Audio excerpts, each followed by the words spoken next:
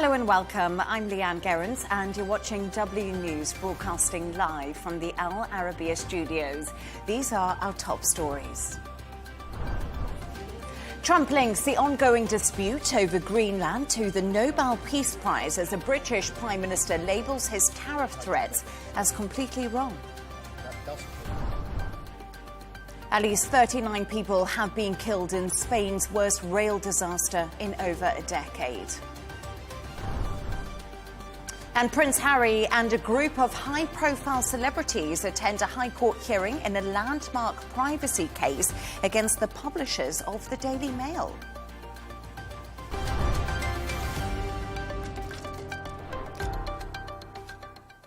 President Trump has repeated his demand to take control of Greenland and linked the dispute to him being snubbed for the Nobel Peace Prize.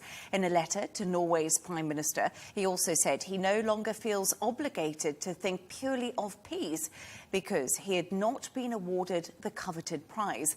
Earlier today, the British Prime Minister, Sir Keir Starmer, described his threats of tariffs over the issue as completely wrong. Take a listen. Alliances endure because they're built on respect and partnership, not pressure.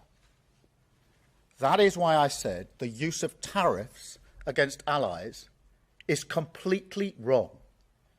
It is not the right way to resolve differences within an alliance. Nor is it helpful to frame efforts to strengthen Greenland's security as a justification for economic pressure.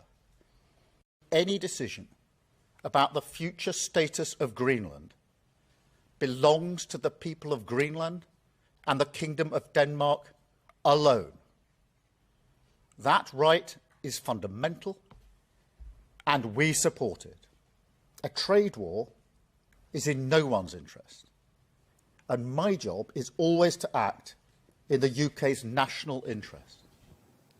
For more on this, I'm joined by economist Laurie Laird, who is in London. Laurie, it's great to have you on the show as always. But I just I just want to start with some lines that we've been getting out just before I came on air to you. And it's actually the Treasury Secretary, Scott Bessent. He's in Davos. He is speaking. And it's really interesting what he's been saying, because he says European retaliation would be very unwise. And Donald Trump has also just said on NBC in the last few minutes, he is vowing to impose tariffs on Europe. So there seems to be no let-up from the US on this issue. Absolutely. And in fact, the rhetoric seems even a little bit more menacing. I was taken aback by those Bessent comments, and I'm so glad that you brought them up.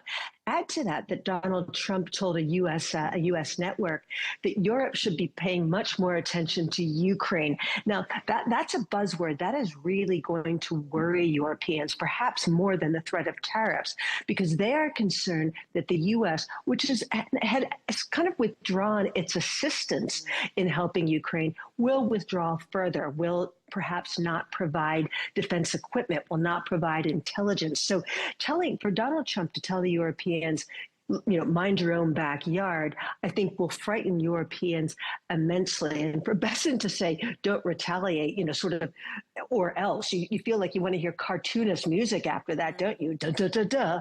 It sounds so menacing. And after those comments came out, we saw the European markets, which have been doing reasonably well given all of this, took a little bit of a dive over the final hour of the day, simply because it looks like the rhetoric's going in the wrong way.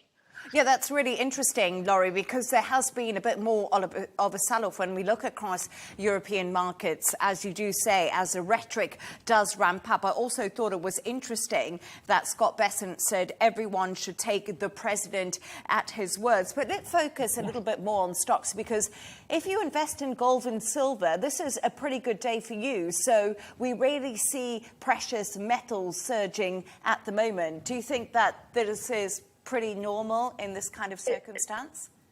Absolutely. I mean, the knee-jerk reaction is to go for the safe haven. The feeling is that gold, it's something you can touch, you can hold it in your hand. That will always be something that will not lose its value. add to that, the less reliable that the U.S. is as a military ally, as a financial ally, the less that central banks, who are big holders of gold in their portfolio of reserves, the less they want to be associated with the U.S. dollar, because U.S. policy seems so erratic at the moment. So we have seen some of the smaller central banks over the past year or so sort of slowly diversifying away from dollar assets, not just dollar cash, but U.S. Treasury bills and bonds, some of them even cold equities. And they're looking toward gold, which feels a little bit safer. And as this rhetoric continues, and let's be honest, I think it's unlikely we're going to see a resolution anytime soon. Donald Trump has been going on about Greenland for years and really seems to have the bit in his teeth about it at the moment. I think that despite the fact there are some analysts saying maybe gold looks a little toppish after that rally last year, given these economic and geopolitical uncertainties, these hard metals, gold and silver in particular, are going to look like pretty safe bets. Yeah, like you said, the safe havens are becoming increasingly popular in an uncertain world when Donald Trump has entered a year or so ago, believe it or not. But Laurie, Europe is threatening... Exhausting year. Yeah, just a year. I know, we've been really busy, haven't we? But what I find interesting is Europe. Actually, some European countries have had a pretty strong rhetoric, and they are threatening to strike back against President Donald Trump over these tariff threats. You know, I've been hearing places about 93 billion euros in retaliatory levies. Do you know, is the EU threatening to start a trade war at the moment? Because it's quite interesting, because there's trade agreements happening that haven't been signed yet. Yeah. Absolutely. This is a great point. This is this 93 billion that you mentioned is a list of tariffs that the EU had prepared prior to the summer, where they signed is too strong a word. They thought that they had agreed a trade agreement with the U.S. Ursula von der Leyen flew over to Scotland and met him at his golf resort. She thought she had a deal set. So the first step that the EU is discussing is these retaliatory tariffs, and that would hit things like bourbon, Boeing aircraft, but it's purely a sort of tit for tat thing. Now, this is where it gets sort of interesting. Emmanuel Macron, the French president, has said, forget about that. Let's act more strongly. Let's finally unleash what's called the anti-coercion instrument that the EU passed in 2023. And this isn't sort of just a trade tariff thing. This gives the EU incredibly broad measures to penalize adversaries. And it would allow the EU to do things like ban US banks from the European system, ban them from using the SWIFT system, which is a communication system that really underpins all international transactions. It would allow the EU to go after some of those high-tech companies that are operating in Europe and sort of underpaying their taxes, in the opinions of many. It gives the EU very wide latitude. It could put bans on the export of pharmaceuticals, so thereby getting in between Americans and their Ozempic. Now, Emmanuel Macron would like to use this incredibly strong measure. But just before we came on air, we had Friedrich Merz, the Chancellor of Germany, actually saying, I'm trying to tone Macron down. And this is the problem, Leigh Ann, is getting these EU countries to agree on measures, particularly when some of the biggest economies here, like Italy, were not targeted in these tariffs that were announced on Saturday. Italy, Poland, also a big and rising and becoming a more important country in the EU, not targeted by these tariffs. So getting an agreement becomes all that much more difficult when not all EU countries are being targeted with these new tariffs. Yeah, no, that's absolutely a great point to make, because that's something that does obviously lead a lot of people joining the table to make that tariff bazooka work, as they've been calling it. But Laurie, absolutely, the fate of a majority of President Donald Trump's tariffs right now is actually in the hands of the US Supreme Court. What would a ruling against Trump mean right now for everything that's going on? I mean, this is another wild card, and this is the story. It's so difficult to get your arms around it, isn't it? But a lower court has ruled that Trump's authority to impose tariffs under emergency powers is illegal.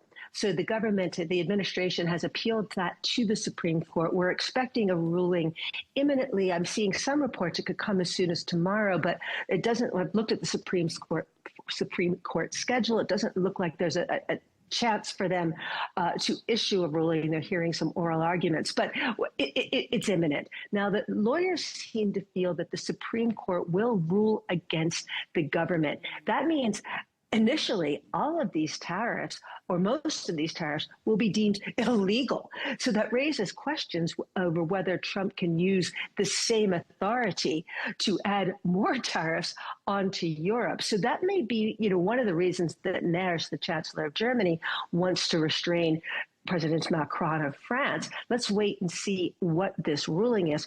But there's also a chance we may not get the ruling until the 26th or the 29th of January, which comes up very close against this 1st of February date. Now, I'm getting a little too detailed here, and I apologize for that. There is no question in my mind that if these tariffs are, or this authority that Trump used is not an appropriate or legal way to impose these tariffs, that there are a number of other tools that Trump may be able to find to impose these tariffs. It'll be a little more complicated. They may not be able to be open-ended the way this existing set of tariffs are, but this administration will find a way. It may take a little bit longer. So the tariff saga continues. Economist Laurie Laird, thank you so much for joining me. For more on this, I'm joined from Glasgow by former member of the European Parliament, Struan Stevenson. Struan, it's a pleasure to have you on the show. So in the last half an hour or so, Donald Trump has been speaking on NBC, and he says Europe should focus on the war in Ukraine, not Greenland, and insisted he will follow through with his tariff plan. Does the US president have a point? Should Europe be focusing on Ukraine? Well, Europe is focusing on Ukraine very much, but we're also focusing on the international cooperation, which for generations has included Europe with America, and indeed the UK and America, with our special relationship that we've always enjoyed. And what Donald Trump is doing now is he's trying to replace the rule of law with the law of the jungle, and that's simply going to destroy transatlantic relations, perhaps for a generation. So, this is a fantasy that he really has to abandon. I was listening with interest to your previous speaker, who was talking, of course, about the trade bazooka. Mm-hmm. The trade bazooka, she was saying, because Trump has said he doesn't want to apply tariffs to countries like Italy, where he's very friendly with Giorgia Meloni, and Poland, where he's also very friendly with the president, that could hold up the imposition of the trade bazooka in the usual EU paralysis. Mm-hmm. In fact, that is not correct. The EU were well aware of that when they introduced the anti-coercion system back in 2023, and they wrote into the law that qualified majority is all that is required to pass this law. It cannot be blocked by any individual or any couple of member states. So it could be implemented very rapidly indeed. It never has been used. It was designed actually targeting China to stop the bullying of the Chinese, and it has never been implemented. So it would be an unprecedented way for the EU to react. But believe me, it could be introduced very rapidly. It would mean punitive tariffs across the board on things like American automobiles, aircraft, finance, the digital economy. But then it would also sever relations on sharing intelligence, defense, security. It would be disastrous. And Trump must realize this. I think in the past, the UK and the EU have proved to be too weak, always believing that a nice smile and a bit of gentle diplomacy would be all that was required to keep Trump on side. Trump recognizes weakness whenever he sees it. That's what he wrote about in his book about doing deals. And when he sees weakness, he exploits it. And now I think the EU at last has woken up. And I think they are now prepared to, fight back. And Trump does also recognize people coming from a position of strength are not quite so easy to push over. So I'm glad that at last the EU appear to have woken up and smelt the coffee. So, as far as the Gerrans, sorry, I just wanted to butt in there because I found it really interesting that you said it seems like Europe has woken up and it smelt the coffee, which is really interesting because, Donald Trump has criticised Europe. J.D. Vance has criticised Europe. Donald Trump says Europe just has meetings about meetings and nothing actually gets done. But America is Britain's strongest ally, and both countries have always boasted about their special relationship. We actually heard from the Prime Minister, Keir Starmer, how difficult of a position is he in right now, as he has to please both the US and NATO countries and keep Europe on side. And to me, I thought Keir Starmer didn't go as far as the French President Emmanuel Macron did. When Keir Starmer went to his meeting in the Oval Office with a letter from King Charles explaining that it was an unprecedented privilege for the British monarch to invite for a second time any head of state, this has gone down, I think, in Trump's mind as a position of weakness being displayed by the British Prime Minister. And again, I think in his statement today in relation to the crisis over Greenland, of course, Keir Starmer is explaining the history of the special relationship and how important it is for Britain and the Americans to continue to cooperate in this international way, and how the Greenland crisis could undermine that. On the other hand, I think it's important for the Americans to remember that London is still a major hub for international financial transactions that involve the dollar, involving oil, involving international finance. If we cut off the access of the Americans to the London market, the same as your previous speaker was talking about cutting off through the trade bazooka access to the EU and even to Switzerland, this would have a major impact on Trump. These initiatives would also carefully target the places that would hurt Trump's MAGA votes and would undermine his success in the forthcoming elections. Sorry, I just wanted to butt in there because I wanted to talk to you about this letter to the Norwegian Prime Minister that Donald Trump appears to have linked the Greenland dispute to not getting the Nobel Peace Prize. And I find this absolutely fascinating. And I don't know what your thoughts on it are, because we've spoken about this trade bazooka that Europe could put in place. We've talked about retaliatory methods that could be used. But do you think Donald Trump is just that annoyed that he didn't get his prize? Well, he's now been given the medal that was won quite fairly and squarely by Maria Corona Machado in Colombia. And I was astonished that he actually accepted that prize and intends to keep it. It's almost as if he believes he should have got the prize after arresting Maduro. So, I mean, he's a mercurial character. You never know what's going through his mind next. So, you know, for him to appear to be saying that the failure for the Norwegians to give him the Nobel Peace Prize is why he's targeting Greenland, I mean, if he's seriously considering one of the options, which we've heard again and again is on the table in the Oval Office, of a military intervention in Greenland. It may be the biggest island in the world, but it has a population of only 56,000 people, mostly Inuits. He could have a military intervention that would include one man and a dog would be enough to take over Greenland.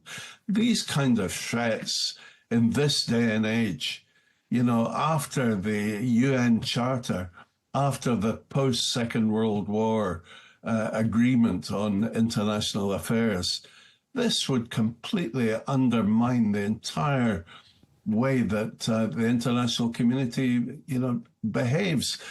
And I can't see the difference between Trump saying America must annex Greenland to provide America with its security.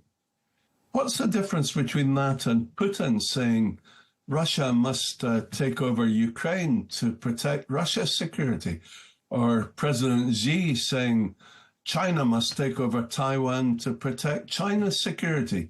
What is the difference? Trump, by doing this, is potentially throwing open the door, putting down the drawbridge to any autocrat in the world to follow their, you know, pursuit of expansionism, of empire building, like Putin appears to be doing.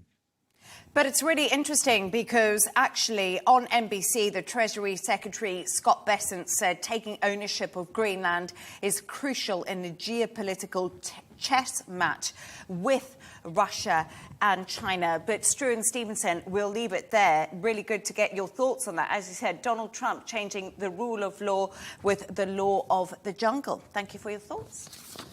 Thank you very much.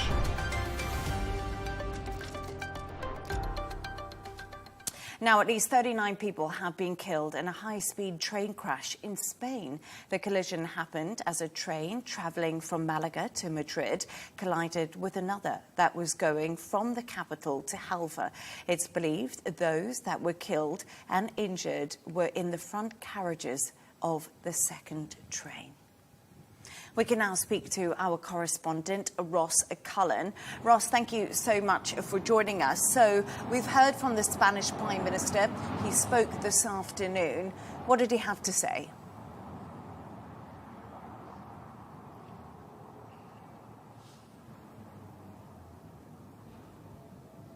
Yeah, good afternoon, Leigh Ann. The Prime Minister, Pedro Sanchez, made a visit this Monday to the sites of the crash, and he said that Sunday night, when the accident took place, had been a night of profound pain.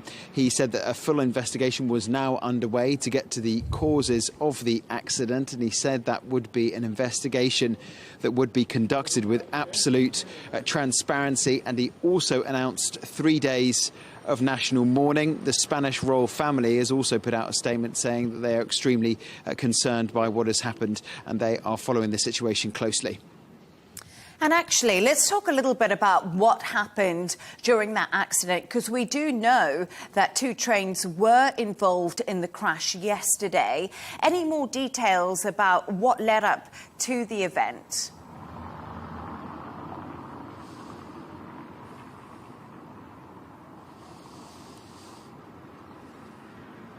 Yeah, what happened to start with, Leigh Ann, was that there was news alerts that one train had derailed. It became quickly apparent that there were 2 services involved in the accident. A Malaga to Madrid, so northbound train, derailed on a straight piece of track, a new piece of track, something that has really baffled railway experts. And the Spanish Transport Minister, José Puente, said it was extremely strange that derailment had occurred. But when that train derailed on that piece of track, parts of the carriages were then flung onto the opposite side of the track.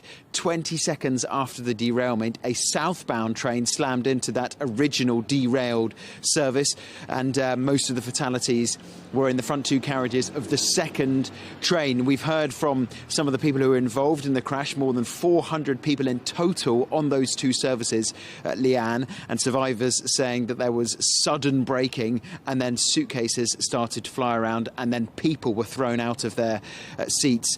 Firefighters saying that it was an extremely difficult job to try to deal with the twisted wreckage and reach people who'd survived the impact, having to move fatalities, dead bodies out of the way to be able to free some of those survivors. Ross Cullen, thank you so much for joining us.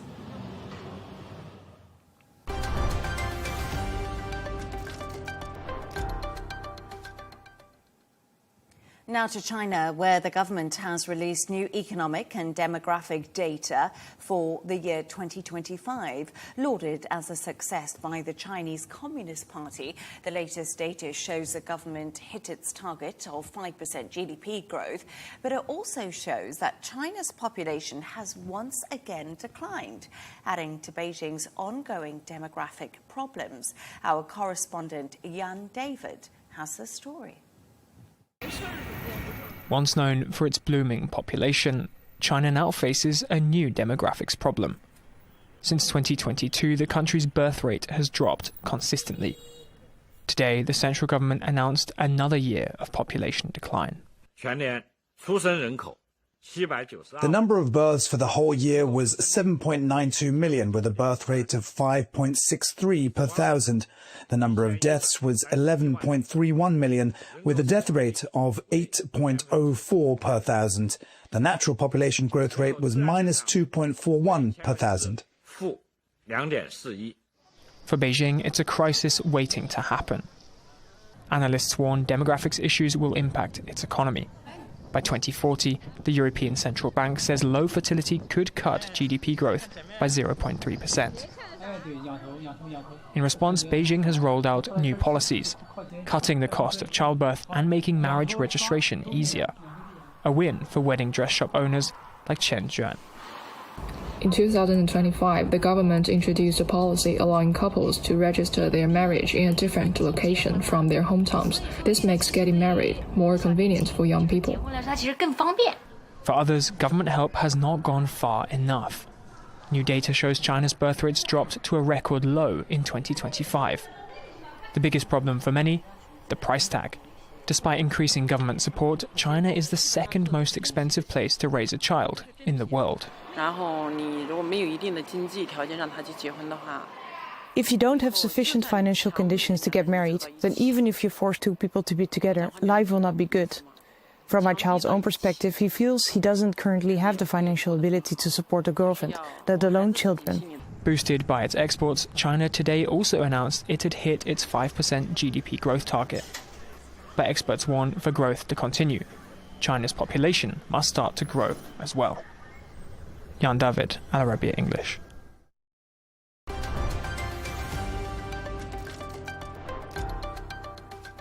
Let's take a look at some of the other stories making the headlines today.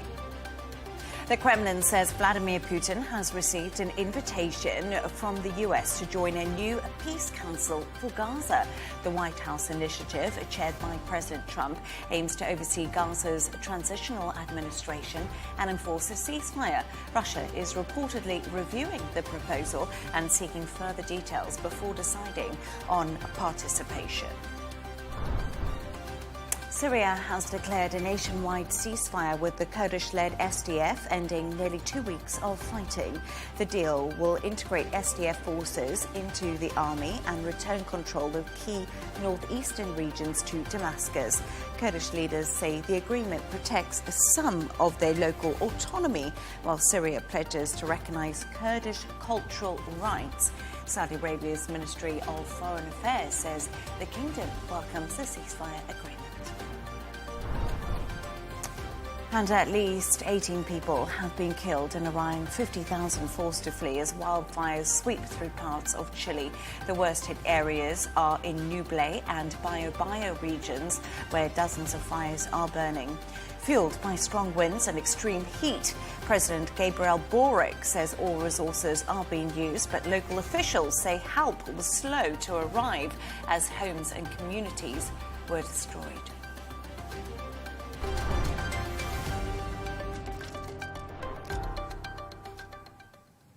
Prince Harry and other high-profile names, including Sir Elton John and Elizabeth Hurley, are suing the publishers of the Daily Mail in a landmark trial set to last 9 weeks. They claim they're victims of abhorrent criminal activity due to alleged unlawful information gathering between 1993 and 2011. For more on this, I'm joined from London by journalist and also a royal commentator, Afia Hagan. Afia, brilliant to see you on, and thank you so much for joining me as always. So, this is Prince Harry's third major court battle accusing newspaper groups of unlawful behaviour. So why is he in court again? Well, Prince Harry is in court this time with the Associated Newspaper Group and the Daily Mail because of the tactics that he and other plaintiffs have said have been used to gather information about them for stories.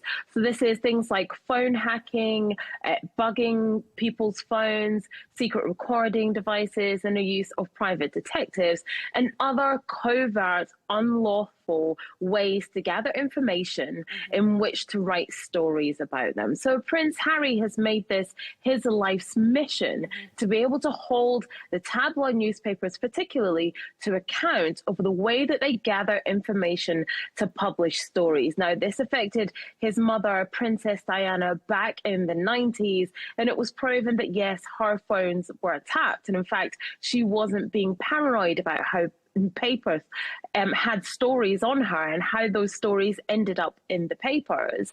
Prince Harry himself has long complained about stories in the papers about him. He knows that some of them were gathered unlawfully by MGN newspapers and the News of the World. So now it's about him taking the Daily Mail, the Associated Newspaper Group to task and holding them accountable for what he and other plaintiffs say is the way they gathered information about them.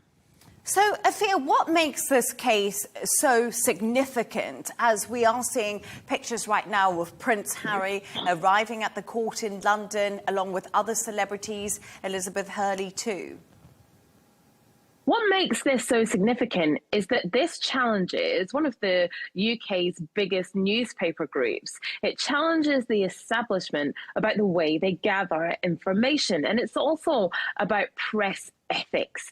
This phone hacking scandal was something that came about in the early 2000s and 90s. We had the Leveson inquiry into phone hacking, which showed that it had been done, but yet it continued after that. And so this is about accountability for Prince Harry, holding those newspaper groups accountable and saying, look, you cannot just any way you want gather information about people in the public eye for your stories. It's about holding a really, really huge newspaper group to account and really questioning their ethics. And Prince Harry is actually due to give evidence on Thursday, and the trial is expected to last 9 weeks. But what are critics saying? It is the whole privilege versus principle debate right now. Well, yes, exactly. You're right in saying that Prince Harry is due to give evidence in court on Thursday. And lots of people saying that, you know, he's someone in the public eye. He should perhaps expect this to happen. But this is about the principle of the thing. It's not about the privilege. And yes, he does have money to be able to take the newspaper group to court, as do the other plaintiffs that include Sir Elton John and Liz Hurley. But yes, he has deep pockets to be able to do that, but it's not about how famous he is or the power that he has. It's about the principle, and him being able to do that, to hold newspaper groups accountable, can make sure that this doesn't happen to anybody else. And the publisher of the Daily Mail, Afia, has strongly denied all allegations. And as we know, they are also historical claims that are happening. These happened many years ago. So what's been their response?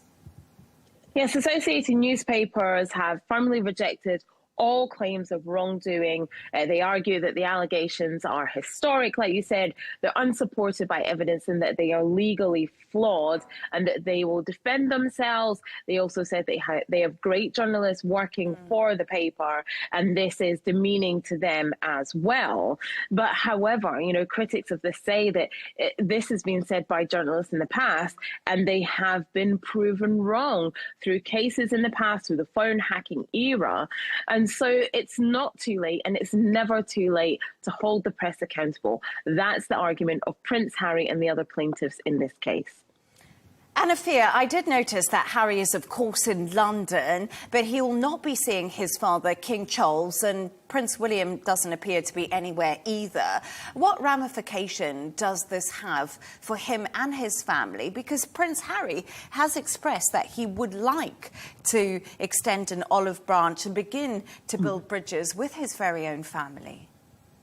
Yeah, you're right in saying Prince Harry is in London. He'll be in London for the duration of the week. At the moment, the King and Queen are in Scotland, as are the Prince and Princess of Wales. So we cannot expect any kind of meeting between any of them this week. I mean, we could be surprised towards the end of the week, but we don't think that it's on the cards. In terms of the ramifications for the family, that they know how intent Prince Harry is on holding newspapers accountable, how he's made this his personal life's work. They are preferring to stay above the fray. They don't want anything to do with this, even though especially the Prince of Wales knows that phone hacking has been going on, has been a victim of it himself, but they are keeping calm and carrying on, as it were. They don't necessarily approve of Prince Harry sticking his head above the parapet in this way. They're sticking up for himself, his wife, his children, and other people who might have been the victim of phone hacking, and particularly his mother, Princess Diana, who was a victim of phone hacking back in the 90s. They are preferring to stay well away from this court case and its ramifications. Afia, as the royal family always say, never complain and never explain. Afia Hagen, thank you so much for joining me. Thank you.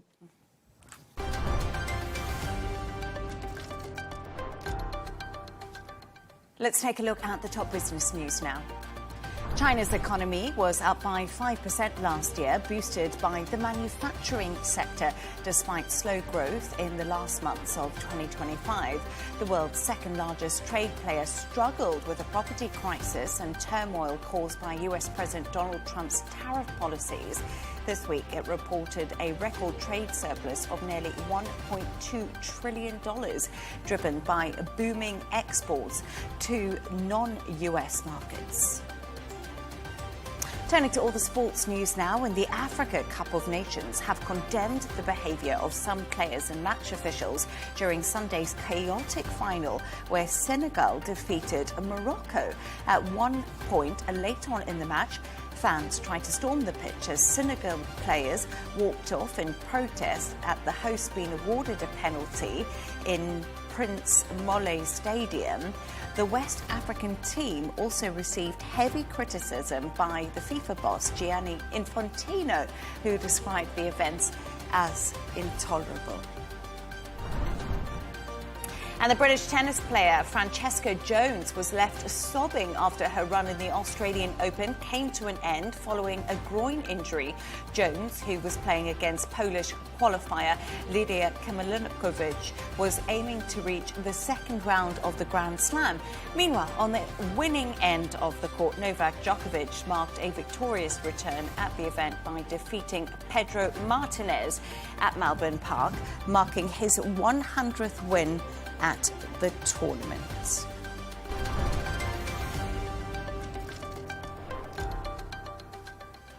A reminder of our top stories.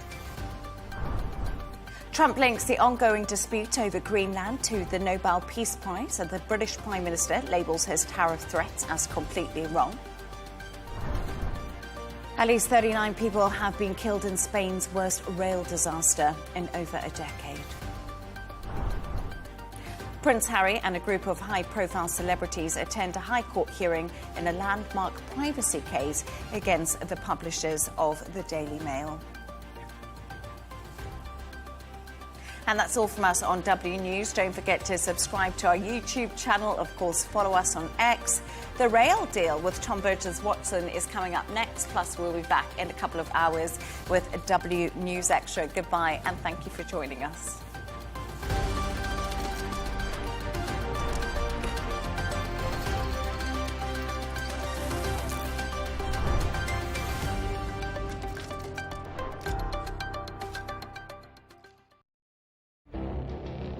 It feels like decades are passing by in a matter of weeks. Seismic shifts in the world order. Never, ever will be part of America. With so much happening and so much noise. Whether it's political upheaval, Canada has been ripping us off for years. Economic shifts or social movements. And no one wins from tariffs. I think America can be more friendly to the rest of the world. The in-depth analysis and all the latest developments across the globe. To have an inclusive policy together. The meetings with Hamas gave me some hope. We're in another nuclear arms race. The most important development straight to your screen. Welcome to the dressing room. I'm on my own. I need backup. And an insightful look at the issues shaping our world today. It was not going to happen, that war, and it happened. Join us on Arabiya News, where the world talks. Is the US about to welcome its 51st state? Be it annexation by force, negotiation, or in exchange for cold hard cash? President Donald Trump has reiterated his desire to take control of Greenland. He says it's for national security purposes. But could it put global security and the future of NATO at risk? That debate is coming up on Counterpoints with me, Melinda Nucifora.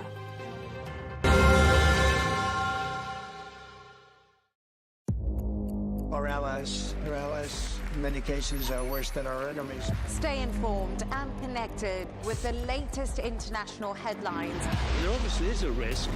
From breaking news to in-depth analysis, it would appear that this war is coming to an end. Who buys this stuff? Investors, pension funds. We deliver the most important developments straight to your screen. Iran always wanted to deal with militia.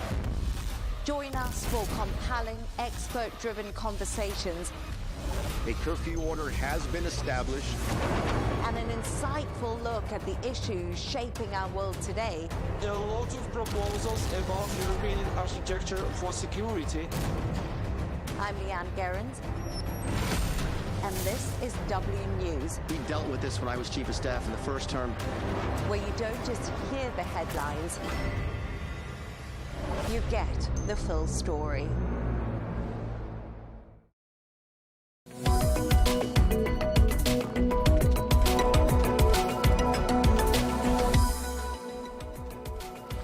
Hello and welcome to The Real Deal, coming to you from the Arabiya English studios. This is your weekly bulletin bringing you all the latest business news headlines and analysis from Saudi Arabia. Coming up, with Saudi mining under the spotlight at the Futures Mineral Forum in Riyadh, we tell you about a significant discovery of new gold. We'll also be discussing gold prices more broadly. With inflation up slightly in December, we look ahead to what 2026 might have in store for the kingdom's economy.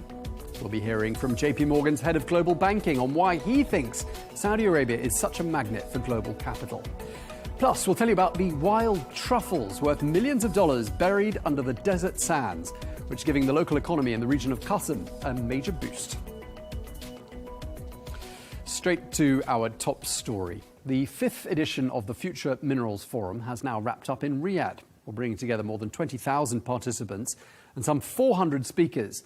The Saudi Minister of Industry and Mineral Resources, Banda Al Khuraif, has described it as a major decision-making forum, impacting policies and facilitating investment. Well, the minister added that the kingdom's mining sector is now the fastest growing in the world. Well, reinforcing the importance of mining, the Saudi mining company Ma'aden has announced a major discovery of new gold resources, totaling more than 7 million ounces across 4 different sites in the kingdom. Well, I'm joined now by Jamil Ahmed, who is the global markets commentator. Thank you very much indeed for joining us, Jamil, and Happy New Year to you, because we haven't seen you this year. But let's start by talking about the Future Minerals Forum, which took place in Riyadh. What are your thoughts, looking at what happened there, and just more broadly about the importance of mining to Saudi Arabia? Happy New Year to all of you and the esteemed audience as well. Looking at the mining conference, I think it's very important because of the representation that was in Saudi Arabia. We had more than 100 countries represented with more than 400 global company leaders. Essentially, what this does is that it promotes the wider 2030 vision to diversify away from the legacy of oil revenues, but also to put Saudi Arabia at the heart and center of so many different industry conferences and events. And if you look at the macroeconomic or micro data in this perspective, where you have the mining industry, it constitutes somewhere between 2 to 3% of GDP, but that's something that's expected to double, if not triple, as we head into 2030 as part of the investment in the economy. But you really can't put a percentage point on the indirect benefits from having these conferences and these events. For partnerships, what it might do to other aspects of the economy, promoting the appeal and the marketing of Saudi Arabia as, you know, a growing hub, but also a heart of business relationships and potential growth. Okay, one of the announcements that was made, I think on the eve of the start of that forum, came from Ma'aden about a massive gold discovery that they'd made. What are your thoughts about gold prices and other global assets as we head in, well, as we already begin 2026, for the rest of the year, shall we say? Well, directly, this discovery as well, despite it being an enormous discovery, it doesn't actually directly impact day-to-day price movements of global assets. But what it does do is promote the future appeal of the economy and its potential. Moving back towards price movements, we've started 2026 with more all-time highs for certain global assets that continue the trend of 2025, mainly gold and silver. And this is helped by themes such as some of the world economic uncertainty that's taking place, some of the other developments also that are taking place across interest rate expectations and other themes that are very important to investors. But essentially, this is still a milestone discovery that would directly help the economy over the longer term. Now, inflation in Saudi Arabia reached about 2.1% in December. That's up very fractionally, I believe, on the previous reading. I mean, what do you make of that? What should we read into it?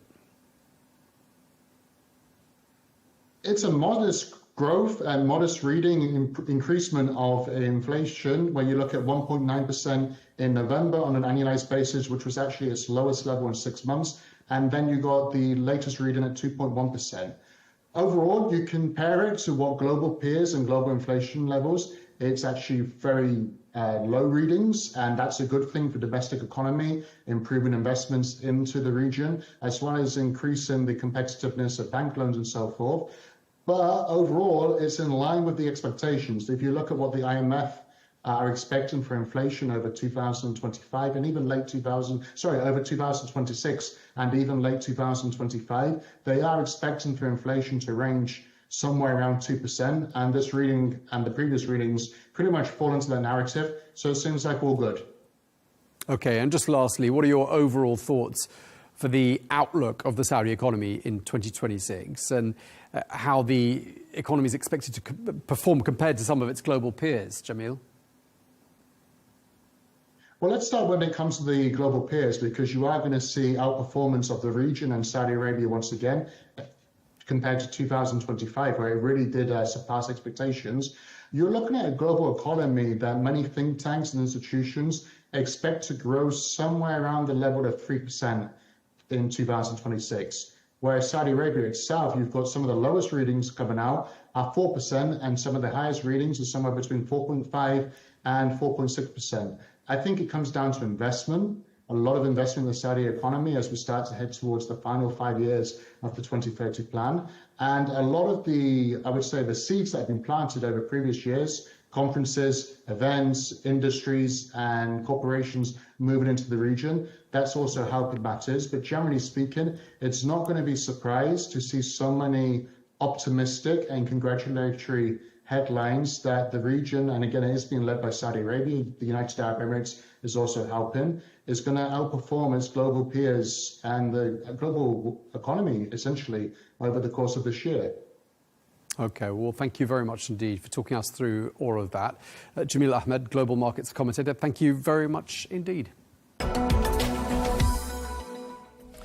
Let's get a quick check of some other stories we're following for you now. According to the General Authority for Statistics, Saudi Arabia's industrial output accelerated in November, posting its fastest growth in months. Well, driven by stronger manufacturing activity and higher oil output, the industrial production index rose 10.4% year on year. This is seen as an indication of strong momentum in the kingdom's industrial sector as Saudi Arabia pursues economic diversification in line with Vision 2030. Underlining the kingdom's expanding role in world trade, Saudi ports recorded strong growth in 2025. The Saudi Ports Authority, which is called Mawani, says container handling rose more than 10.5% year on year. While Mawani says the gains strengthen supply chains, support trade and food security, and advance the kingdom's ambition to be a global logistics hub. And according to a new report, Saudi Arabia led venture capital activity in the Middle East during the course of 2025, raising more than $1.7 billion. That is an increase of some 145% year on year. Well, the kingdom also topped the region by deal count, clocking up 257 transactions. Well, the report's authors, Magnet, say that this performance reflects rising confidence in the kingdom and its growing role as a long-term hub for global capital. Now, last week we spoke to the Trump Organization's Executive Vice President Eric Trump, and we spoke to Ziad Al-Shar, who is the CEO of the Saudi developer Dar Global. That was about their plans for two Trump-branded luxury projects in Riyadh and Jeddah. Well, this week we're going to zoom in more on the Saudi residential property market. Cavendish Maxwell is one of the Middle East's leading property consultants, and they've just released the latest residential market report for the kingdom. Well, amongst the key findings, apartment and villa prices rose sharply last year in Riyadh, and rents for apartments jumped nearly 12% year on year. Well, the report also shows that Jeddah saw steady growth, while the city of Daman, which is on the east coast, has emerged as an investor hotspot, with transactions there up nearly 60% year on year. Well, to tell us more, I'm joined now by Sean Heckford, who is the Director of Built Asset Consulting at Cavendish Maxwell. He joins us now from Riyadh. Thank you very much indeed for joining us, Sean. Let's talk a bit about the residential market performance report, which you've just published, and it covers Q3 of 2025. Just talk us through some of the highlights and what all of it tells us about the overall Saudi real estate landscape. Yeah, no problem, Tom. Thanks for inviting me onto the show. As you mentioned, our Q3 report, let's touch on the overall economy first, because that obviously rolls into the residential sector, with the GDP in the country expanding by 4.3% in those first 9 years of 2025, obviously supported by the non-oil sector that in itself grew by 5.1% year on year. The IMF's expectations or projections for 26 are up to 4%, which is great. That all has a knock-on effect to the residential market. And in Q3, as you've mentioned, there's a distinct city-led divergence, with Riyadh, Jeddah and Dammam each following different demand and affordability trajectories. So let me touch on Riyadh, the headlines, if you like, from that report. Quarterly activity, 13,000 transactions. Which was up around about 19% quarter on quarter, despite a year-on-year decline, which was predominantly driven by affordability challenges. Jeddah itself, as you mentioned, stabilised, transactions rising 10% quarter on quarter to about 5,500 in the quarter. Transactions, that reflecting moderate price growth and eased affordability, to be fair. And demand's storming ahead. Demand emerged as a standout performer, recording nearly 60% year-on-year growth. Its strongest sales levels in years, and I don't see any reason why that's going to stop, to be honest. So, in summary, that's what we highlighted in that Q3 report. Things are on the up. It certainly sounds like it. And I'm just wondering, in terms of residential property values and the outlook, where do you see things heading?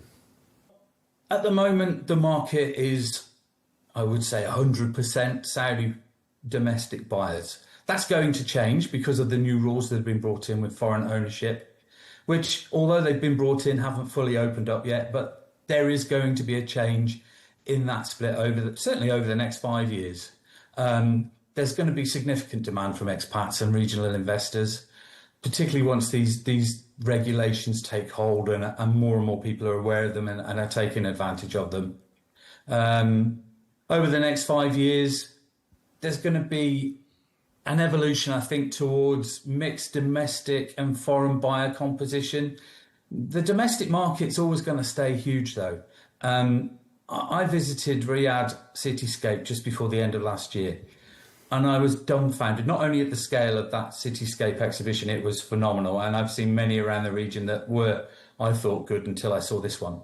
But what really caught me by surprise was when I was leaving the exhibition halls in the evening, the sheer volumes of Saudis that were coming into the exhibition with their families, because it's not just a head of the family thing, the whole family's getting involved.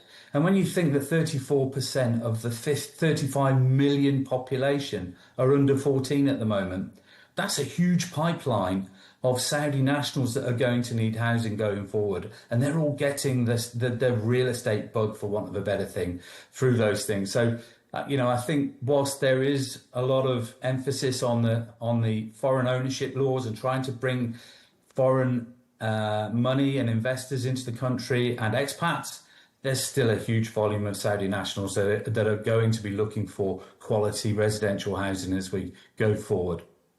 Sean, one of the surprises looking at your report is just how Dammam has seen such a big uptick in interest, and you mentioned it earlier. I mean, what's behind that, do you think? Well, Dammam is a hotbed of logistics and industrial for Saudi Arabia. So that in itself pulls lots of headcount or lots of people into that region.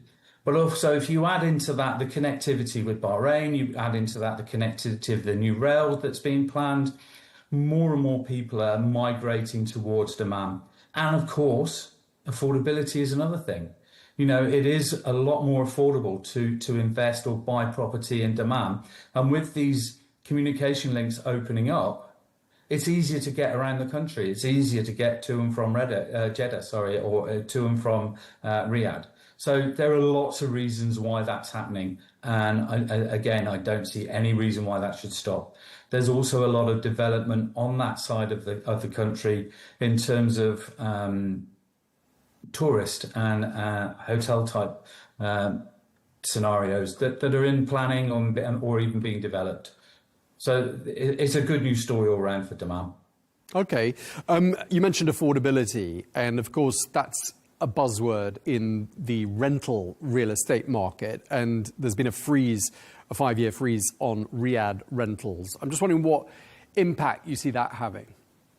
It happened for a reason, because ultimately the numbers or the way the market was going, it needed to be addressed. Rents were just escalating, and the Saudi government's very good at seeing a problem and addressing it. And they saw this problem and they've addressed it by implementing this 5-year rent cap. Is it going to cause any problems? Well, I don't know. We haven't yet to see how it manifests itself. What it could do is cause landlords to invest less in their properties in terms of operation and maintenance, because they're trying to tighten up on their profit margins. The impact it's going to have on rents, for new builds and new properties coming onto the market is yet to be seen. We've got no data on that, and I'm not going to look into a crystal ball and project what could happen there. But I'm sure if things started to go awry, the government would make adjustments and changes, because they're very good at doing that very quickly. Okay, so overall, I mean, one of the things that I garnered from your report, we've got 57,000 new units projected for this year and next year to be delivered, more than 100,000 in the pipeline for the following 2 years.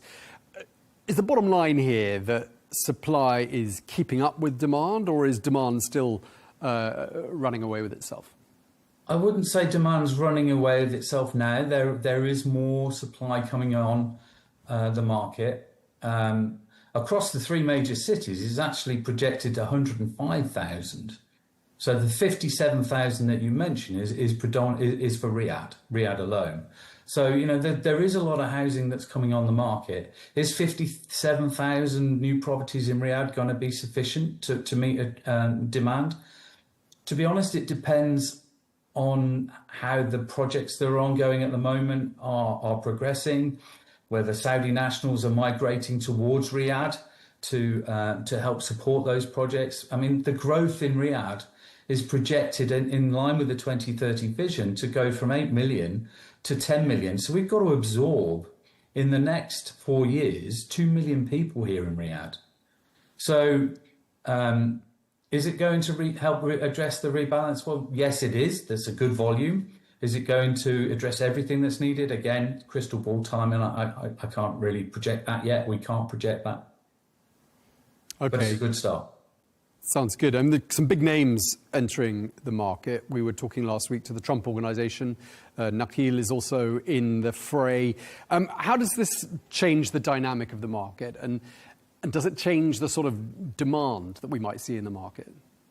I think what's happened with the names that you mentioned, and others, to be honest, that are now being reported to come into the country or into the kingdom, again, it's a good news story. The Trump specifically, they're going to be targeting luxury, and luxury in Saudi Arabia is something that's synonymous. We all know that. But actually, there's a lot more housing that's needed. We've discussed that. And some of the other developers that are reported to come in here are bringing a style of development that I believe is needed and wanted by the Saudi nationals and of course by those expats. Gone are the days of Saudi families living in a huge villa with multiple levels of the family living together. I think there will be still an element of that in certain parts of the country, but there is a demand for the more mixed-use development, which has got open space, leisure, retail, sporting facilities, and certainly the younger generation that we were talking about earlier. They're looking for that type of development, and the developers that you mentioned, that's what they're bringing to the country. And we're also looking at a legacy of pretty stark towers, residential towers over the years. That's what we're moving away from that now, and people are looking for a much better, much more luxurious, even at the lower end of the market, a much nicer environment to live in. Okay, and just lastly, I mean, we've got changing dynamics in the market, as we've discussed, changes to the laws regarding foreign ownership, some tax reforms coming into effect this year. I mean, would you have any sort of parting words of advice for someone who's watching, perhaps a foreign national thinking of investing in the Saudi real estate market? I spend a lot of time in Riyadh. I drive around Riyadh a lot, and I see what's happening here. It is mind-blowing. I've just spent, when I moved to the Middle East in 2008, I spent a lot of time in Dubai, and I saw that grow. What I'm seeing here in Riyadh is mind-blowing. And if any investors were looking at the Middle East to invest, I think that Saudi would be my first port of call. Now that things have changed, now that laws are being changed, and that the attitude of the government to make adjustments when things don't appear to be working right is phenomenal. Some of the residential developments that are being built are awesome. The leisure facilities such as Qadir, the Six Flags, what's going on down there is mind-blowing. I don't see any reason why anybody would not invest in this country as an external or international investor. And of course, the domestic residents, the nationals themselves have got a great country, they've got a great ethos, they've got a great culture, and I think they're going to build on that. All right, we really appreciate you taking the time to speak to us. Thank you very much indeed. Sean Heckford, Director of Built Asset Consulting at Cavendish Maxwell. Thank you for your time, sir. Let's get a check of some other stories we're following for you here on Al Arabiya English. The low-cost airline Flynas has announced that it's establishing a new operations base at Abha International Airport in the southwest of Saudi Arabia. This adds to the carrier's existing operations bases in Riyadh, Jeddah, Daman and Medina. When the base begins operations, Flynas will become the first Saudi airline to operate flights from 5 different hubs across the kingdom. Rail travel across Saudi Arabia continued to gain momentum in Q4. The Transport General Authority says trains carried more than 46 million passengers nationwide. Urban rail systems accounted for the bulk of the trips, and freight rail also expanded, shifting more than 4 million tons of goods. And in another reflection of rising tourism activity, Saudi Arabia's hotel sector saw steady gains in Q3, with the average hotel room occupancy rate climbing to just over 49%. That's up nearly 3 percentage points year on year. Meanwhile, the kingdom's tourism workforce surpassed 1 million people in that same period. Now, Saudi Arabia has emerged as a major destination for global investment, and foreign direct investment into the kingdom reached about 25 billion Saudi riyals in Q3. That's a year-on-year increase of around 34.5%. Well, to better understand why Saudi Arabia has become such a magnet for global capital, my colleague Fatima Dawi spoke to the head of global banking at JP Morgan, Filippo Gori. She asked him what's driving this. Here's what he told her. We have been operating in Saudi for 90 years. We celebrated our 90th anniversary just before the beginning of the FII in November of last year, and it was a fantastic moment to kind of acknowledge how much the Saudi environment, Saudi economy has changed over the last 90 years. Mm-hmm. And now we have 150 folks in the office here, is our, which will probably go to 200 in the near future. I personally think it's a structural change. There is a variety of reasons for it. Number one, the important infrastructure investments that are going on in the Saudi space are definitely shaping an interest, a global interest in this part of the world that unseen. I also think that there is a global South narrative. And from a global South narrative, I think that the Middle East could be the winner for a variety of different reasons. Ability to attract foreign direct investments, being appealing to the rest of the world, being logistically placed in the right place, geographically placed in the right place, and also the richness in natural resources. So I think it's a structural more than a cyclical change, and we are preparing it, and we are investing in the Middle East because we believe it's structural. And that was my colleague Fatima Dawi speaking to the head of global banking at JP Morgan. Well, she went on to ask him what he thinks will unlock the next wave of global deal making. I would say part of it is already unlocked with the ability to do large deals, large transactions. I think electronic cards is the best example of a large deal which we singly underwrote the debit component, and that transaction has important Saudi investors too. So the ability to do large deals, the market has accepted that is doable, and therefore I think that trend will continue. The reopening of the IPO market, I think it's probably one of the other important elements that should take place. Some IPOs happened in 2025. Probably it was in a smaller scale than we had originally expected. We believe that 2026 will be a year where the IPO markets could reopen for good, and we could see some large transactions come. Now we're going to end in the Saudi region of Qasim, where the 5th edition of the Truffle Festival has been held. or found under the desert sands. These prized truffles, some of which are exported to Europe, have spawned a whole cottage industry and in turn given a big boost to the local economy. Well, collectively worth more than $10 million US. These truffles and the interest in them have driven tourism to the area and also boosted local household incomes. And that is all we have time for. Thank you very much indeed for watching The Real Deal here on Al Arabiya English. Look forward to seeing you again with more news from Saudi Arabia next week.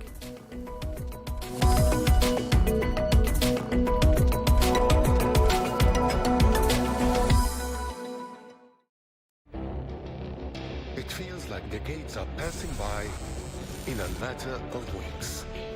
Seismic shifts in the world order. Never, ever will be part of America. With so much happening and so much noise.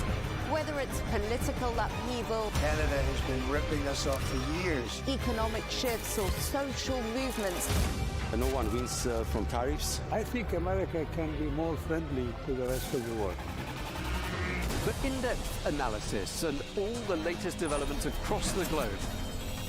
To have an inclusive policy together. The meetings with Hamas gave me some hope.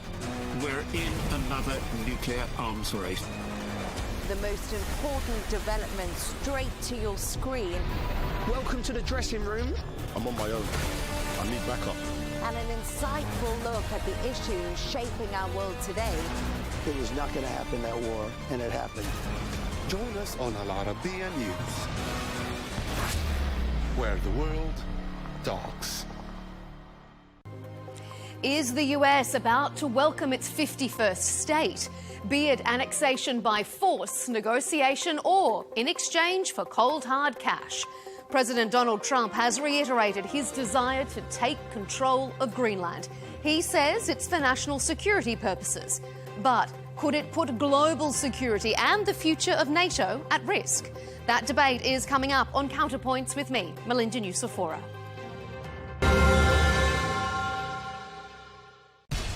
We have to take care of our people, and we're going to take care of our people first. For in-depth analysis and all the latest developments across the globe, make sure you join us every weekday. President Trump is trying to negotiate a ceasefire. With so much happening, so much information, and so much noise, International law will have no part in his administration.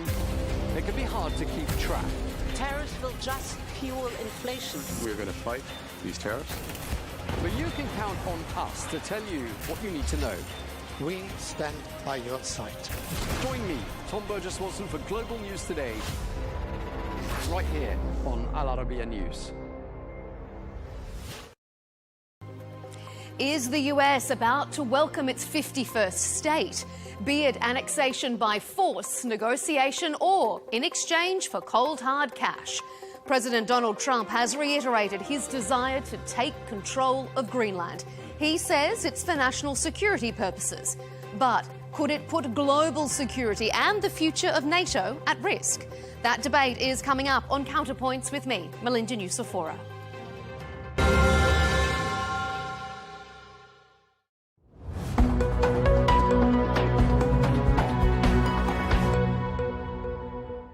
Hello and welcome to America Unfiltered with me, Ellie Cohanim, where we'll be discussing the stories shaping America and reshaping the world.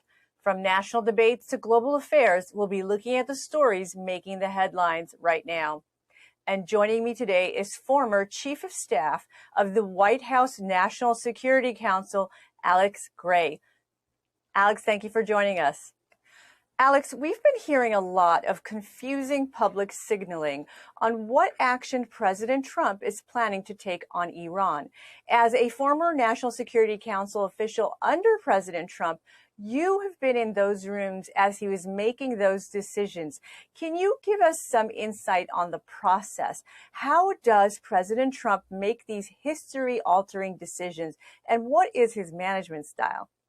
Well, I think the thing that we're noticing here that's being so effective at the current moment with Iran particularly is he does value ambiguity. He does value the fact that the adversary doesn't know what he's going to do. And I think he's done two things which are really, really helping on Iran. One is reestablishing deterrence. So we saw after Ukraine, after the Afghanistan withdrawal that was so disastrous under the Biden administration, the United States was just not taken seriously globally as a great power. And between what he did in Caracas with Maduro, what he's done with Midnight Hammer in Iran, he's restored American deterrence. And then the fact that, as I've heard the president say many times, he believes in the Richard Nixon madman theory of diplomacy. The fact that the adversary doesn't ever know what he's capable of doing gives him tremendous leverage. And so I think he's taking those two things, deterrence and ambiguity, and he's using it to his advantage. Yeah, that's very interesting insight. And at this point, Trump's repeated warnings have raised expectations among protesters risking their lives. Does the U.S. now have a moral obligation or even a, quote, credibility issue, as some reports indicate Secretary Rubio has stated, to take action against the Iranian government? Well, I think that the credibility issue I'm not so worried about, because we're already seeing the president leveraging the momentum and the gains that he's made in terms of restoration of deterrence and the strategic ambiguity to have real world impacts on Iranian regime behavior. So we saw today the announcement that the Iranian regime has basically said they're not going to execute 800 protesters. When has the Iranian regime ever shown mercy to anybody? They did that because they're in fear that President Trump is going to live up to exactly what he said. So that's deterrence in action. And the second thing is, when the protests first started, the regime did something very different than they did in 2009 or just a couple of years ago. They tried to buy off the protesters by offering them a very insulting $7 a month to leave the streets. Again, when has the regime ever shown that type of leniency to protesters? And I think that's directly attributable to the credibility President Trump has with the regime, that he's not going to go and give them pallets of cash for a promise to denuclearize. He's going to actually potentially do something with American power to change their calculus. Alex, you're also an expert on weapons of mass destruction. As the Trump administration considers its option, can you tell us what role the Iranian nuclear material and missile stocks play in the decision-making for the Trump administration? What might they perceive as a potential threat or risk in carrying out a strike of sorts on Iranian targets? Well, I think we know that the Midnight Hammer operation with the Israelis definitely degraded their capabilities, but those capabilities, they have for 35 years been making a concerted effort to keep both the missile program and the nuclear program continuously moving forward. There's no reason to think that they're going to stop that. And further, there's no reason to think that failed negotiations that had been done under presidents going back to Bill Clinton would have any impact on their behavior without the threat of credible use of force, which the president established in Midnight Hammer. So I think where we are, the president took off, he took negotiations off the table, and he was smart to do that, because the Iranian regime, again, they always think that they can use the nuclear program to hoodwink the Americans into making concessions or looking the other way when they repress protesters. The president's made very clear, we're not talking about nuclear denuclearization. We're not talking about concessions. We are focused on using our actual credibility and our deterrence, our use of force, the potential to use force, to keep the regime from doing things that destabilize the region and oppress their own people. Alex, but at the same time, we've been hearing reporting that President Trump heard from his current NSC and Pentagon officials about potential Iranian targets. And so I'm curious, from your perspective as a WMD expert, do you think that there are potential risks that the administration is considering might unfold if they were to take some sort of strikes or actions against Iranian sites? Well, there always are risks when you're targeting potential WMD sites, and those are factored in. And I think, particularly working with the Israelis have shown that they have penetrated the Iranian regime from an intelligence perspective to an extraordinary extent. And I think between some of the very exquisite capabilities we have on the intelligence side and what the Israelis have done on the human intelligence side, which is extraordinary, I think we have a very good understanding of where the current state of the program is. And when you combine that real-time intelligence with some of the extraordinarily precise military capabilities we have, I think there are certainly ways to continue to degrade the program, if necessary, that we can bring to bear on the intelligence and on the kinetic side. The question really for me, Ellie, is just how much deterrence can we bring to bear to prevent a potential need for that type of strike? And I think right now, the president's doing a very good job of being able to change the regime's calculus without just by the threat of force. And we're going to have to watch it evolve. But I think the fact that they know he's willing to use force is right now our greatest weapon. And the media is also reporting that America's Gulf allies, Qatar, Oman, the Kingdom of Saudi Arabia, have made the case against U.S. intervention. How impactful do you believe that is? Well, some of our Gulf allies, obviously, they're in a difficult geopolitical position. Some of them have the Iranians actively trying to destabilize the Shiite populations in their own countries. Some of these places like Qatar, Saudi Arabia, they live under the threat of Iranian influence every single day and Iranian proxy terror every single day. So they have vested interests and understandable interests in many cases in wanting the United States to take a particular line with Iran.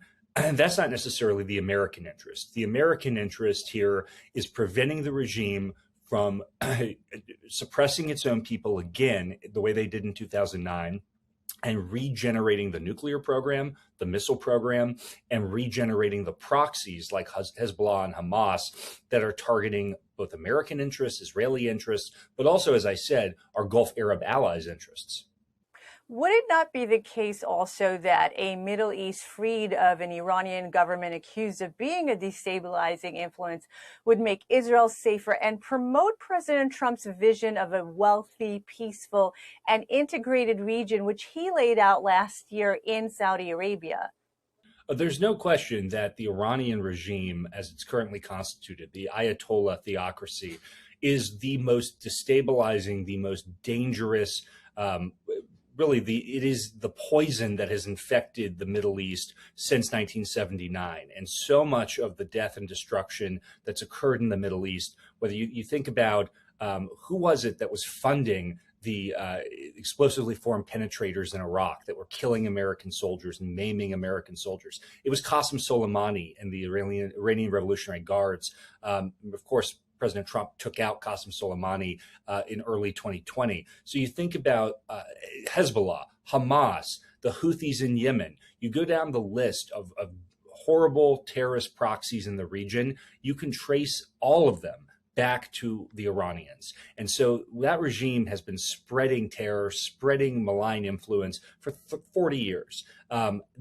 No one's going to shed a tear if that regime goes away. I think what we have to be thinking about is what's the balance between the need for the United States to keep stability, current temporary short-term stability, with what if we were to push the regime over the top, have a change in government there, and then of course there's always the uncertainty of what do you get after regime change, and the president's going to have to balance long-term uncertainty versus short-term uncertainty.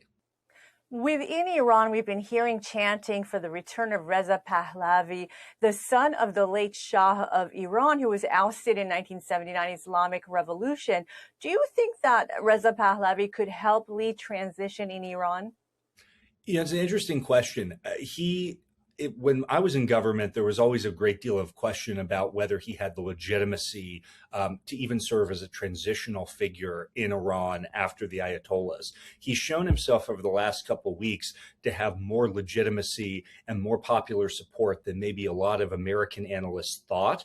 I think the key here is that, as he has said himself, he is at most a transitional figure to a longer term Iranian post-Ayatollah regime. And so I think figuring out, they're definitely, based on his ability to mobilize popular support in the last week, there's definitely, I think, a role for him. The question is, what is that role? How long-term is it? And again, like with Venezuela, what does a transitional period look like to a more popular, elected, democratic form of government over the long term look like? You mentioned Venezuela. The Trump administration has said it plans to control Venezuela's oil resources indefinitely as it seeks to rebuild the country's dilapidated oil industry. What reaction can we expect of allies of Venezuela like Russia and China, which is dependent on that oil?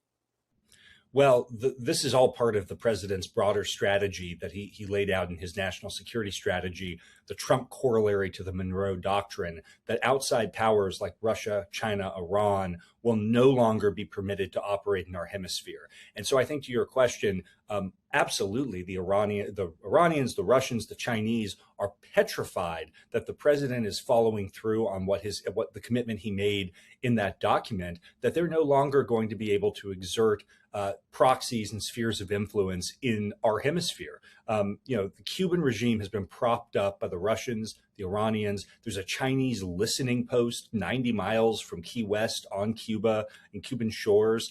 Nicaragua, the Ortega regime that's been a thorn in our side for 45 years. It's propped up by the Russians and the Chinese.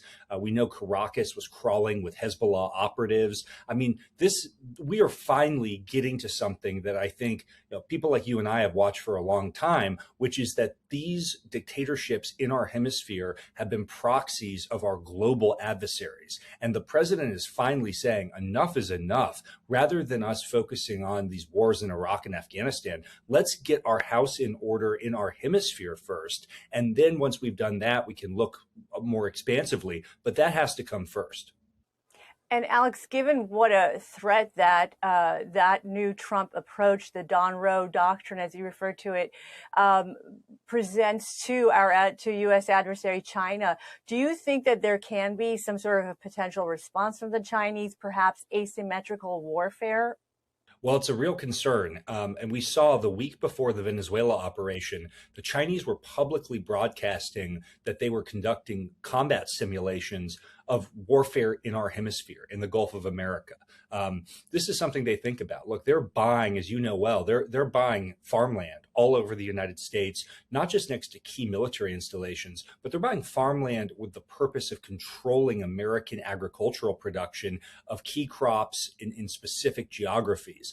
You don't do that if you're not planning asymmetric activity, if you're not planning to do something on the homeland. I have no doubt that they are looking at their options. I tend to think, the Chinese have always viewed our homeland. They've literally said this in their strategy documents. They view our homeland as the soft underbelly of the United States.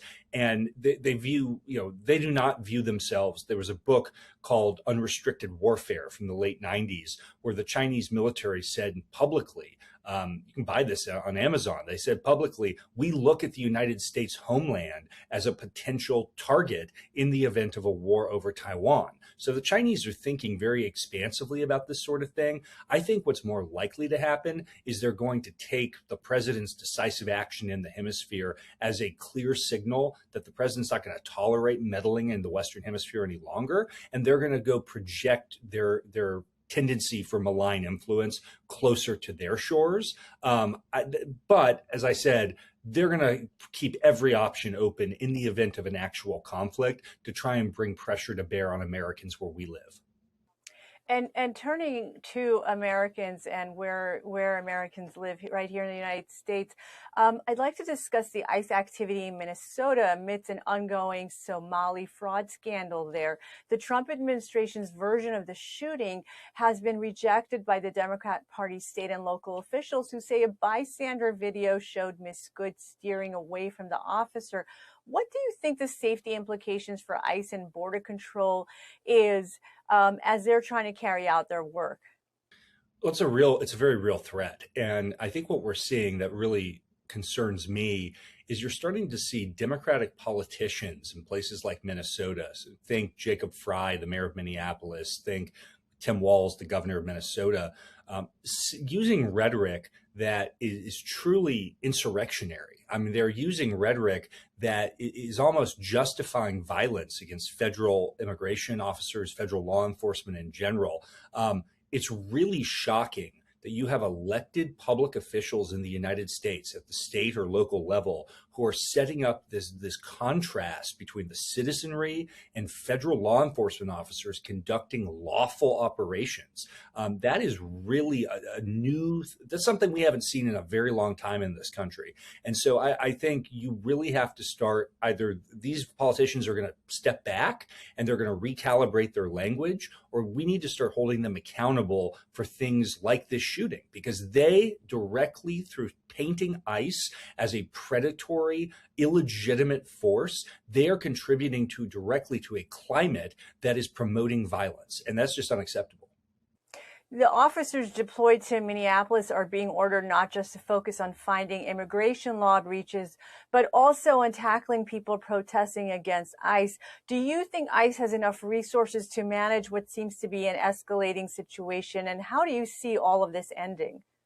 I think ultimately, I think it's unfortunate, but I do think that the president at some point may have to consider using the Insurrection Act and bringing in additional federal resources, because look, I think ICE and DHS could handle this if you did not have local Democratic officials and state Democratic officials openly encouraging the illegal defiance of the federal government. The problem is Tim Walz has actually said he would use the National Guard of the state of Minnesota to help oppose federal immigration enforcement. That is an insurrectionary statement. And so if we continue to have this type of destabilizing and just extra constitutional behavior by elected officials, the president may have no choice but to put federal resources, to include federal military resources in. And I think that's very unfortunate. That's something that no American should want. But if it's a question of keeping the legitimacy of federal law enforcement operations and protecting our ICE agents versus doing that, I would have to err on the side of invoking the Insurrection Act if that's what it takes. And Alex, for our last segment, I'd love to turn our attention to Greenland. Do you think that President Trump is putting U.S. relations with Europe at stake with the Trump policy towards what seems to be wanting to perhaps have some sort of territorial takeover of Greenland? Look, I don't think that there's any issue here with Europe. I think Europe is creating an issue out of nothing. This is something that American presidents going back to the 1860s have all said, which is that Greenland's essential to America's national security. The president has a number of options. There's a short-term option here, which is to make sure that under our existing arrangement with Denmark, we put more U.S. military assets in Greenland. I hope we do that. We should do that. There are Chinese submarines that are going up and down the coast of Greenland on a regular basis. That's a direct threat to U.S. national security. Longer term, Greenland should be part of the United States. They're going to get independence from Denmark. They've been on that path for 50 years. The question is, when they're independent, who greets them on the other end? Is it Beijing and Moscow, or is it Washington? And so what I think the president is simply saying here, set aside the rhetoric, set aside the European posturing. What the president's simply saying here is, we cannot, from a national security perspective, allow a Greenland that falls under the influence of our adversaries. Now, does that mean they become a territory like Guam or American Samoa? I think that would be the best solution. If that's not the case, then we have to have a very clear relationship with an independent Greenland that gives the U.S. extraordinary access to their airspace, to their land, to their territory. So this is not a President Trump idea. He's pushed this farther than any American president in recent years. But presidents from FDR to Harry Truman to Dwight Eisenhower have all had similar inclinations on Greenland. This is very deeply rooted in American strategy. And just so our audience understands, beyond what you just explained, what about, we're hearing about natural resources in Greenland that the United States might be interested in. Could you break that down for us a bit? Well, there is potential there. We know that there are considerable mineral resources in Greenland and potentially energy resources as well. One of the problems is that Denmark has not done anything to develop those resources, to the point that there really hasn't been a geological survey done, the type of survey that American companies do regularly before mining activities. That's never been done in Greenland. We really are guesstimating just the extent of those resources. One of the things that America can offer our Greenlandic friends is if we come into Greenland, we can actually develop those resources in a way that benefit the people of Greenland, something that Denmark has not done in the hundreds of years that they have had control of that island. All right, Alex, great. Thanks so much for joining me on America Unfiltered. Thanks for having me. And that's all we've got time for. You've been watching America Unfiltered with me, Ellie Cohanim.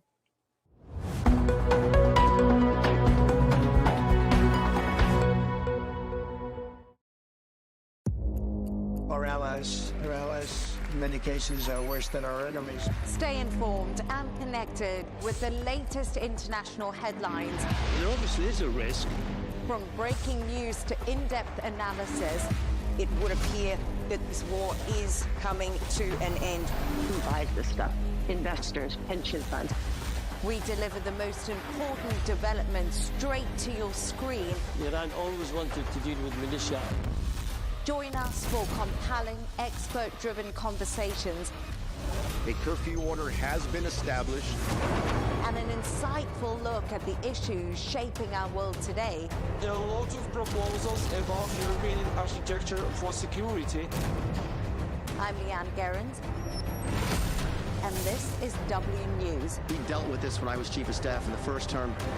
Where you don't just hear the headlines, you get the full story. Is the US about to welcome its 51st state? Be it annexation by force, negotiation, or in exchange for cold hard cash? President Donald Trump has reiterated his desire to take control of Greenland. He says it's for national security purposes, but could it put global security and the future of NATO at risk? It's up for debate on Counterpoints with me, Melinda Nucifora.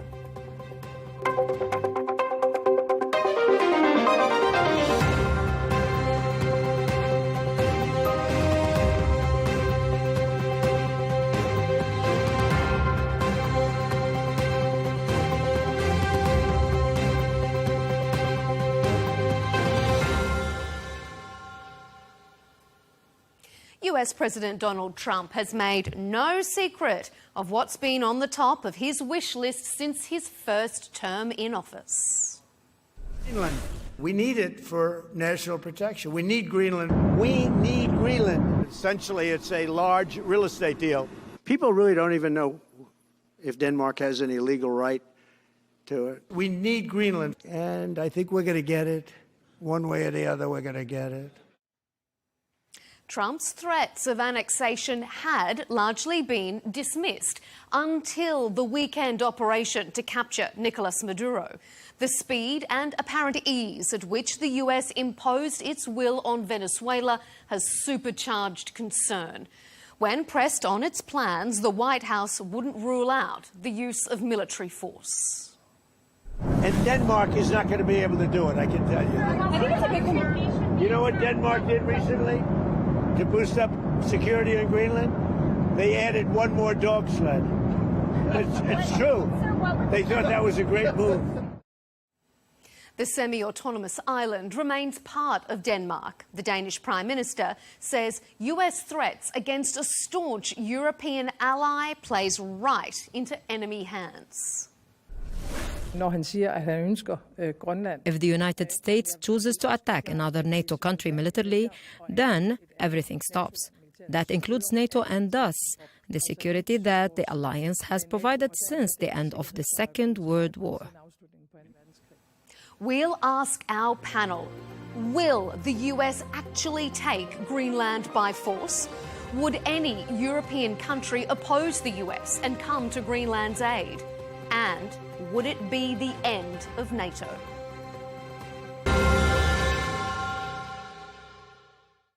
Joining us for this discussion is Bijan Kian, President of the Institute for Voices of Liberty and a former US official who has served under President Trump. Carl Bildt is joining us, co-chair of the European Council on Foreign Relations and former Prime Minister of Sweden. And rounding out our panel, Rasmus Jarlov, Danish MP and from the Conservative Party, who is chair of the Parliament's Defence Committee. Gentlemen, thank you and welcome to Counterpoints. The US has set its sights very squarely on Greenland. And according to senior White House aide Stephen Miller, they're not ruling out taking it by force. Quite astonishing, to put it mildly, considering it's an autonomous region of a NATO ally, Denmark.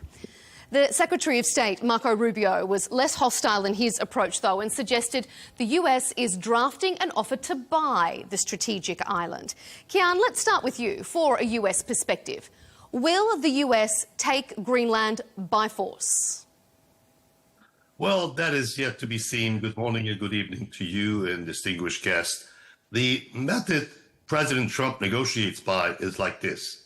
He takes the upper hand, he asks for the whole world, and then he will work his way down to what he can get. That's his style.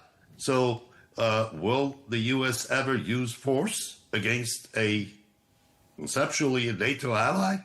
I think there is a lot of room for negotiations. I think there are two ways to approach this, and we're all friendly allies this morning here, so there's no hostile position, so we can talk about it. One way is to take the harsh road that Trump is taking. The other way is to look at the legitimate concerns of the United States and ask the questions. Is Russia going to continue its militarization? Is China going to continue its expansionism in economics and access to resources? With the melting ice, are new waterways opening up that would give Russia an advantage, making things shorter and more accessible? And it's the concern by the United States that it's not about ships circling Greenland or subs, being, increased in numbers and in routes and tailgating U.S. ships. It's not about that. It's about the perspective. It's about the future, the greater Arctic picture that worries the United States. Now, we do have the 1951 Pact, and there is a way to go and strengthen it to be able to do things like joint investments together. I mean, this doesn't have to be a confrontational structure. It can be a cooperation between all countries having a stake in this. Where we have to place confidence in the actions of others, we look at their recent performance. And, there is no comfort to be given. If I'm asked, okay, Bijan, go to President Trump and give him 5 reasons that he need not worry about Greenland, what would I tell him? What would I say to him? How would I mitigate the existing risk? We don't have to be as confrontational as we can be. Okay. We can be as cooperative as we can be. And that's where I see the picture. The picture is not to add to a world full of turmoil, not to add another layer of problems, is to address the concerns. If they're valid, they must be addressed. Okay. Carl, I'm going to come to you in a moment, but let me get Rasmus's response directly to that, because by the sounds of what you're saying there, Kian, the US is going to have it, whether it's confrontation or negotiation. It doesn't have to be a confrontation, as Kian is saying, but Rasmus, it sounds like one way or the other. There's a lot of issues. NATO is going to be impacted. If there is a move by force, it's going to some impact on NATO, which is a greater cost to the United States. We're going to come to NATO in a little bit later on in our discussion. Yeah, we're going to come to NATO specifically. Rasmus, what's your take on what Kian is saying there? It sounds like it's a done deal. All Greenland has to decide, all Denmark has to decide, is how they hand it over. We're not going to hand Greenland over under any circumstances whatsoever. And then it's up to the United States how much of a confrontation they want to make out of that situation. Regardless of what pressure they will apply to us, what threats they will give to us, they're not getting Greenland. It's absolutely out of the question. There's 57,000 people living in Greenland. They do not want to become part of the United States. And there is no way we can let 57,000 Danish citizens become part of a country that they don't want to become part of. So Rasmus, whether or not those 57,000 people or Denmark itself wants to hand it over, if the US wants it, the US will take it. No. I mean, it's probably the most unjustified land claim in modern history. There is not a shadow of a justification or legitimacy behind it. There's no historical ownership. There is no broken treaties. There's no threat from Greenland. Greenland is a very loyal ally to the United States. Neither Denmark nor Greenland has done anything hostile to the United States. There are no drug lords. There is no illegitimate government in either Denmark or Greenland. There's no excuse for wanting to annex or invade it or whatever the Americans think they can do. We can't decide what the Americans will do, but we are not going to give into it under any circumstances. Carl, what's your take on this crisis? We've got two very opposing views there. Will they take it? Will US, if Greenland, if Denmark don't, as Kian was saying, take into account these concerns that the US has, do you think the US could go in militarily? Well, they haven't excluded it, which I think is fairly extraordinary, that they don't exclude taking military action against an ally. I mean, that's unheard of in sort of international diplomacy and international politics. If you talk about the US concerns, I must confess that I have some difficulties understanding that. They talk about, President Trump talks about sort of Russian and Chinese ships all over the place. There's nothing of the sort. No one has seen this particular Russian and Chinese ships except himself. But even if they were, it so happens that Denmark, accordingly Greenland, is part of NATO. We have a joint defense commitment. Even Sweden, as a matter of fact, on paper, has a commitment to help with the defense of Greenland if there were to be any threat that is credible. If there were a threat, if there were a security situation, you bring it into NATO, you bring in the forces that are necessary. At the moment, the assessment that is made by the US military is obviously that there is no threat whatsoever. I don't think, as a matter of fact, that the US has any protection even for its own single remaining base there, against polar bears perhaps. But apart from the polar bears, no one has seen any threat worthy of the name in Greenland. So when Mr. Trump is speaking in these terms, I mean, he's in a fantasy world. I wonder who briefs him, or if anyone briefs him, or if he reads comics. I don't know. It's difficult to understand. All right. Is he living in a fantasy world then? I can see you grinning. I have a question that's not answered. If you could please repeat that question. The question is, do you acknowledge or deny, completely summarily dismiss all of concerns of the United States? And if you do acknowledge concerns of the United States, which concerns do you acknowledge? Second question, does Denmark have the capability to build a shield against those concerns alone? Does it have the ability to do that? I mean, we've determined there are two ways to handle this. To take hard positions and ignore each other's concerns is not the way to start the diplomatic process. If we are to go to the diplomatic box, we have to start with simple questions like, do you acknowledge or deny United States concerns? It sounds to me that we're leaning towards denial of all of U.S. concerns. What are the concerns? I mean, we're talking about diplomatic process. You said that one should start with the diplomatic process. Militarizing fast?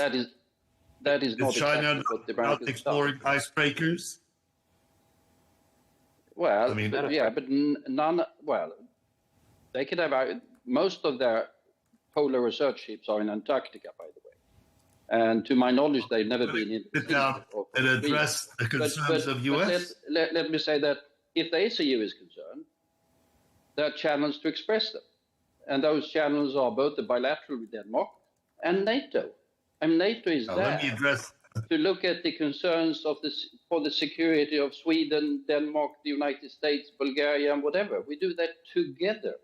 And to my knowledge, the US has not expressed any concern with the security through the normal channels, diplomatic or NATO. It is just something coming from the president, and no one really understands where he got it from. It's a fantasy word. Okay, well, here we go. Bijan? You acknowledge 1951 pact, but you're not acknowledging ways to strengthen and enhance it, because the United States believes the pact is not enough. Multilateralism is very good. It's theoretically the way to go, but it takes a lot of time. If you want to do that, tell everyone, stop the activity. NATO can react very fast. If there were concern for the security of Greenland, an acute situation, and it was brought to Article 5, I think there are quite a number of countries that can deploy forces fairly fast to Greenland, including Canada, United States, Denmark, Norway, United Kingdom. That's what NATO is there for. Rasmus, let's get your response to that, and then Bijan, I'll get you to respond to both of those. Is there a threat? Is President Trump living in a fantasy world? Yeah, he is. There is no threat from China or Russia against Greenland. They don't have any activity in Greenland. They don't have a consulate. They don't have mining. They don't own anything. You'll struggle to find even a Chinese restaurant in Greenland. That's how little of a presence the Chinese have. So this idea that they're about to take over Greenland is a complete fantasy. And secondly, I also want to say that we will be happy to take relevant American concerns and talk about them and see what we can do about them. But you have to express them. We don't owe to say that we take American concerns seriously if they don't tell us what they are. And I also want to say that if you start using the logic that Denmark cannot alone defend Greenland and therefore the United States have a right to take it, a lot of countries are going to be in trouble. You know, Ireland can't defend Ireland alone. Portugal can't defend Portugal alone. And they're not supposed to. They're supposed to do their part. Denmark does its part. We've spent about 3% of a rather rapidly growing GDP in 2025. We're the leading contributor in Ukraine per capita. No one else has paid as much to that fight against Russia as we have. And we have participated and taken some of the toughest fighting in Afghanistan, Iraq, and other wars. So we are really doing our part. And if the United States response to a loyal ally like that is, we're going to attack you, we don't rule out using military force against you, and we're going to try to take your territory, then nobody is going to want to be an ally of the United States. The value of being an ally to the United States is dropping like a rock when things like this take place. And it has to stop, because otherwise there won't be a Western alliance. The United States is going to be alone against China, and we'll have to look for other partners. We don't want to do that. We want to continue to have a good relationship with the Americans, but these threats and this idea that they have a right to take territory from so-called allies, that's the actions of enemies. And you can't start negotiations like that and say, now we have to be civil and we have to talk together and we don't have to have a confrontation when you're starting out by threatening with military force against another country. Okay, Bijan, I want you to respond to that and also bring in the notion that President Trump has repeatedly said it's about national security. The same way he used to say Venezuela was about drugs. But in reality, is this economic? Is this another US resources grab? Well, how can you separate economics from national security? National security bills are paid by the economics. They're very closely related and interdependent. So you think that this is about rare earth minerals more than stopping Russia and China from threatening Greenland? It's all competitive. It's all competitive. What is China after? Rare earth? Critical minerals? Same thing. It's all the same objective. You can paint it in national security color, or you can paint it in economic advantage color. It boils down to the same thing. It's leverage. It's leverage. And the United States is right. I can say confidently that denying United States concerns summarily and say, no, there should be no concern. There is no concerns. Is like denying China's expansionism and mercantilism and denying Russia's militarization completely. It's like, no, Russia is not militarizing. China is not expanding in grabbing resources. I don't think that argument would stick in any reasonable sense. No one said that. What does it do with Greenland? There are no ships, there are no installations now, but that potential must be. So don't dismiss the concerns of the United States. Address them as you're suggesting. You're saying we should sit down and talk. We're talking, and you're dismissing the concerns in a summary fashion. Okay, Rasmus, what have you? Well, you're what's talking nonsense, though. You're talking nonsense, and if you call nonsense a U.S. concern, it doesn't make it any less nonsense. You're talking about ships that are out there. You're talking about militarization of China. Yes, that's happening, but it has nothing to do with Greenland. So you have to come up with relevant concerns, and we'll be happy to call it. But when you deny that the ice is melting and opening new sea routes, and when you deny that Russia is after getting those same resources that you're discussing, you're denying a reality. You can call it nonsense or whatever you like. It is a reality. But no one has said anything about denying that the ice is melting. I think that's the American president that usually does deny that climate is warming up.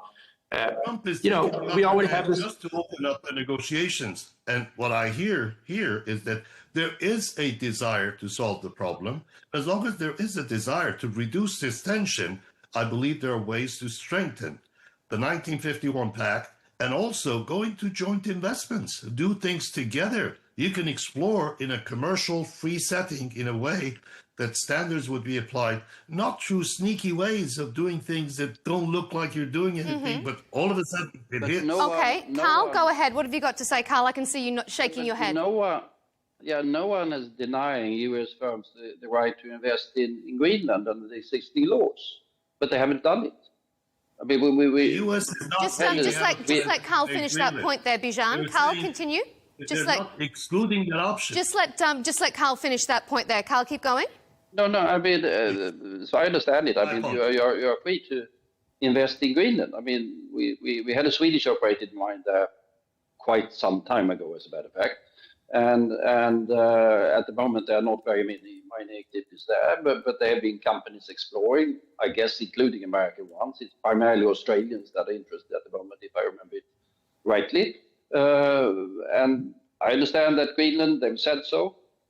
They are very open to foreign investment. As a matter of fact, they want it also in the mining industry. Then there are sort of environmental and labor and other concerns that makes it and the very harsh environment.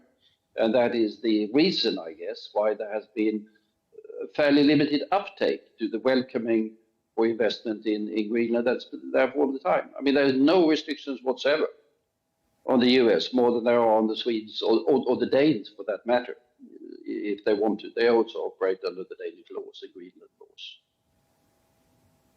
Okay, I'm going to move us on because I've got an eye on the time. I want to make sure that we can cover Europe's response, and then we're going to get into NATO separately after that. Before we launch into this segment about Europe, I want you to take a listen to this comment from President Trump recently. I just say this. We need Greenland from the standpoint of national security, and the European Union needs us to have it, and they know that. The European Union needs us to have it, and they know it. In response, European countries, though, have put up a united front, albeit a rather diplomatic one, in a joint statement by Denmark, France, the UK, Spain, Poland, Germany. They all said that Greenland's future can only be determined by Greenland and Denmark, but they stopped short of outright calling out the US and using strong language against them. As I said, we're going to come to NATO shortly, but Carl, let me ask you, has Europe been strong enough in its defence of Denmark and Greenland, or are they cowering to President Trump? No, I think they've been fairly clear that they've been very clear on the issue of principle that is there. It so happens that territorial integrity is a rather holy principle. It's a fundamental principle of international law, by the way. And it is very important to Europe. There's a war being fought over that particular issue in the east of Europe, where the President Putin of Russia has said that he has the right to grab pieces of an entire other country. And Europe, as you might have noted, doesn't accept that particular principle. We don't accept anyone else grabbing territories from other countries. So, and that is also why the reaction has been, it might be diplomatic as you say, but fairly strong. It's about Greenland, absolutely, but it's also about the respect for territorial integrity, which is one of the fundamentals of international law. Mm-hmm. Rasmus, I can see you nodding your head there. I mean, there was such this huge outpouring of anger at Russia trying to... oh, Carl, we seem to have... your camera has did a little bit of a turn there. We've got you back? Excellent. We saw such an outpouring of defence from Europe when we saw Russia's actions in Ukraine. Why don't you think we're seeing the same staunch anger, angry words, you know, promises of defence from Europe this time, Rasmus? And is it disappointing? No, I mean, we've been very happy with the support we've gotten from all European capitals, from Canada and from many others. We're very grateful for that because obviously we're a small country and we cannot push back against the United States alone. So we need assistance from others. So it's very important. This is not a conflict just between United States and Denmark, but that others back us up. And I think Carl is absolutely right. This is crucial for the world order. You know, it's the most unjustified claim to another country's land we've seen in modern history. I'm actually a little surprised how lazy the claim is. You know, I mean, usually countries would at least come up with an excuse for attacking another country and wanting to take their territory. You know, the Russians are claiming, they're lying about how the Ukrainians have mistreated a Russian minority. China can point to historical ownership of Taiwan. Hitler made up that the Poles had attacked him when he had invaded Poland.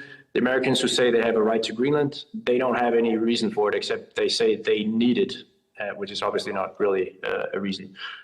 So it's astonishing that they don't stop themselves from this because it's so openly unjustified and crazy. And it would lead to the downfall of the entire Western alliance, which is very, very serious. And no one from the United States will be able to tell China not to invade Taiwan, for example, or any other rogue state that wants to take territory. So, I mean, it's better for everybody that we respect borders. If we don't, we cannot cooperate. That's a very basic principle for cooperation, that we agree on where the border is and where the United States starts and where Denmark starts. And if we don't agree on that, we cannot cooperate and we can certainly not have an alliance. And we just hope the Americans will start valuing the idea of having allies because we can do a lot together. That the West is still invincible and we can do good things for the world. Well, we're not going to be part of a club where the idea is that you can just take what you want and you can just crush smaller countries if you are a bigger country. Bijan, does this set a dangerous precedent? I mean, can President Trump stand there and say it needs Greenland for its own national security, but then turn around and reprimand Russia or be concerned about China's eyes on Taiwan? I mean, is this dismantling everything that the post-Second World War security alliance has built up over these generations? I think you're blowing it out of proportion. I think you're ignoring President Trump's style in asking for the moon and then maybe agreeing to something much lower than that. That's his style. So I think this rhetoric is not going where we want it to go. We're allies. We're allies. On the screen, I see 3 allies, 3 NATO members, Sweden, of course, a recent member. Welcome. Fantastic. We can solve this. we should sit down and talk about it. By saying this is nonsense and this is not true and denying it, it's not going to help. You have to sit down like you're trained to do, as Prime Minister, former defense minister or defense committee head. We should sit down and talk about these things. Denial of these concerns, yes, they're strategic. There are no ships. There are no installations. There is no legal basis for taking over Greenland. Of course, we should sit down and address these concerns in true sense, not start from denial, but start from what investments can we grow together? How can we increase the confidence in safety and security and enhancing United States national security concerns? How can we do that? There are many ways to do it. There's no need to do grandstanding and position, just like, countering President Trump with his own style is not going to take us to where we need to go. Bijan, do you think that Europe could really do anything? Do you think Europe could do anything if America does decide to take Greenland, to annex it by whichever means it wants? Do you think Europe can do anything to stop it? Maybe Europe is changing, but in the last program we brought up the point that Europe could have done things to stop, slow down, or completely change the picture in Ukraine. Europe didn't do that. Europe only took a hard position when things got really, really bad. So I don't know. Europe is an ally. Europe is a friend. We need to have our shared interests focused on and come up with ways to get out of this confrontational. I don't like Trump. I don't like Trump's policies. He's bad for the world. Whatever he says, he's going to be here for another, 3 years. So let's understand that fact. Let's understand we're dealing with a politician that has a particular style, and try and ignore that. Not fall right into that confrontational setup. Find ways. When that sounds okay. sensible. All right, Carl, go ahead. Is Europe a friend? Sorry, is the US a friend to Europe and an ally? Is that how it's behaving? Some of them are not, but I would hope that the US is still an ally and a friend of Europe. But I mean, I can doubt it at times. What you said sounded to me evidently sensible. But that's not where we are. I mean, you shouldn't be surprised. I mean, you talk about the political dialogue. We need to get there. We need to get there to reduce tension. Yeah, but you see what happened the other day, for example, when you had the or the deputy chief of staff of the White House, Stephen Miller. He was out in a lengthy interview, which was very provocative. He said essentially, apart from saying that Denmark has no right to Greenland even, he said essentially that might is right. International law is niceties. And the only law that applies in international affairs is the law of the jungle. I mean, you couldn't really expect that there would not be reactions against statements of that sort. And he's not President Trump. He's the deputy chief of staff of the White House. And after that, there was a statement from the White House saying that they are different. They're looking at options for taking over Greenland, and they do not exclude the use of military force. I mean, Europeans would be... Do you think? I mean, Europe has always championed this rules-based order and adherence to international law, but across various theatres of conflict, Gaza, Iraq, Libya, it has fueled claims of selective enforcement. Is Europe now paying the price for these double standards? I'm sure a lot of countries will feel that way because they feel that they've been unfairly treated. I would say we've failed in many things. Like Iraq, it turned out to be a complete disaster. So, of course, we bear responsibility for having been together with the Americans in some of those strategic mistakes. But we have never tried to sort of go and destroy another country, or we've not used our force to try to grab territory from another country to make it our own.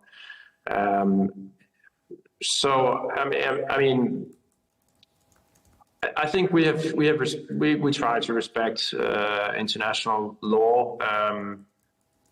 And we don't start wars with others. We also don't threaten others with war that don't pose a threat to us or haven't done nothing to us at all. So I think, I mean, there is a point, of course, that we have to talk to the Americans. We have to listen to their concerns. But it's extremely counterproductive to start threatening with military force. When you get asked the question, can you rule out military force against Denmark? It should be the world's easiest question to answer.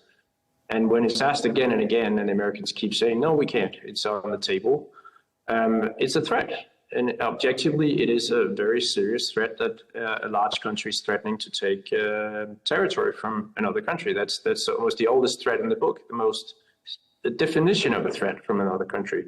So you can't expect that you can just say stuff like that and repeat it over and over and over again, and then we're going to have a nice civil talk, and we're going to continue to be best friends. So it does have very serious consequences, but of course, I mean, nothing has happened so far. We hope we can get back on track and have a good conversation. The problem that we have in Denmark is, what can we actually give to the United States that they don't already have in Greenland? Because they already have complete, full, and exclusive military access. They just decided not to use it because there is no threat against Greenland. So they don't have a need for troops up there. So currently they have 150 troops. They used to have 15,000, so they downscaled their own presence by 99%. And now they're saying that they need Greenland for national security, but they already have the full access that they're not using. If they want to do mining, as Carl said before, Greenland is open for it, but you have to put up the investments, which you would also have to do if you own the place. And it's really expensive. The reason there is little mining in Greenland is because mining in Arctic conditions is super expensive. So every type of rare earth that exists in Greenland also exists other places in the world. And the most expensive place to extract them is Greenland, because there's almost no infrastructure, and you have to work on Arctic conditions where machines break down, and you have several months of the year where it's complete darkness and so on. So it's really difficult and very expensive. Yeah. And that's the reason you don't have mining. But if the Americans want to do mining, all they had to do was call us, pick up the phone, say, we would like to have another military base. And Denmark would say, fine, no problem, go ahead. We want to invest in mining in Greenland. Okay, do it. There's no obstacles, there's no objections to that. Okay. And therefore it's really difficult really to see what can we give them that they don't already have. And that's kind of the problem that we have. They can get a symbolic victory, like they can open another military base or something, and they can claim that they won a victory. But they really already have the option of doing that. So the question we're asking is, why is it necessary to escalate it to a situation where you're talking about invading? I can answer that. Okay. All right. Yeah, very, very briefly, Bijan, and then I'm going to move us on to NATO. Go ahead. Recent surveys show that 85% of Greenlanders don't want anybody to be over them. They want independence. This is not something that's talked about very often as well. That's a reality. Greenlanders want to be independent. Okay, so if they're independent, all of a sudden we have Chinese strong presence, Russian strong presence, the ice has melted, new water routes have been opened, they've been exploited by what could be potentially threats to us. It's not nonsense, sir. It is reality. And by denying it, you're ignoring the possibility of solving, reducing tension. Accept it. Look at it. It's a clear potential. If Greenland goes independent, we face an existing situation. So why are we proactively thinking about it? It's not about, we have no legal standing to invade Greenland. People of Greenland don't want anybody to be over them. This is the surveys. I don't know. I don't have any other data. No, okay. All right. I'm just going to interrupt you there, Bijan. I'm going to give it to Carl because I need to keep us going. We're almost out of time. Carl, a quick response from you. Yeah, very quickly. It is right. I mean, the Greenlanders want independence. I think that's a long-term prospect, and they all say that they are not ready for it as of yet. But that's for them to decide. But I've never heard any Greenlander says that they want to leave NATO. So from the security point of view, that doesn't make much of a difference. The security commitment from all NATO countries for Greenland would remain the same. Okay, you bring up NATO, and that brings us to our final segment, because Denmark and the US are founding members of the NATO alliance. President Trump says his annexation of Greenland would not only ensure US security, but galvanise global security as well. But the Danish Prime Minister has a very different take. She's boldly declared that a US takeover would mark the end of NATO. Carl, is she right? Would it be the end of NATO? It would certainly be, it could well be, but hope we don't get there. If the United States were to invade Denmark or Danish territory, it would be unheard of. Do you think this is what President Trump is actively seeking, this breakdown of the current world order? I don't think he's necessarily seeking it, but he doesn't care about the world order. I don't think he's actively seeking it, but it's fairly obvious if you listen to Stephen Miller the other day, that things that allies and international order and things like that is not the way they're thinking. It's the application of force, the law of the jungle. That is the way, at least he is speaking.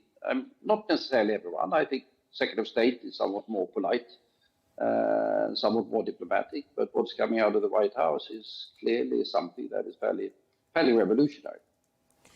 It was a bit of a cheeky question, Bijan. I saw you smirking there. Yeah, it's like I was thinking, can President Trump do anything without being accused of wanting to change the world order and wanting to invade countries? Well, because he keeps saying he's going to throw out the rule book. You're hostile. I haven't heard you say one word about acknowledging China's expansionism, mercantilism, and Russia's militarization. These are the two facts. They're the elephant in the room. If we don't address them, we will not get to a solution. We should take a path of reducing tension. That's what I'm trying to do here. My position is not a partisan. My position is a technical one. We have a diplomatic complexity.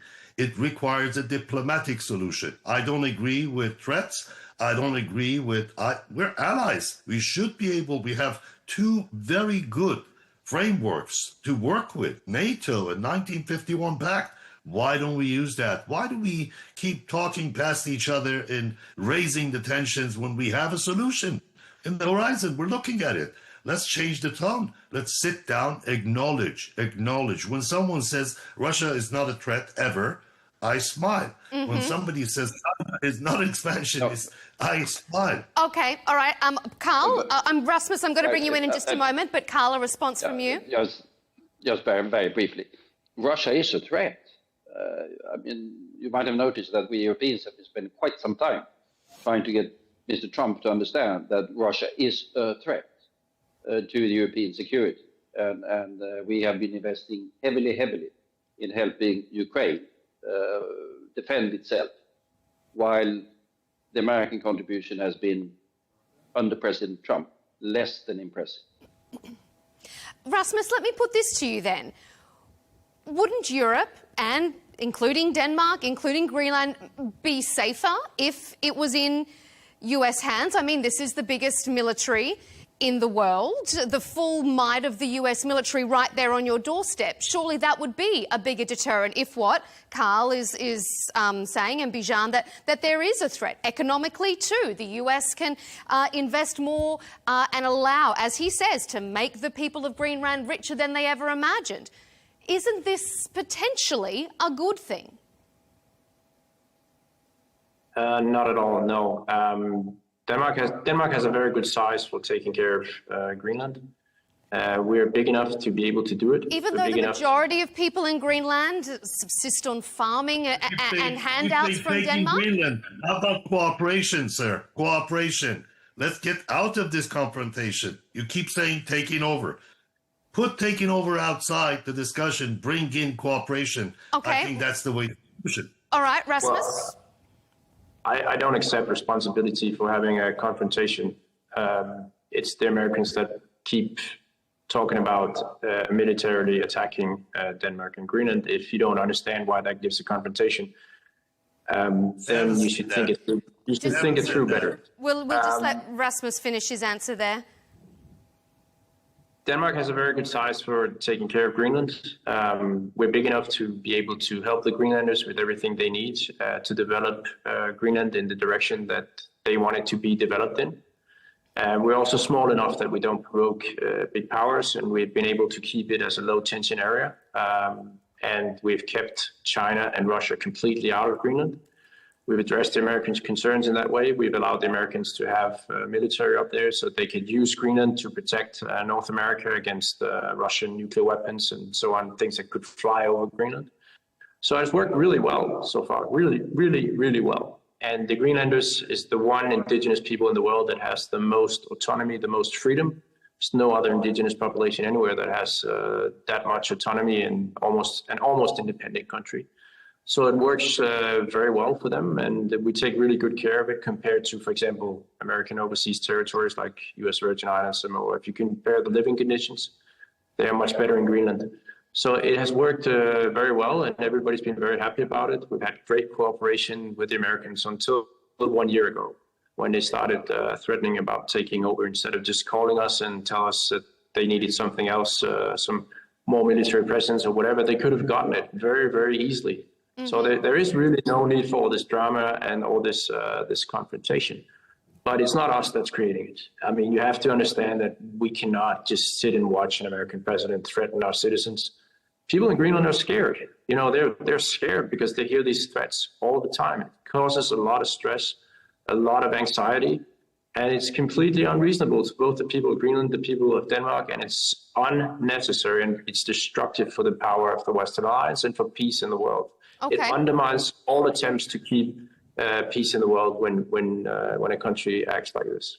We're almost out of time. I just want to put a quick question to you, Carl, and then I'm going to come to all of you for a very quick response. But just before we end, Carl, everything that we've heard over the last weeks, months, whether it be about Greenland, Russia, Ukraine, you know, tariffs, are you seeing a different world increasingly where Europe and America are less allies, more adversaries?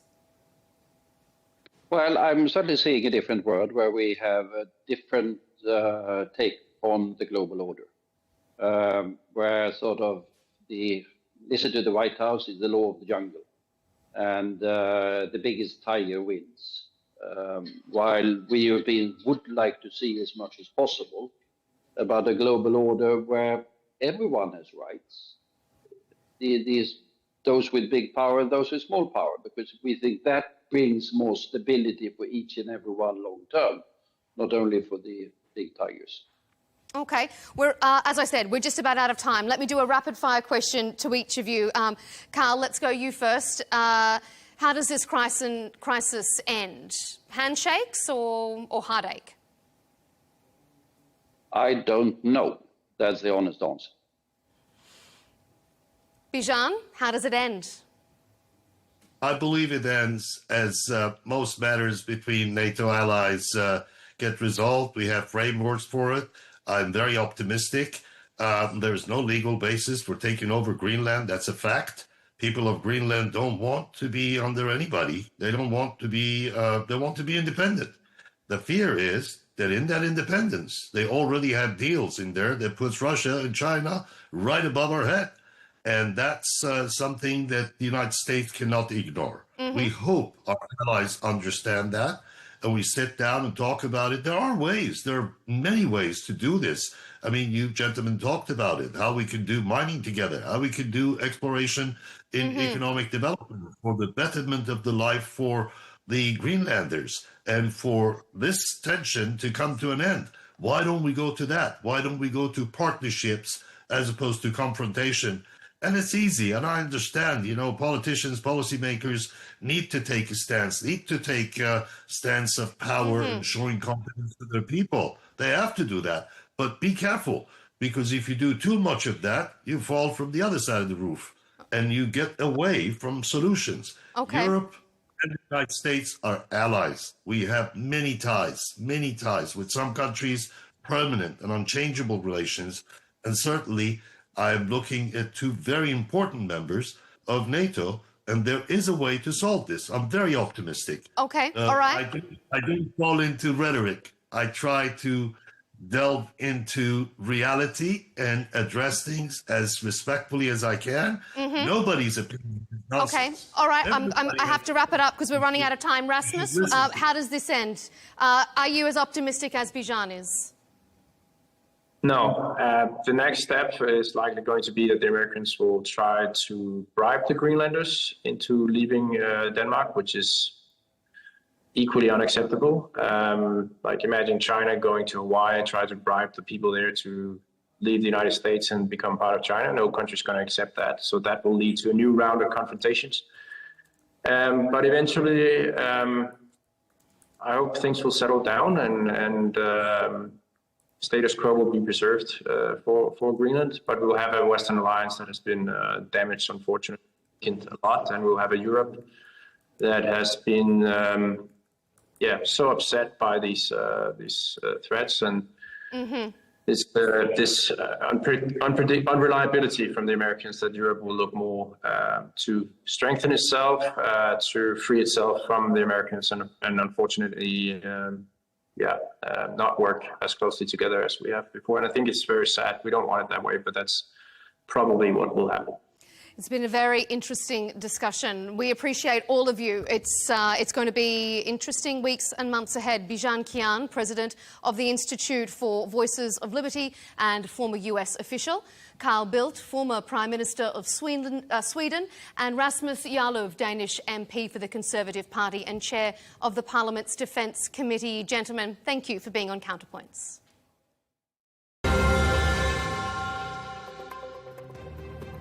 And thank you to you at home for tuning in to this episode of Counterpoints. Keep up to date with our latest debates and interviews by subscribing to Al Arabiya English on YouTube and follow us on X and TikTok. We'll see you next time.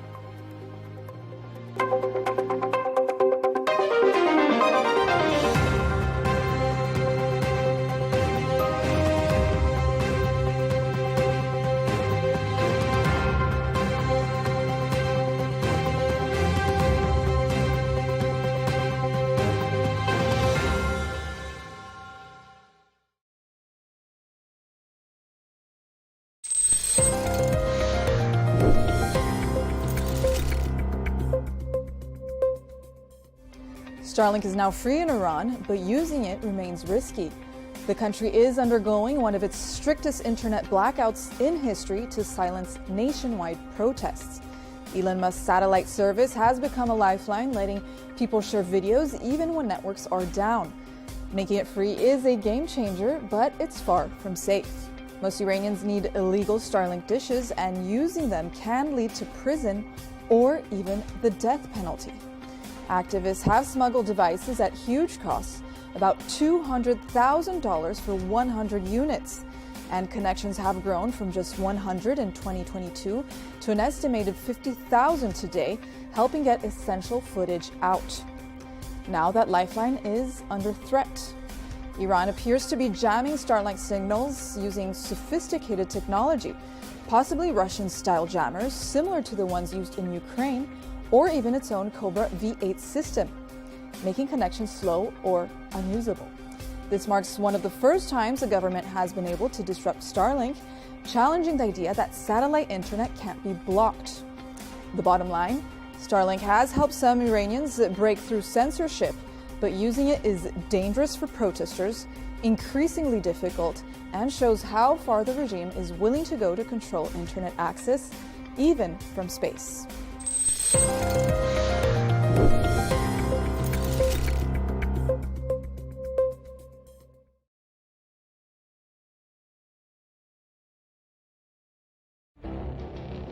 It feels like decades are passing by in a matter of weeks.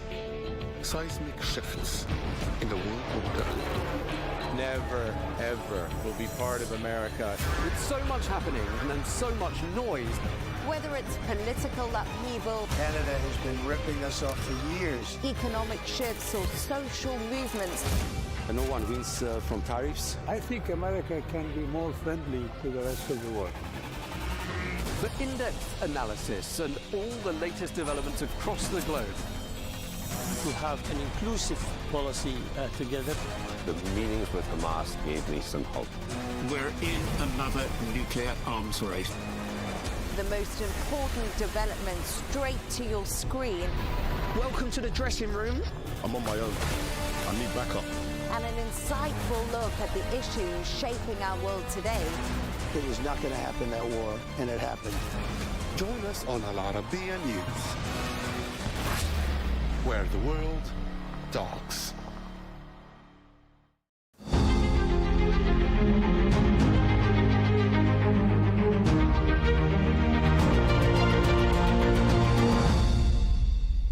Professor Omar Yaghi, congratulations. I mean, wow, it is such an honor to be talking to you, the first Saudi scientist to win a Nobel Prize. I mean, I'm really grateful to be here today. And when your name was announced in Stockholm, was it a moment of surprise or more of the accumulation of a lifelong inner journey, so to speak? It was a surprise. I mean, I received the call from the committee when I was landing in Frankfurt and taking my bags to deplane. So it was very surprising, and I was right there in the plane while they were telling me that I have been awarded the Nobel Prize in Chemistry. And they were talking about the different presentations that they were going to make in 90 minutes before the official announcement. And they asked me whether I would be available to give interviews. And I said, I'm afraid I wouldn't be able to because I will be on my next flight during that time. So it was absolutely fantastic. And there is, you can't prepare for moments such as this. Yes, I can imagine. Well, tell me more about how you felt. How did it feel after all this hard work that you've been doing, all this research you've been doing to finally have this moment announced? Well, I think scientists do science for two reasons. One is that they want to stimulate their mind, advance the frontiers of knowledge for the benefit of humanity, but they also want to be recognized for their work. And I think that those are two important components. If you ask a scientist to work in an isolation and they can't report their work, they can't talk about their work, they probably wouldn't do it. So I think that this is important to keep in mind, is that we work for advancing the frontiers of knowledge. And when our research, our results have benefit to society, it's really an amazing feeling. And to be called by the Nobel Committee, which is the highest honor a scientist could receive, that's just an icing on the cake. And it's really part of an important legacy for a scientist to be awarded such a prize. It also, I think the prize allows us to, especially the emerging generation, to open their eyes to what is possible. I think it enhances the science, it encourages the youth, and it brings the science up front and center in society. I think those are very, very important for building an educated society. I can imagine, and I will get back to that in just a moment. Professor, now, as the first scientist carrying the name of Saudi Arabia to receive a Nobel in chemistry, how does this reflect on the significant advancements Saudi Arabia is witnessing in the fields of research, development, and as well as innovation? Well, first, I want to thank His Majesty King Salman bin Abdulaziz, and I also want to thank the Crown Prince, His Royal Highness Mohammed bin Salman, for the support that they've shown me during the last years, for supporting my research, encouraging me. I think this is important to mention. Science cannot be done in vacuum. It requires a lot of different contributions from different sides, and they have done a tremendous job in supporting me. I also want to thank KAXT, King Abdulaziz City of Science and Technology, for their collaboration, scientific collaboration over the last many years, these two aspects have helped me craft our research and direct our research in directions that benefit society. And we've taken the basic science all the way to applications and to commercialization through these collaborations and through the support of His Majesty and His Royal Highness in this regard. And I just want to mention that and thank them very much. This is an important time to acknowledge the people who have contributed to my success. In terms of its impact on society, I think the kingdom is going through an amazing transformation to become an important contributor to the world scene of science, and not just science, but also technology. And you can see every day different initiatives, such as the 2030 initiative, which is an important initiative for evolving the science in the kingdom. This is very important. The kingdom has a lot of smart people, and especially in universities, and these initiatives are very important at providing them opportunities, opening the door for them to experience and achieve their potential. Beautiful. Completely agree, Professor. Now, let's talk a little bit science. When you first imagined materials, molecule by molecule, did you ever think it will lead to drinking water from air desert? I mean, such a radical transformation, at least for me. Very good question. When I set out to do research, I wanted to build materials like one would build Legos, or take molecules like building blocks and put them together to make different forms. And that was very, very exciting. And I did it, honestly, I did it because I love molecules and I love the beauty of molecules. Their molecules is what attracted me to chemistry when I was 10 years old. I discovered drawings of molecules. We call them stick and ball diagrams. And I didn't know what they were at 10 years old, but certainly I figured out in future that these are molecules, and I became more and more interested in them, and I became deeper and went into the knowledge deeper and deeper. And finally, I had my independent position at Arizona State University back in 1992. And there I was free to exercise my ideas. And again, we wanted to implement the concept of building materials from molecular building blocks, and we succeeded. And that was an amazing moment. But once you build materials, and in this case, we have basically opened a gold mine where any molecule could be stitched together to make a new material. So the possibilities are almost endless. Now, it's not just beauty of what you've created, but also now we have to ask questions about what are they useful for. And that's when we embarked on applying the chemistry to taking water out of desert air to make drinking water, taking CO2 out of the air to clean the air, and many storing hydrogen into the pores to make clean energy. So all these things are a progression of the initial success that we've had in assembling materials from the molecular building block approach, and that's what the committee has cited for the development of metal organic frameworks. Well, it is an amazing accomplishment indeed, Professor. Now, will MOFs one day allow entire cities to run on captured water and recycled air? I mean, is that science fiction or an engineering deadline, so to speak? Well, it sounds like science fiction. In fact, there were movies made about trapping water from Correct. air. But the power of these materials is that they can make dreams come to reality.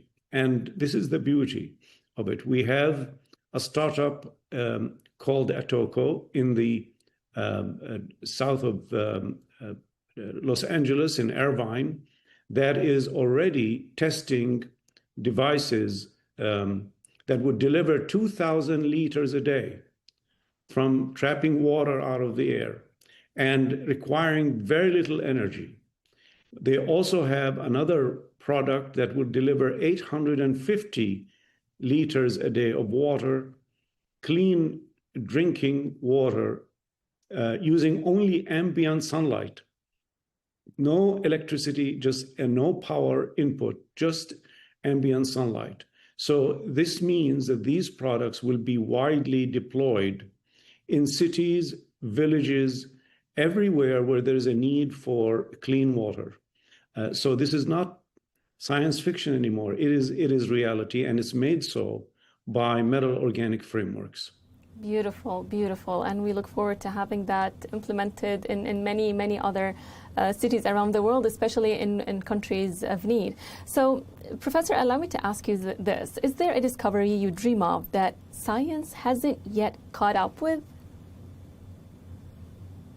Well, yes, I dream a lot about the future. And you have, as the saying say, you have to have a dream for a dream to come true. And scientists in general, and especially me, I was taught by my father and then by my PhD mentor that you have to do something completely new, okay? Completely new as a scientist. And that's what we strive for. Yes, right now I have dreams, I have ideas on how we can take this chemistry to the next level, which is, could we design MOFs that operate like DNA, meaning that they have sequences of information that code for very specific properties? They could be carbon capture and conversion of carbon to useful materials. That could happen in just one material. That's what we're working on now.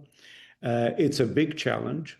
If we can solve it, then we would have completely changed further the way people think about making materials. So that's one direction. The other direction is that we have many ideas on how we can accelerate discovery using AI, using machine learning and large language models, AI tools that allow us to take things that we research for 2 to 3 years to achieve a result and reduce that time down to just weeks.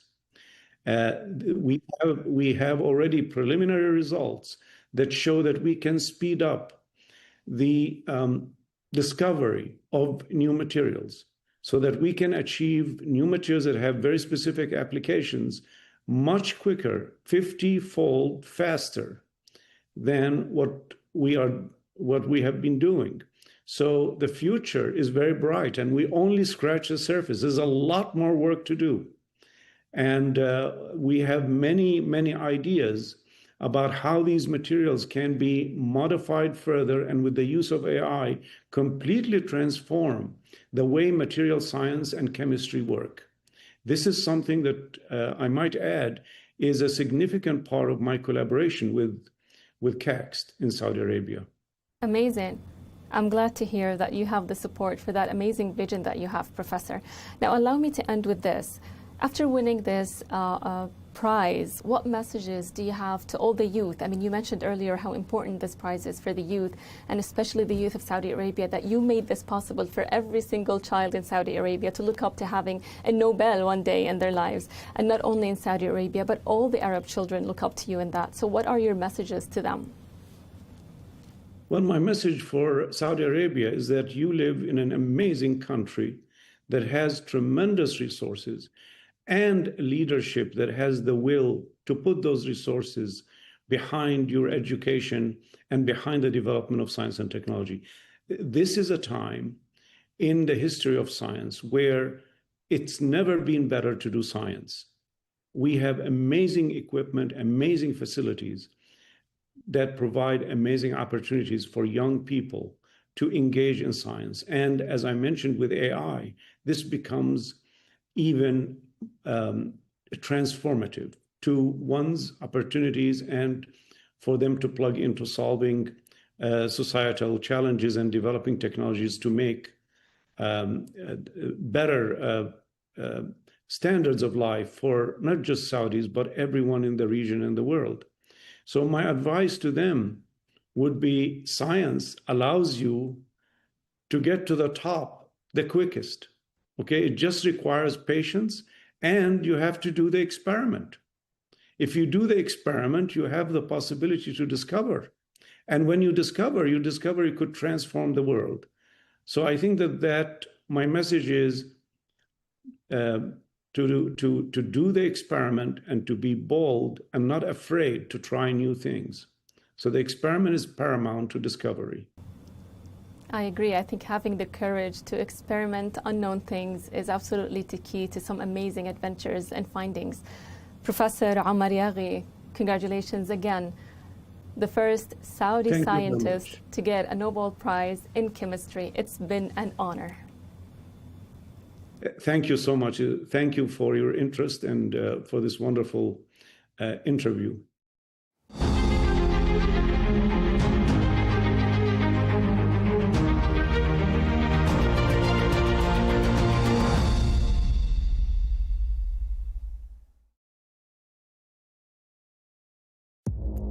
Our allies, in many cases, are worse than our enemies. Stay informed and connected with the latest international headlines. There obviously is a risk. From breaking news to in-depth analysis, it would appear that this war is coming to an end. Who buys this stuff? Investors, pension funds.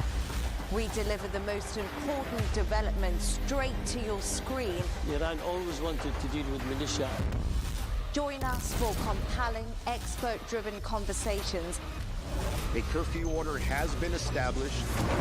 And an insightful look at the issues shaping our world today. There are lots of proposals about European architecture for security.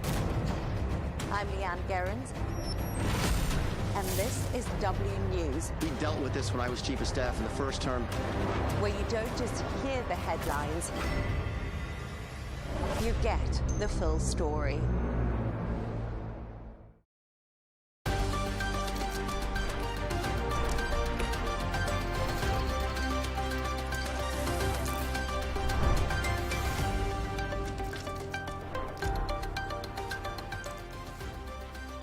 Hello and welcome. I'm Leigh Ann Gerrans and you're watching W News Extra, broadcasting live from the Al Arabiya studios.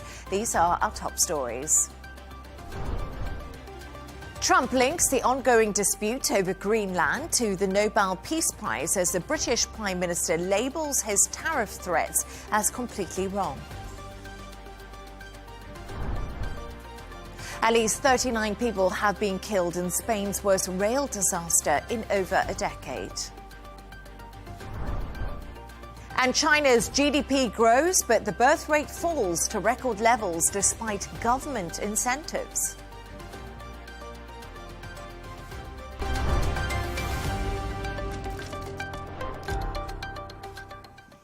Now, President Trump has repeated his demand to take control of Greenland and linked the dispute to him being snubbed for the Nobel Peace Prize.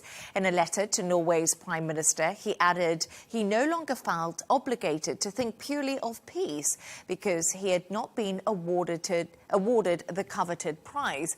Earlier today, the British Prime Minister, Keir Starmer, described his threats of tariffs over the issue as completely wrong. Take a listen.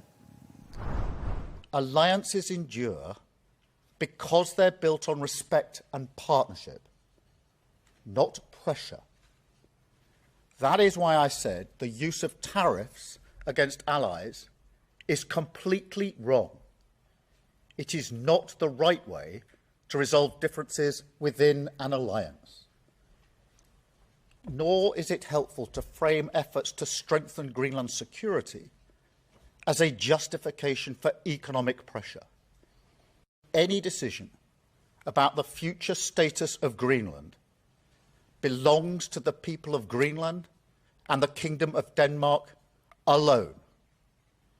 That right is fundamental, and we support it. A trade war is in no one's interest, and my job is always to act in the UK's national interest. To discuss this and all of today's stories, I'm joined by Al Arabiya senior presenter Rawiya Alami and broadcaster Jono Hayes. Jono, we just heard from the UK Prime Minister Keir Starmer.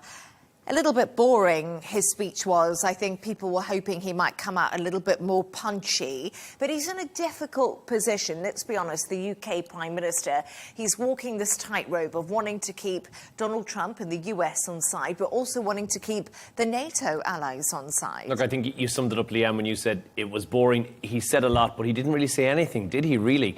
And he is in a very difficult situation, Starmer, in general here. It's awkward because there's a diplomatic squeeze on.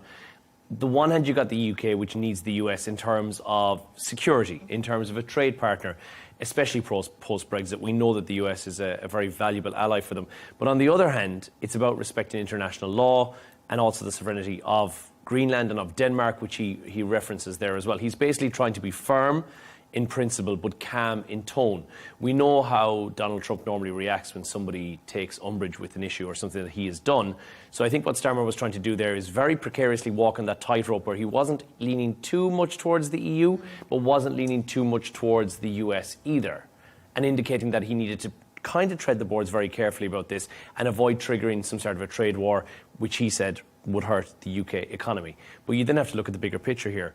Who's a more important ally? Is it the EU, who you've broken away from in terms of Brexit, or is it the US, who you rely on quite a lot in terms of security and in terms of spending from a trade point of view as well? So I think he's really went on for 30 minutes to say nothing that was of any great worth in there, aside from just reiterating what everybody else has been saying. It's Greenland's decision. The people of Denmark have to make the choice, without actually giving us any real hard facts. Yeah, and I found it quite easy to see his position because he doesn't know who to choose right now. And remember, he was the first person to sign a tariff deal with the US after Liberation Day. We remember he got that deal and it was hailed as something quite remarkable. And of course, Donald Trump came to the UK, had that huge state visit.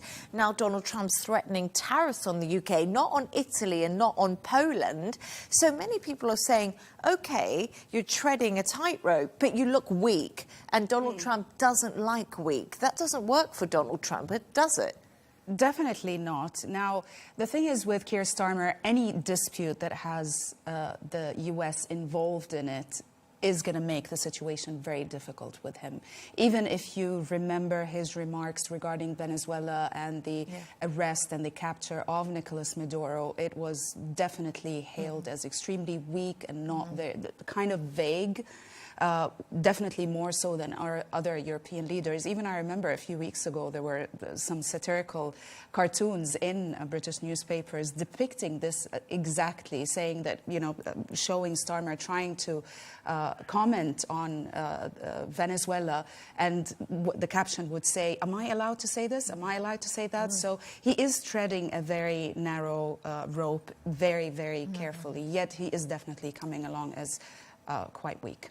And also, just a quick thought here, it's really upset the British public, the tariffs. There has been a reaction in the UK to this because there is the cost of living crisis.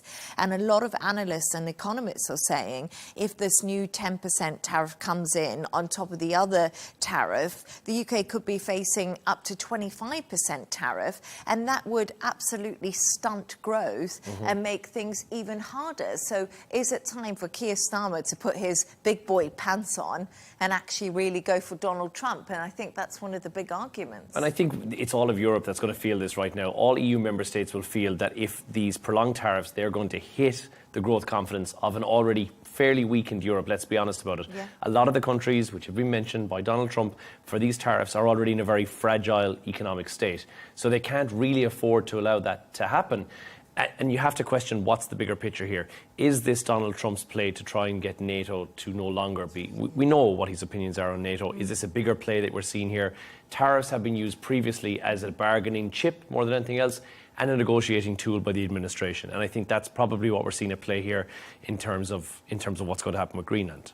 And you know, Raoul, it's absolutely fascinating because Donald Trump was giving an interview to NBC a little bit earlier today, and his comment was Europe should focus on Ukraine, not Greenland, and insists he'll pose more tariffs. So we are getting lines out of the US. Also in Davos, the US Treasury Secretary Scott Bessent, European retaliation would be very unwise. So we're getting these warning signals, no sign of de-escalation from the White House. But Donald Trump, he's the notorious deal maker, isn't he? And he's always hailed himself as that.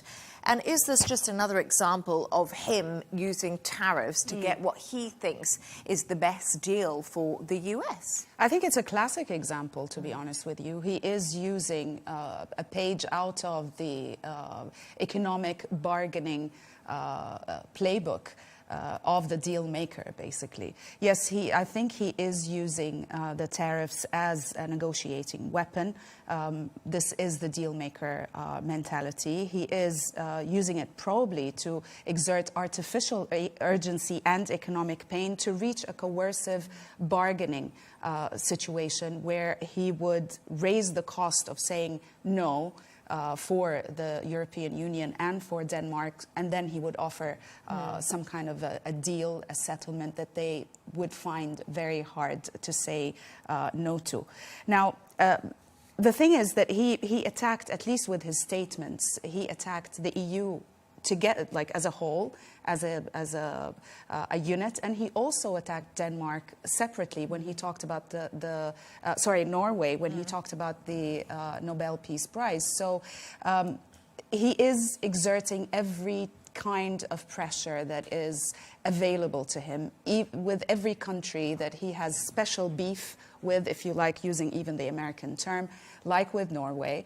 But at the same time, threatening 8 countries together. Who are your allies? Who are your allies? friends. Exactly. Yeah. I think what he's trying to do is to create a multi-country pile-on effect. Yeah. That if Denmark is not changing its mind, then at least the other Europeans, under the economic pressure, under the economic pain, will force Denmark to actually, reach a deal with the US. And I don't doubt for a second we will see a deal. I'm not sure what that deal is going to look like yet. But the US will reach a deal whereby it acquires Greenland. He needs it for the uranium, he needs it for the rare earth minerals that are simply too expensive for Denmark to even think about getting into mine as well. Something that the US potentially could do. And he needs it, and this is hypothetical, but there's a theory that's floated that said that the ice cap continues to melt. You can now see a shipping route which would completely eliminate the Europe-Asia shipping route, completely eliminate the need for the Suez Canal from a US point of view, and allow him a direct shipping route. He is not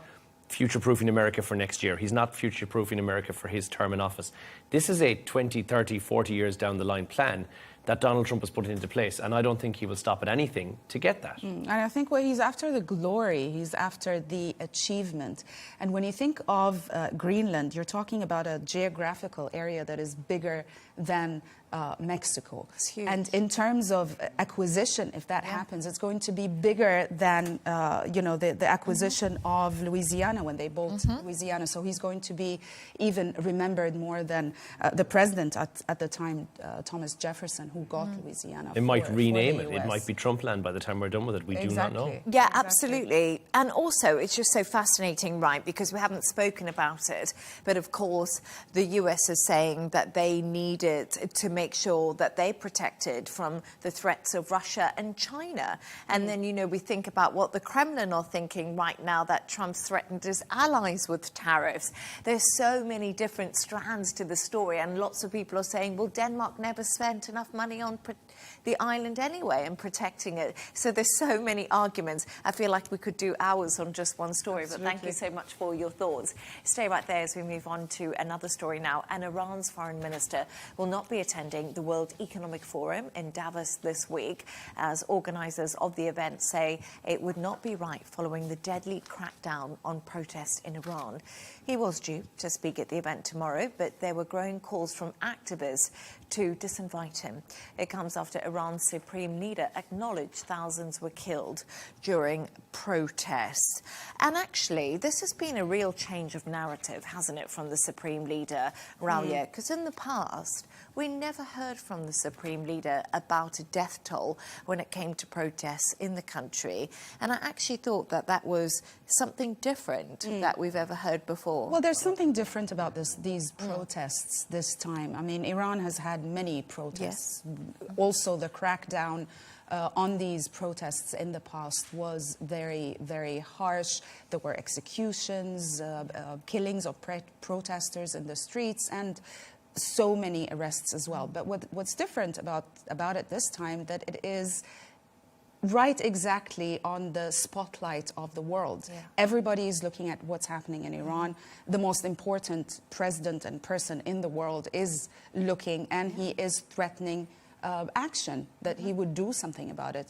So it is quite logical that Khamenei would come out and talk and say something about these deaths. In fact, he admitted that there were about 5,000 deaths, or he said few thousand. Yes, yet other officials, Iranian officials, talked about 5,000 deaths, including 500 security forces. The problem is it's very hard to get an accurate number for the number of deaths, because first of all, there is, as we all know, there's a complete blackout in terms of internet. It's very hard to verify media reports, so we don't really know.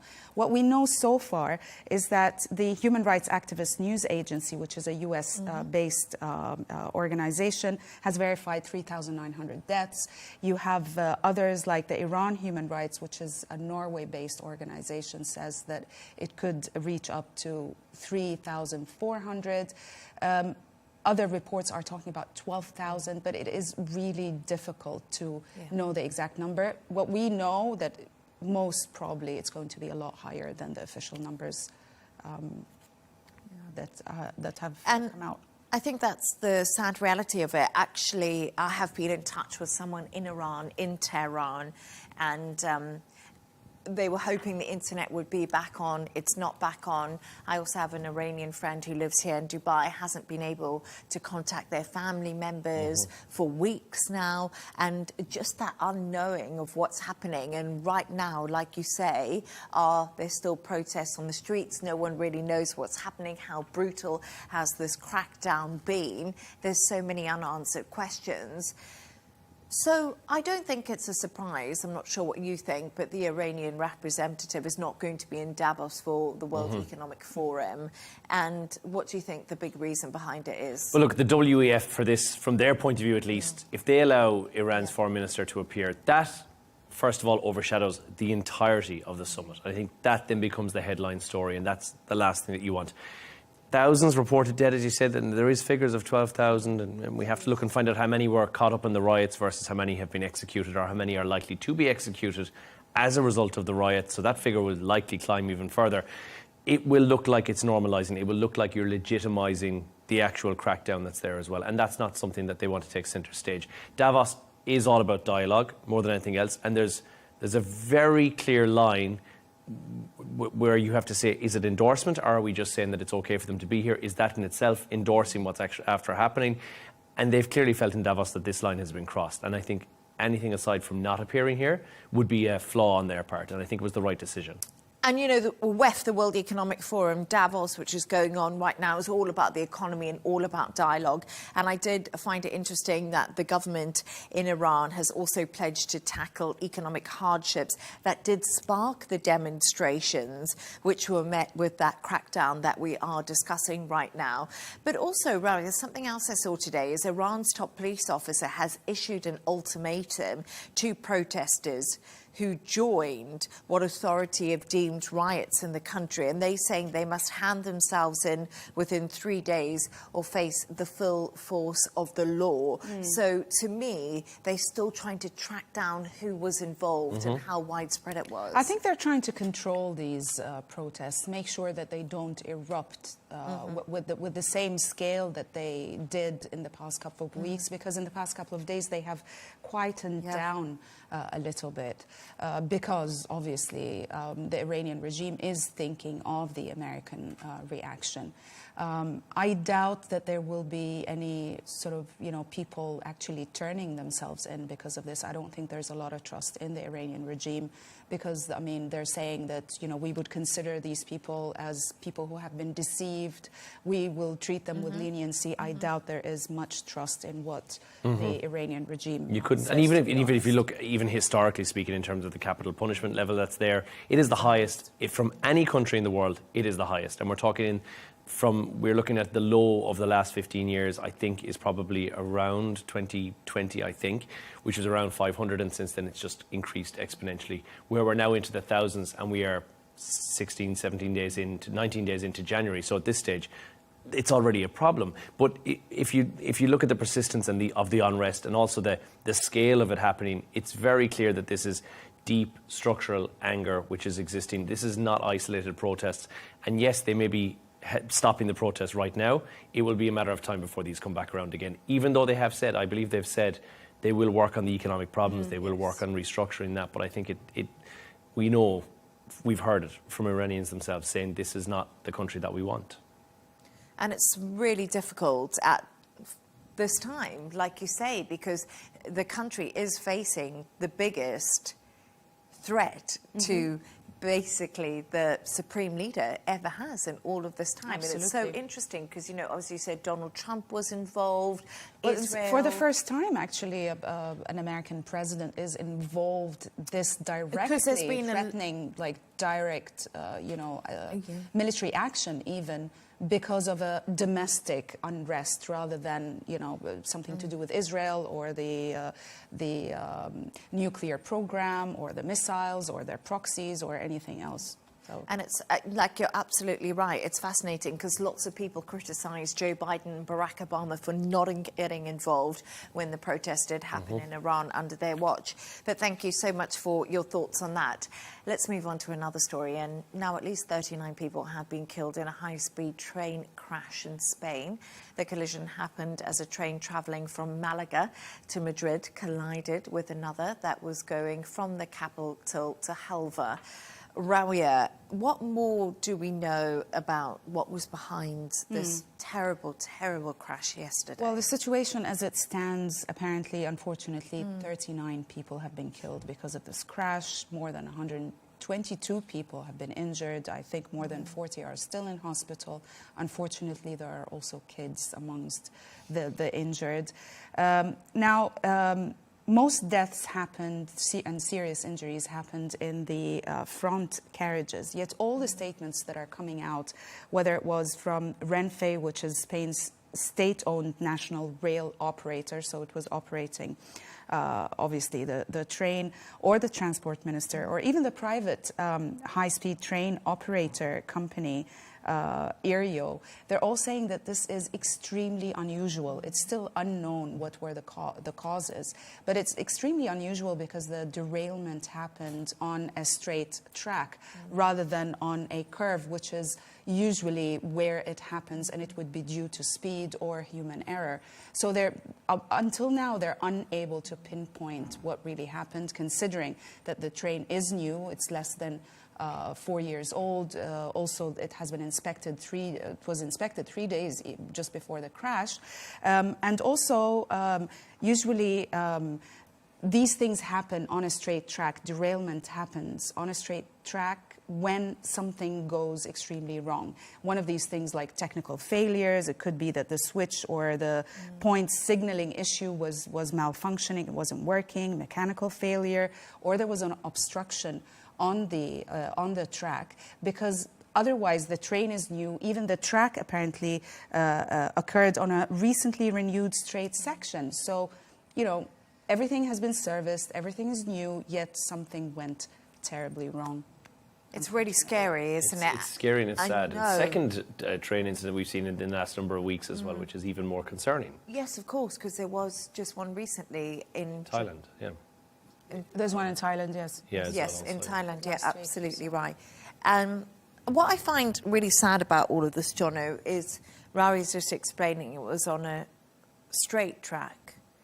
No safety mechanism seemed to kick into place, which is quite interesting because everyone's saying that if something is wrong with the train, almost a stop button, like a safety mechanism kicks in. Yeah. That never happened.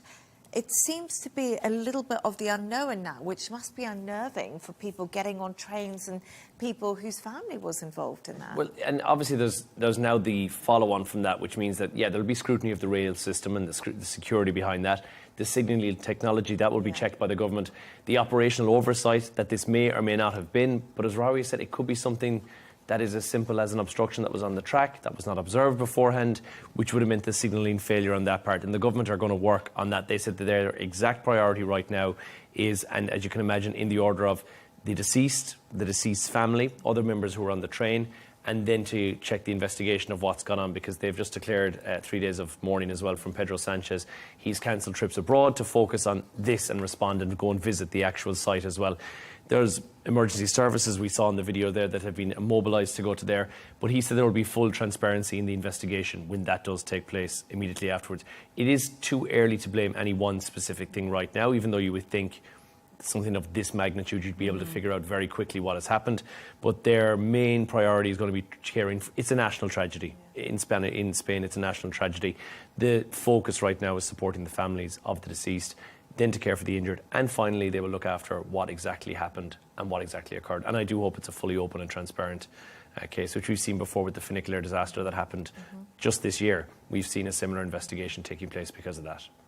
And it's going to, like you say, interesting to see when that happens, because right now we don't have that many answers. But thank you so much for your thoughts on that. Stay right there as we move on to another story. And we're actually going to China, where the government has released new economic and demographic numbers for 2025. The latest data shows the country hit its target of 5% GDP growth, but China's population has once again declined, adding to Beijing's ongoing demographic problems. Our correspondent, Young David, has the story. Once known for its blooming population, China now faces a new demographics problem. Since 2022, the country's birth rate has dropped consistently. Today, the central government announced another year of population decline. The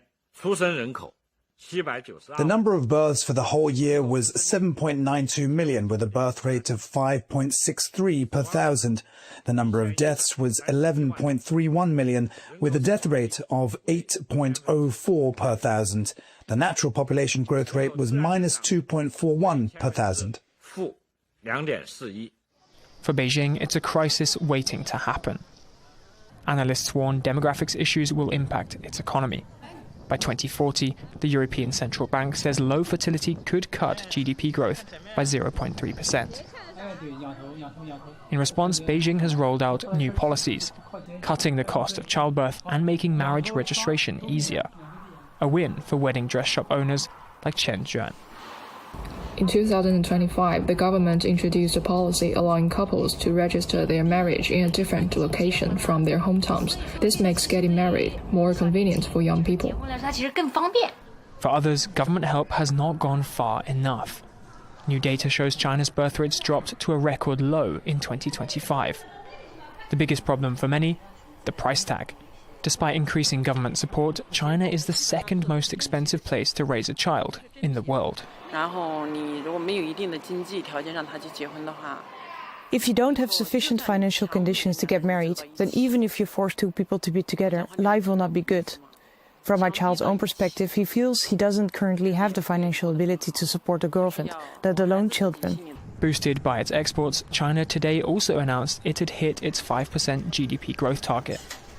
But experts warn for growth to continue, China's population must start to grow as well. Jan David, Arabiya English. Jono, just fascinating there, listening to that report, basically, for China's economy to keep growing. Its birth rate needs to keep going, and 5% of GDP compared to European economies is pretty remarkable. But what's the reason behind this falling birth rate in China? So you got a mix of things. You got culture, and you got confidence and cost. So 3 C's that come into play on this one. Raising your kid in China, like we just heard there, is expensive. Urban life is kind of discouraging for larger families or for anything more than one child. It's discouraging to live in that kind of an environment. And younger people are delaying, or in fact rejecting altogether the concept of marriage, or delaying their marriage until much later, and therefore fertility now becomes the main problem. So the government incentives are probably at the margins of this as well, but they don't fix the deeper issues, the housing costs, the job insecurity, the work-life balance, and there is a hangover from the one-child policy, which does not seem to have gone away, which you've an entire generation, for 35 years the one-child policy was in place, you've an entire generation who just up until 10 years ago, when the two-child policy was brought into place, and I think 10 years ago maybe the three-child policy is only a couple of years old, so they've got this legacy whereby having more than one child was something that was frowned upon and in fact was not allowed. So you've got that to contend with for an entire generation who are now of childbearing age, where they will think, well, I'm not going to have any more than one child if I'm going to have any kids whatsoever. So there's a combination of those factors coming into play, which means that China is now suffering. I don't think they envisaged this being an issue, certainly with their aging demographic. And as we heard, we're seeing half the level of births versus the amount of deaths. So it's the math ain't mathin' there, so to speak, for Chinese point of view. So that's why they're going to need to do something quick. The cost of sending a child to school and bringing them from birth age right the way through to 18 is approximately, for most of your average Chinese family, about $75,000. That increases to around $130,000 in Shanghai or Beijing. And your lower areas, your lower cost rural areas, are something more in the region of $42,000. So there's a massive discrepancy between those, where you'll see Beijing and Shanghai have close to zero birth rate in the very near future. Actually, just talking about how low the birth rates, this is the fourth year in a row that the birth rates are lower than death rates. And if the country continues like this, apparently the estimates are that it will lose half of its population by the year 2100. So this is a serious problem for China now. Yeah, and it's fascinating, you know, because we talk about the Chinese economy at the moment, and it is growing, not at the pace that it was previously, but it's still booming. But now you've got that disparity where you've got so many older people. Yeah. You don't have young people, and it's costing the young people a lot to pay for the care of the old people, because the structure of the older people going to live with their families in China no longer exists anymore, because they had one child because of the one-child policy, and people have travelled and just decided to have careers, and things have That's changed. true, which means that the seniors of the country who are in numbers growing are kind of a burden to the state, because the state has to take care of them rather than their own family in the regular family structure that we used to see in China and we see elsewhere in the world. Yet, I mean, I think that the issue should be, as Jono rightly said, it should be tackling the root causes of this. And root causes are predominantly economic. I mean, if they can make, as we said, it is the second most expensive country to raise a child in. So if they make raising kids more affordable, that could help. If they can make education costs cuts or decrease, that could also help. Fix the housing issue, because it's stopping people from getting married and from having children. Reduce also workplace penalties for women who want to have kids, yet they're being discriminated against.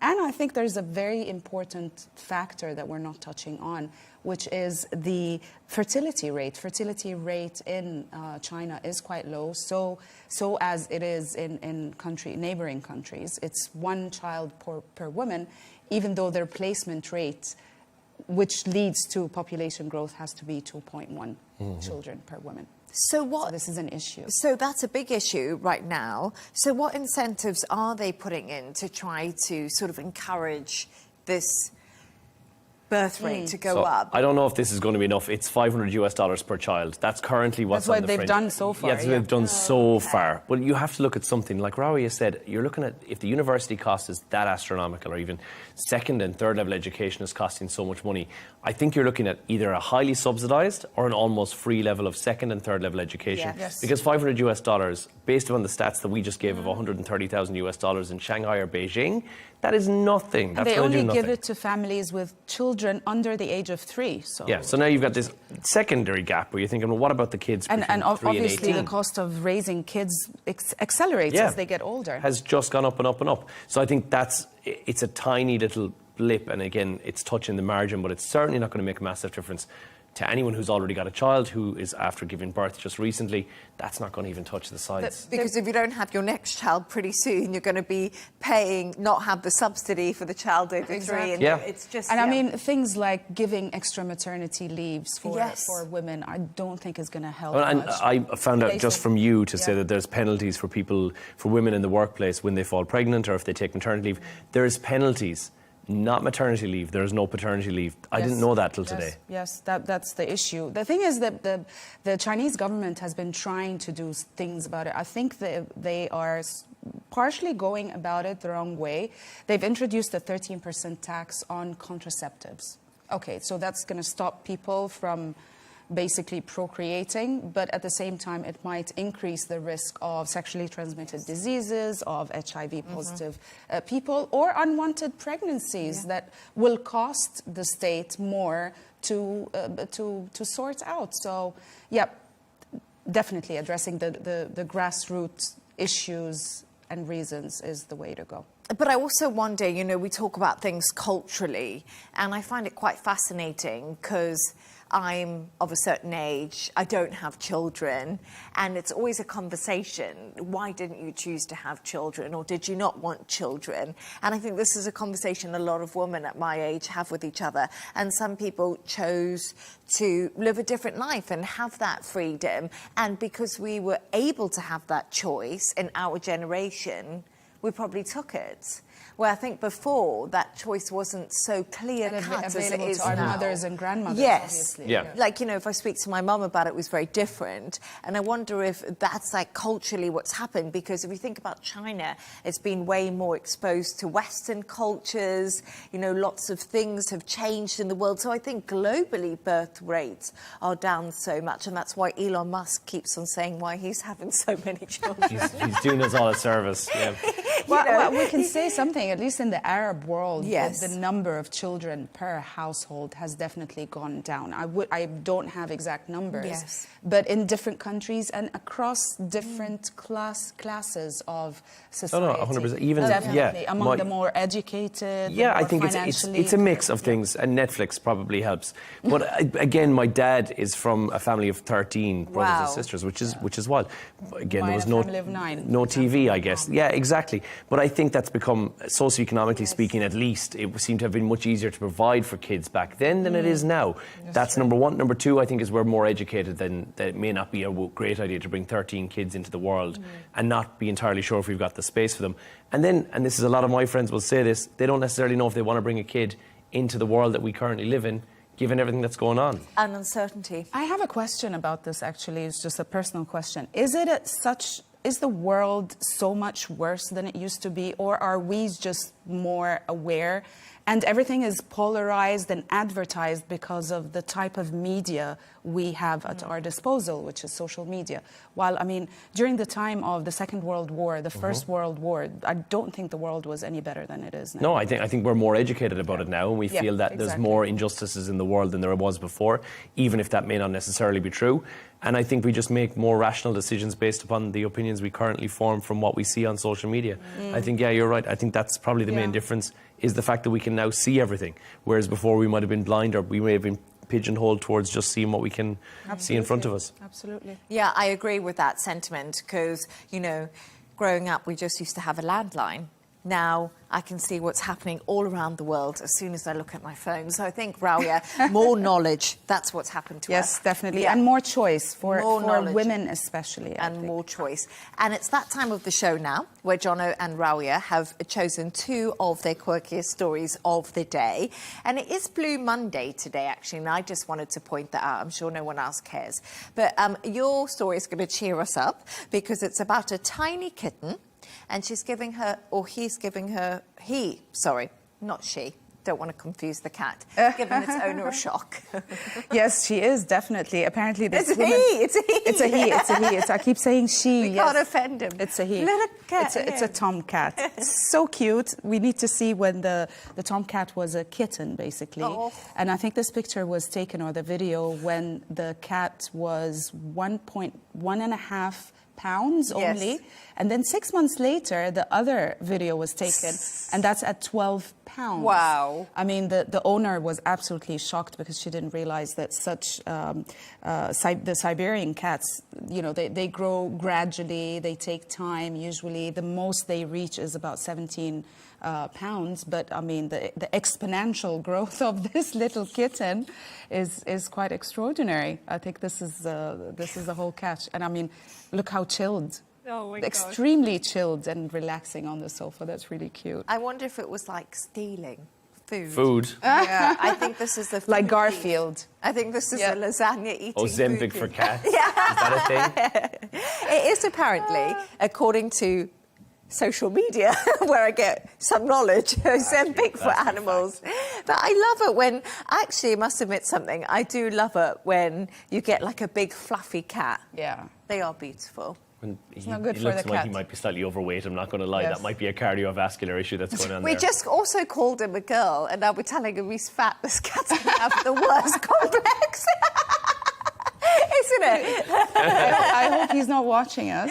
No, cover your ears, Kitty. But anyway, Jono, let's move on, because your story is so fascinating, because apparently so many people around the world actually believe in aliens, but they just won't admit that they do. Not sure how I'm going to compete with that unless it's a dog on a skateboard, but aliens is my take today. Socially, it still feels very risky, and I can get this. People are wary that if you say, oh, I believe in aliens, it makes you sound two things. Unscientific is one, or you might be slightly fringe. And they are pretty convinced, because the science is increasingly suggesting that somewhere, statistically, it is very likely that there is life on other planets in some form or another, and it's really narrow-minded of us to think that, you know, we're the only intelligent life form anywhere. Very egoistic. So you end up with this strange situation where everyone, privately, everyone believes, but then they assume that the person they're speaking to doesn't, so therefore, to be safe, they just stay away from it. When they ask people, and this was thousands, 6,000 people were asked, 1%, that's all, 1% said they don't believe in aliens. Everybody else said, we believe in some form of intelligent life that exists somewhere else in the solar system. That may or may not be that they visited us, and your level of how much X-Files, where on the Mulder and Scully rate you are, because you may or may not believe, but they still believe something is out there. But we're just scared to talk about each other, because we feel there's a social norm there that says you have to not believe in aliens to be perceived as being sane, otherwise we'll consider you on some level of a spectrum and not be okay with it. Conspiracy theorist and all of that. Yeah, tinfoil hat, but we all probably believe. I mean, statistically, to my mind, it just doesn't make any sense whatsoever that we are the only form of intelligent life in our universe, or the multiple universes that are out there that are expanding. It just doesn't make any sense. But from my observation, I feel that people are kind of divided into two.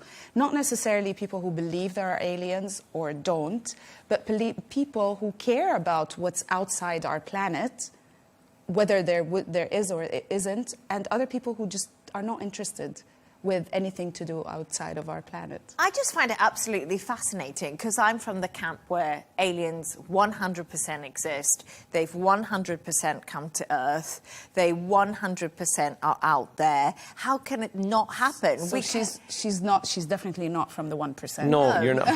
But it depends on the level. Like, are you at the level where you think they're going around probing people and they look like this, exactly? Because I think that's where the discrepancy. Like, that's where I'm not sure. I don't know if they're I'm not sure abducting. either. I'm not like no, and I'm not yes when it comes to that stuff, but I'm a bit like you. Statistically, we cannot be the only intelligent life. Intelligence a push as well for this particular. Yeah, Homo sapiens in themselves have not done the most great job in being intelligent.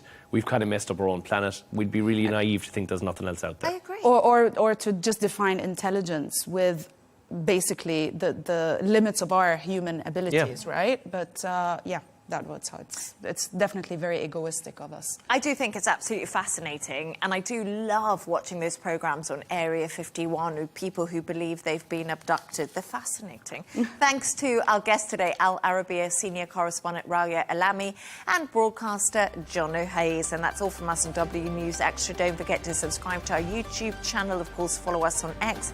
G&T is up next. Goodbye, and thank you for watching.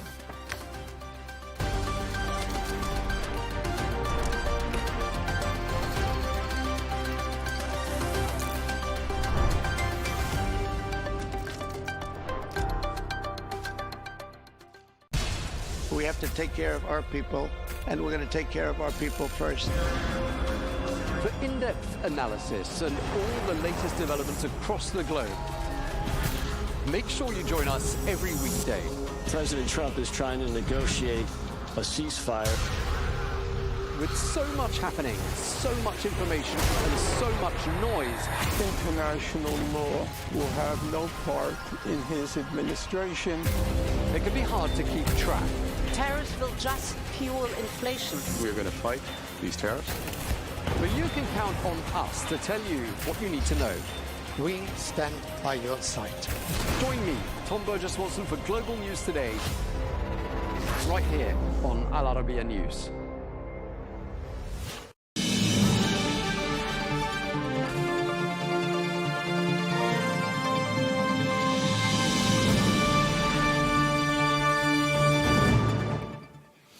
Hello and welcome to Global News Today, bringing you exclusive interviews with leading experts every weekday here on Al Arabiya English. I'm Tom Burges Watson. Coming up today, EU leaders weigh countermeasures against the United States as a standoff over the future of Greenland raises serious questions about NATO, sovereignty, and the future of US-European relations. And the White House has announced who's on the board of peace, which is going to be chaired by President Trump and which will supervise the temporary governance of Gaza. We ask, why is Israel expressing reservations about this plan?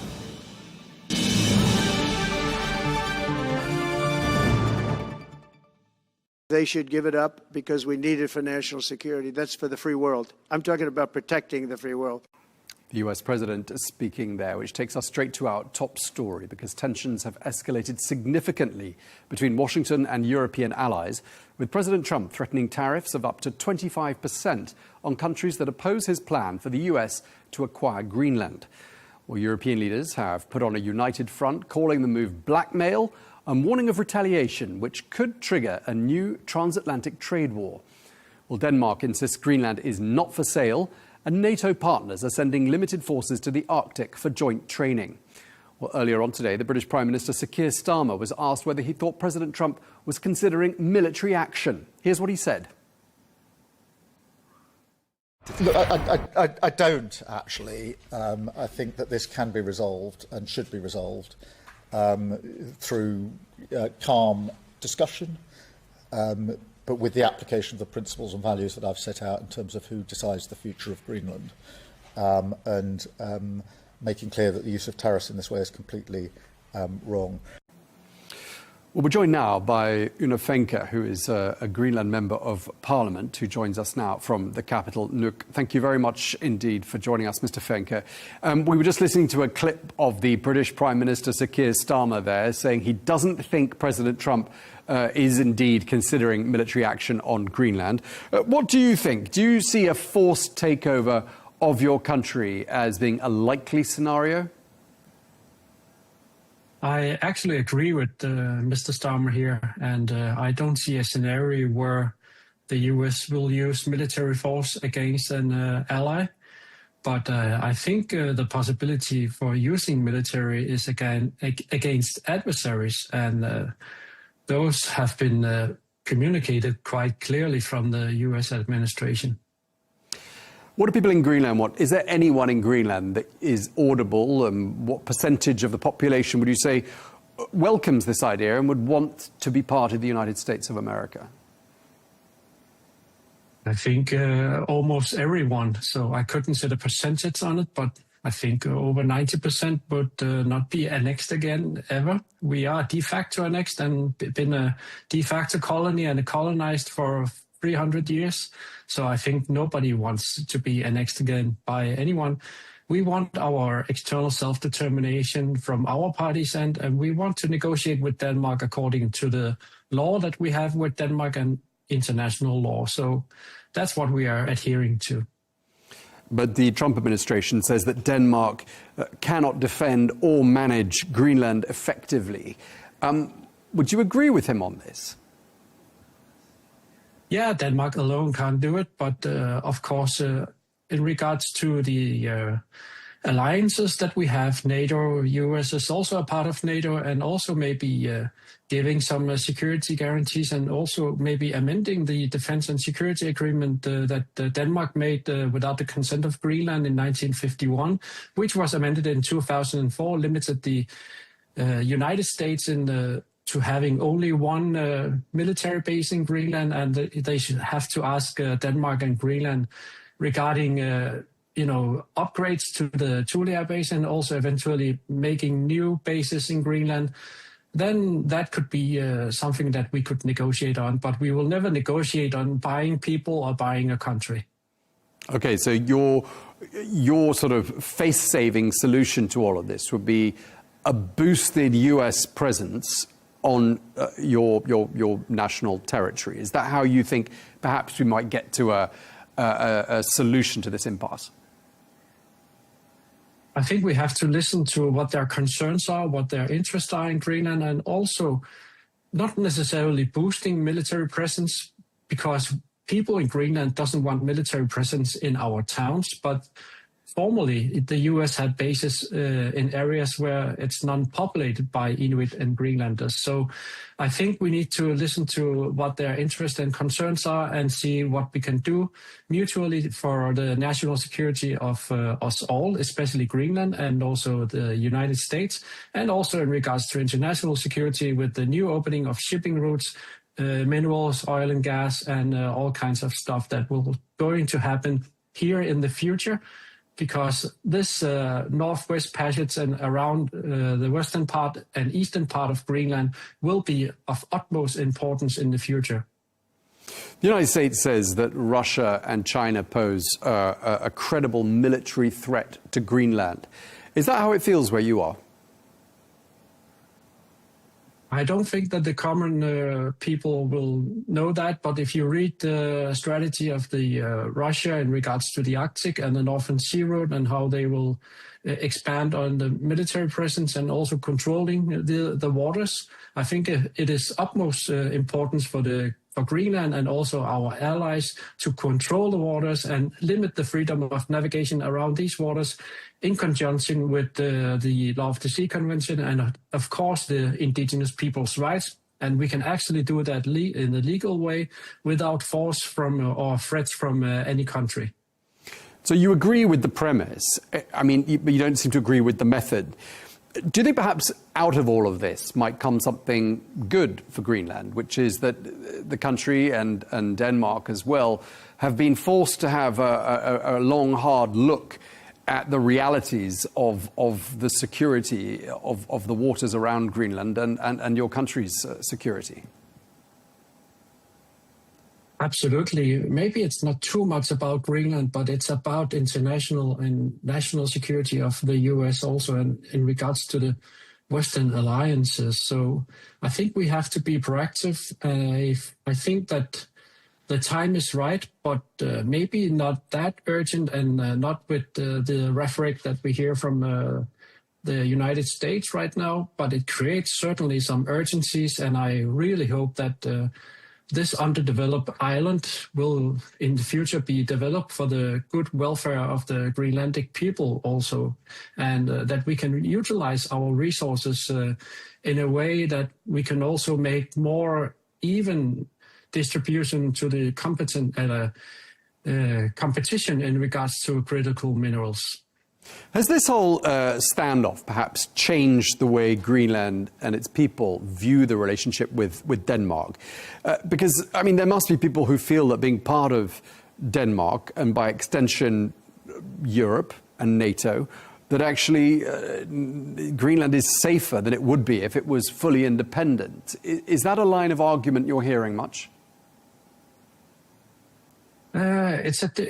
it's a little bit difficult because we also get a lot of information from Denmark and a lot of fear-mongering from Denmark. And even though they sterilized our women and girls and also used Inuit as experiments and legal fatherless people and so forth, then people are afraid. Of course, some people are concerned, afraid, and maybe the safest part for some people is to be a part of the Kingdom of Denmark.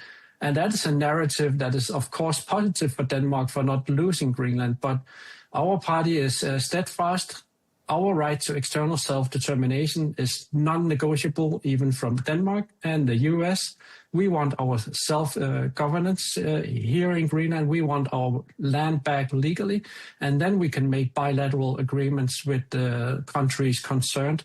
Or even a possibility, according to our law, is to make a steadfast union with Denmark that could cement the right for territorial integrity of the island of Greenland, which was basically de facto annexed in 1953 without referendum of the Greenlandic people, which is, of course, used right now from the US as it is a geopolitical competition here that someone can utilize and say you don't have territorial integrity in Greenland because you didn't have a referendum or plebiscite for the Inuit Greenlandic people back then.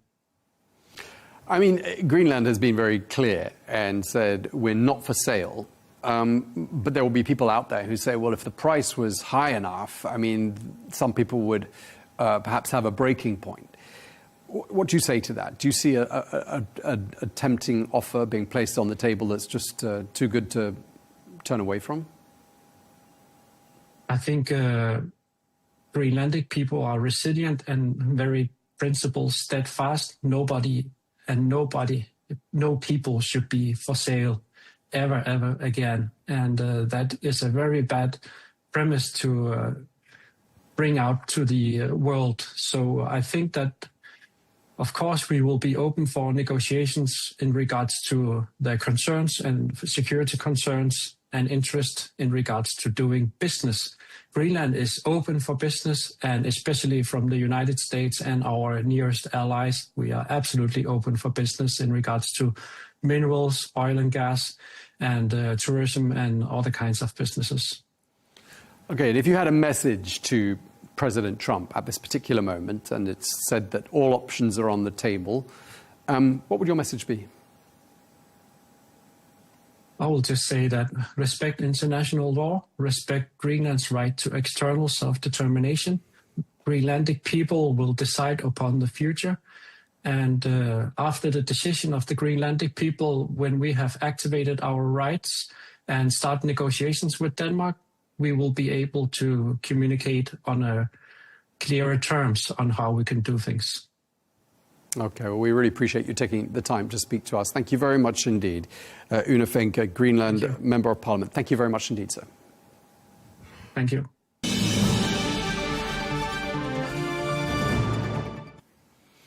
Well, let's get more now. We're joined by Matt Terrell, who is the former Chief of Staff for Marco Rubio's 2016 presidential campaign, now the managing partner of Firehouse Strategies. Thank you very much indeed for joining us. Always a pleasure having you on our programme, Matt.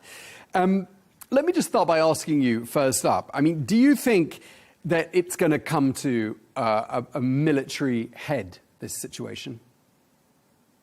Well, great to be with you, Tom. And look, I think what President Trump is doing right now is what President Trump does best, and that is working to negotiate. You know, I think right now what you're seeing is President Trump threatening these tariffs, you know, having discussions here with European countries, really with the notion that this is all about negotiation at the end of the day. So we'll see what takes shape here.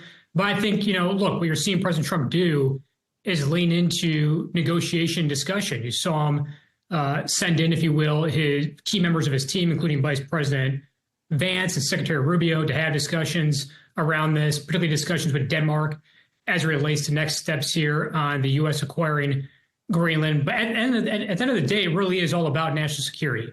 That's what this is about for President Trump. It's what it's about for the United States, and ultimately for the strength of NATO and European allies. This is about countering China.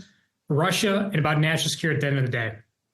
Okay, you make a lot of important points there. Let's start by looking at the strategy, the art of the deal that might be at work here. I mean, when you read what President Trump is putting out on social media, and one of the recent messages he put out was there'll be escalating tariffs until such time as a deal is reached for the complete and total purchase of Greenland. That's what President Trump said on Saturday. I mean, it doesn't sound like there's any room whatsoever for compromise here, Matt. Well, we'll see what takes shape here. Look, I think you're going to see at Davos here, I'm sure, I suspect President Trump coming up here at Davos, talking with leaders about what next steps can look like here, about this acquisition of Greenland. But again, this is how President Trump operates. I think it's actually a strength where you see him not being too predictable here. I think that's one of his strengths, actually, when it comes to his negotiation tactics. And I think these threats of tariffs are just a part of those tactics that he deploys when negotiating. But ultimately, I think it comes down to the result. And what you're seeing right now with President Trump is him really laser focused on this notion of acquiring Greenland. And he's not the first U.S. president to have a focus on acquiring Greenland. You saw, for example, in history that President Truman, a Democrat, looked at acquiring Greenland. You've seen the U.S. acquire land before, whether it's with Louisiana or Alaska. So there's a precedent for what President Trump is doing here. We'll see what next steps looks like here. Yeah, but all of that was in the years before NATO existed. And, you know, Greenland is essentially under the NATO umbrella as things stand, as a semi-autonomous region of Denmark, which is a NATO member state. I mean, do people really think it's going to change very much? After all, the US has a military base on Greenland already. They're welcome to have as many as they like. But, you know, there are limits. They don't want to be part of the United States. I mean, help me understand those calculations, man.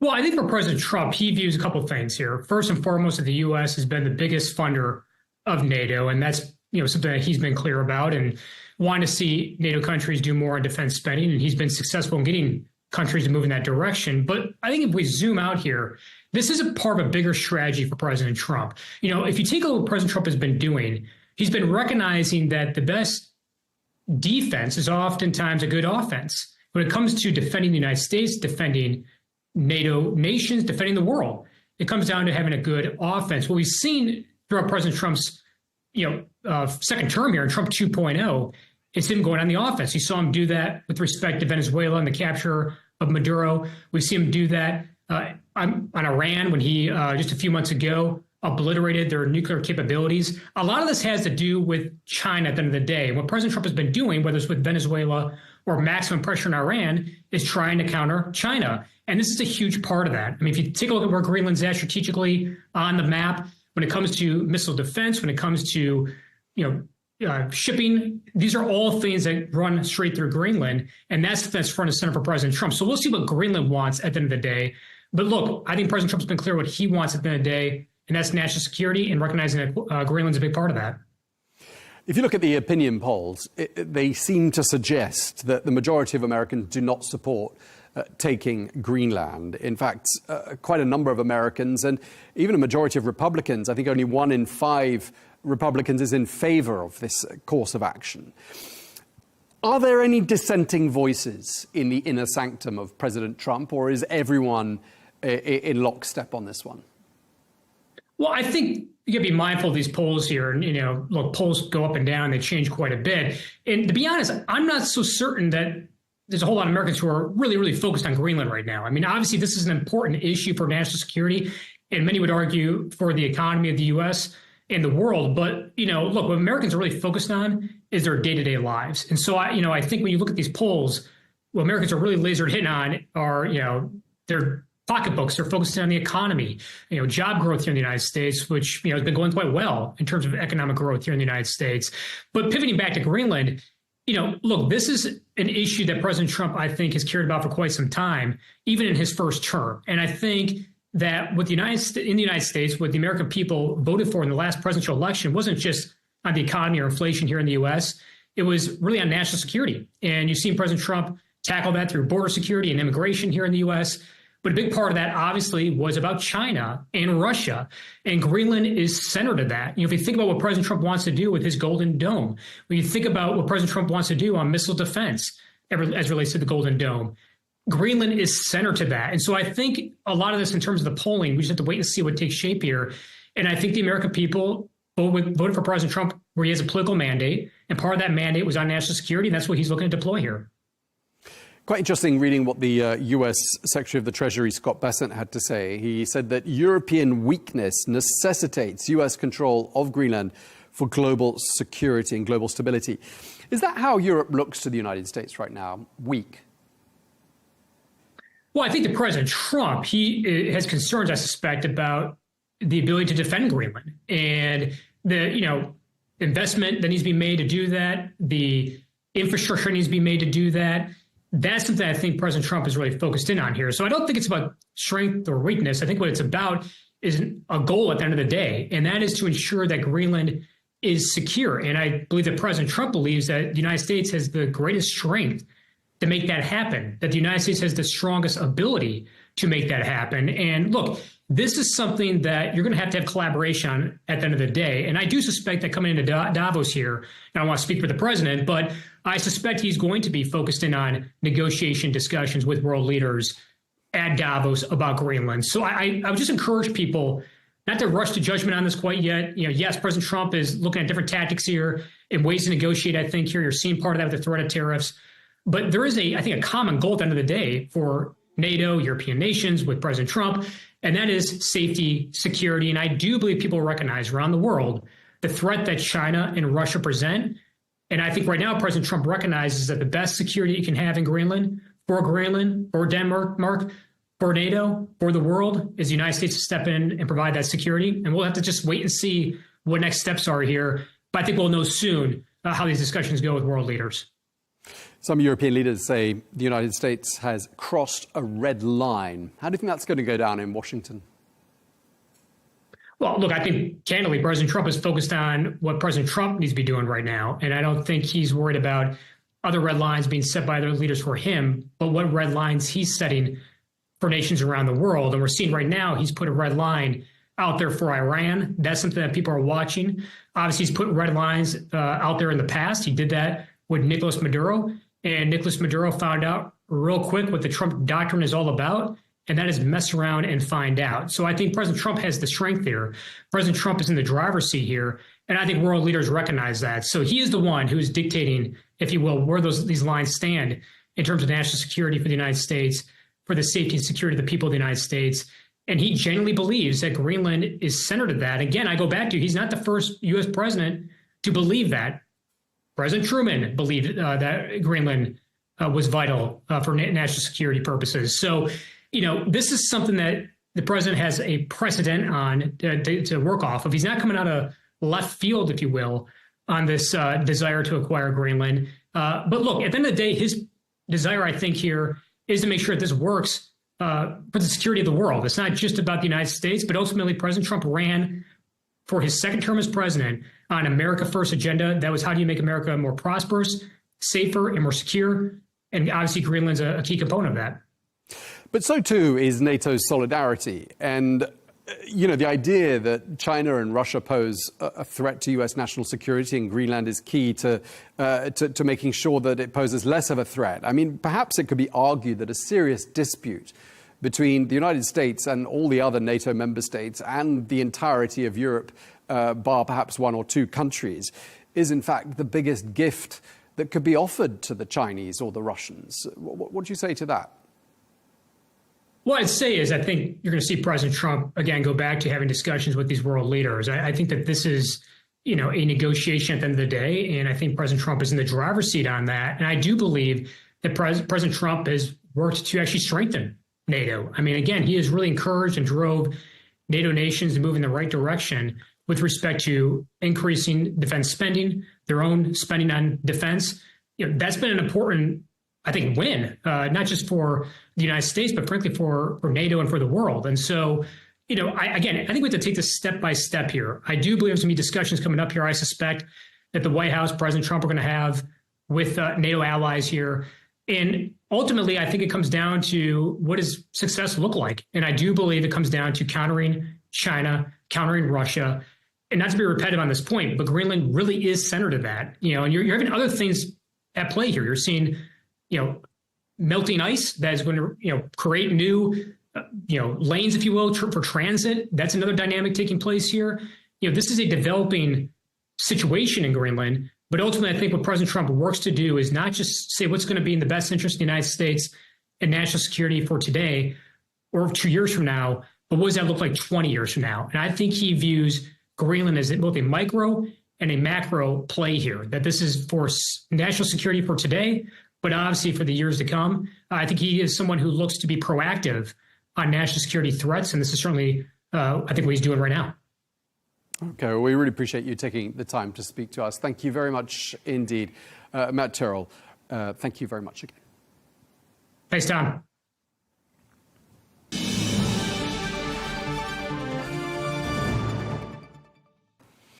We can get more analysis now and speak to Lieutenant General Russell L. Honoré, who's a retired three-star general and former commanding officer of the U.S. First Army. Thank you very much indeed for taking the time to speak to us, General Honoré. Always a pleasure having you on the program.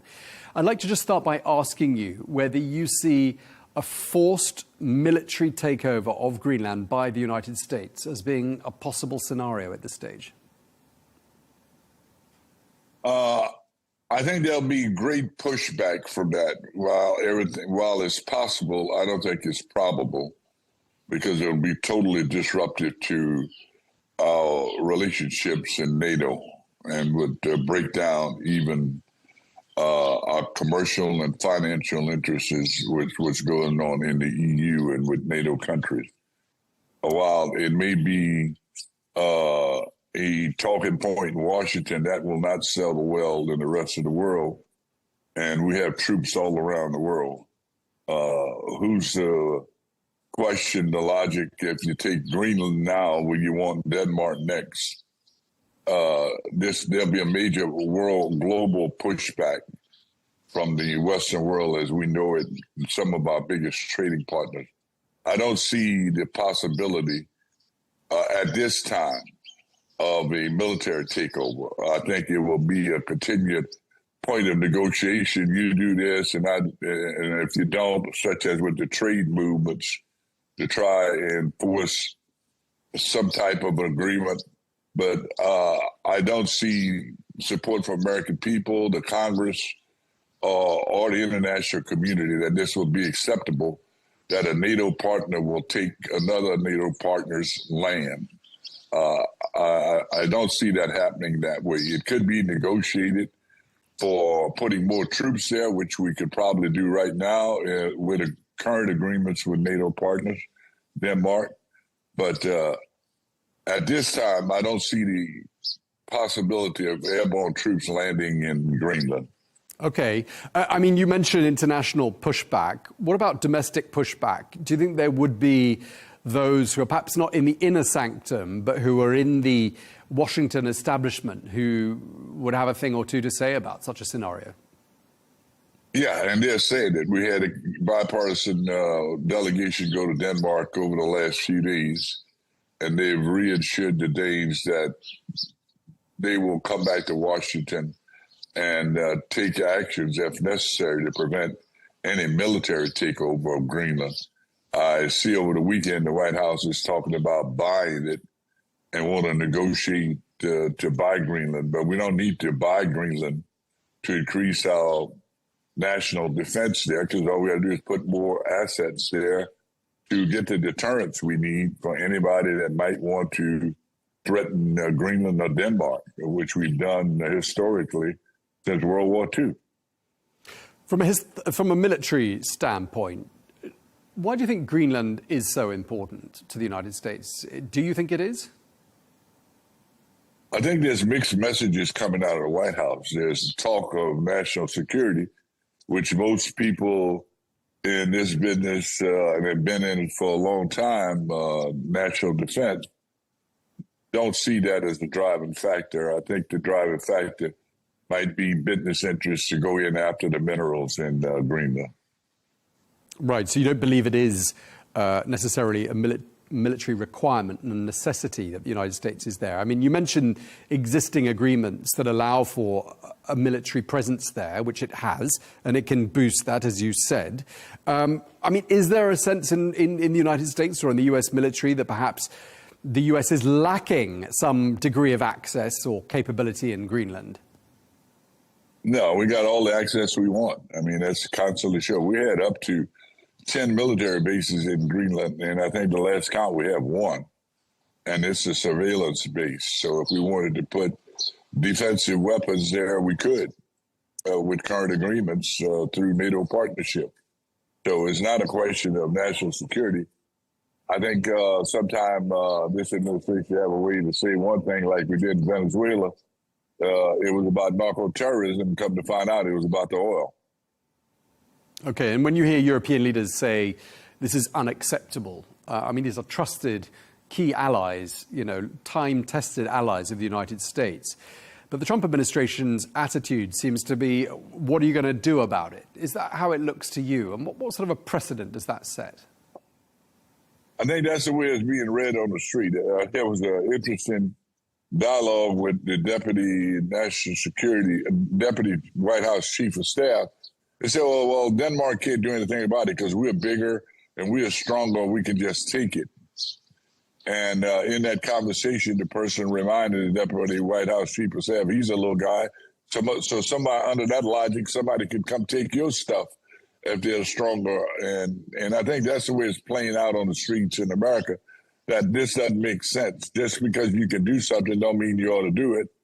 And it sets a precedent that the strong can overtake the weaker countries. And that's a complete violation after the agreements we made after World War II on people trying to take other countries over and take their assets and control other countries, that we would not allow that in the UN and in NATO, that we would push back on one country trying to take over another country, sovereignty of another country. And that's ridiculous. It's counterintuitive to everything we've read, studied, and invested in for the last 70 years. There is this argument, though, and we've heard it from the White House, we've heard it from many close to President Trump, that there is a credible military threat to Greenland, and it comes from Russia and or China. What do you make of that argument? I think that's a false flag. That's gaslighting. I think I've been reading that there hadn't been any Chinese or Russian assets in and around Greenland for years. So this is gaslighting the American people and the world that this is about national security. It's an aspiration to expand American provinces under this president as a legacy event. And maybe you want to call it Trump land one day. I don't know. But that's just speculation and humor. But it doesn't make sense to want to go back to an imperial form of government where we're taking over other countries because we want to make the boss happy. I'm imagining that in your military career, you would have had the opportunity to serve alongside people from some of the countries concerned, some of the NATO allies of the United States.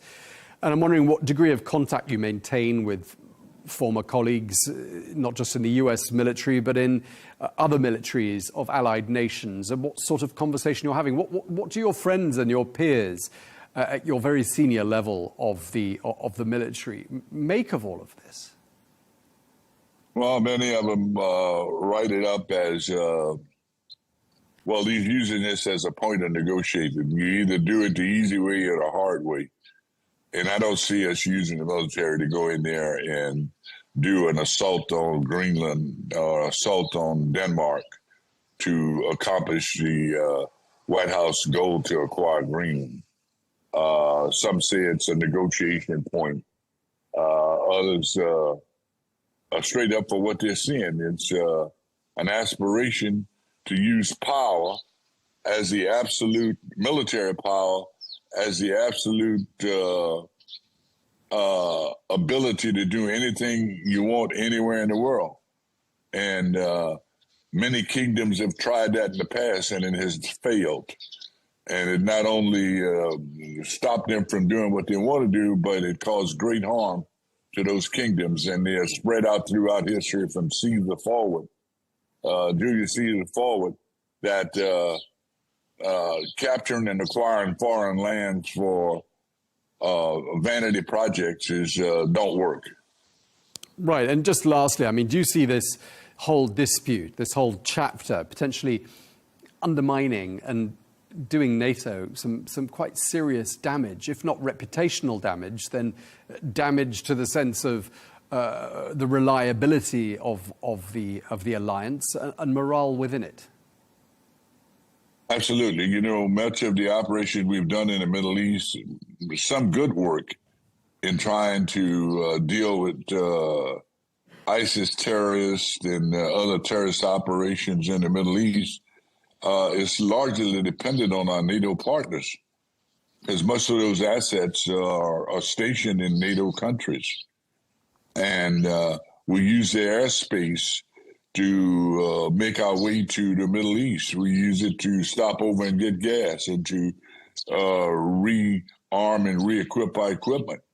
So we depend a lot on our NATO partners to be able to have forward-based assets in Europe that quickly respond in the Middle East to anything that might, whether it's a terrorist group trying to close a ship channel or respond to attacks that might impact our allies in the Middle East. We rely highly on those forward deployed troops we have in NATO countries. And I hate to consider what would happen if they start telling us we've got to move our troops out of Europe. That would be a major breakdown in the NATO alliance. Just to wrap up this conversation, General Honoré, what would your word of advice or your message to President Trump be with regards to how to proceed on this issue of Greenland? Continue your negotiation, but this has to be a peaceful negotiation. And if your purpose is national security, have the Pentagon staff come with you what else you want to put in Greenland, and work with the Danes and the people in Greenland and start building the infrastructure that you want there. I mean, you don't have to own it to secure it, but somehow there's a word coming out of the White House, well, if you're going to secure it, you need to own it. You don't need to rent it space. You need to own the space, which might work for a New York realtor, but it doesn't work in the global world that we live in right now, that you can just go take other people's property and because you want it for your purpose. So it's totally a ridiculous argument, but hopefully this will play out and there'll be something else that grab their attention in Washington. And some might say this is a big distraction from releasing of the Epstein files, which there are people who are saying that on social media. So hopefully this play out and our friends in Greenland can sleep well because they're well secured. Oh, we really appreciate you sharing that with us. And thank you very much indeed for your time, sir. Lieutenant General Russell L. Honoré. Thank you, sir. Goodbye.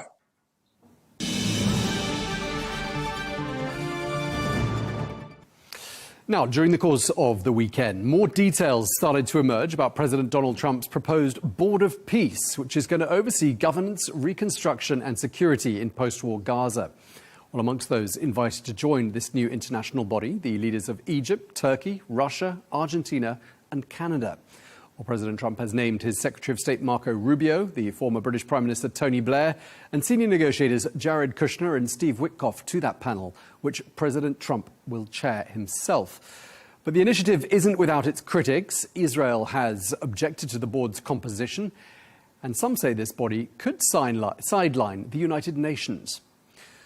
Well, let's get more now. We can speak to Abdelmonem Said, who is a senator in the Egyptian Shura Council, who joins us now. Thank you very much indeed for joining us, sir. Egypt has been nominated to join this Board of Peace. We've heard from the Egyptian Foreign Minister Badr Abdelati saying that Cairo is studying this request for President Abdel Fattah al-Sisi to join. Do you think it's safe for us to assume that Cairo will participate?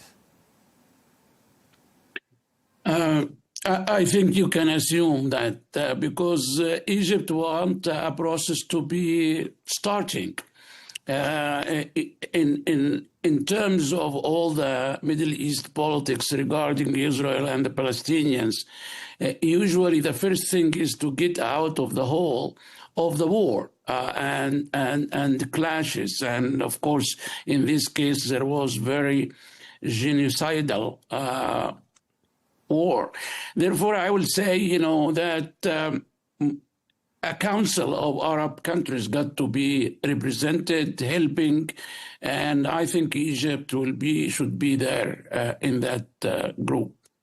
Right, and today the Egyptian foreign minister is meeting with Ali Shat, who is the head of the newly formed Palestinian committee chosen to administer Gaza. What role do you think Egypt is going to have in shaping post-war governance in Gaza? We already have a kind of a board, which was an idea that mentioned earlier, probably in the first year of the war, that at one point we will have some sort of a technocratic Palestinian group that will run the show of trying to deal with the issues of the war and the issues of a coming, hopefully, peace. And I think Egypt is helpful in a sense. We are the closest country in terms of borders with Gaza. And we have cities nearby in which can be used for transportation and communication. And Egypt also is trained on the issue of helping the Palestinians all over the last almost 3 years, and trying to get insight, the food, the medicine, and helping the Palestinians to cover. Egypt has plans, actually, in how to start this, and I think it shared it with allies and also with the United States. And we remember when there was a proposal of President Trump about turning Gaza into being a Riviera, Egypt at the time, because it was attached to the idea of almost ethnic cleansing, that we will not accept that. That for an alternative, it was putting a full rich plan of what to do in Gaza, starting from the early beginning of starting to take the Palestinians out of the hell they are in, to being sympathetic with something that can start in a reasonable period of time.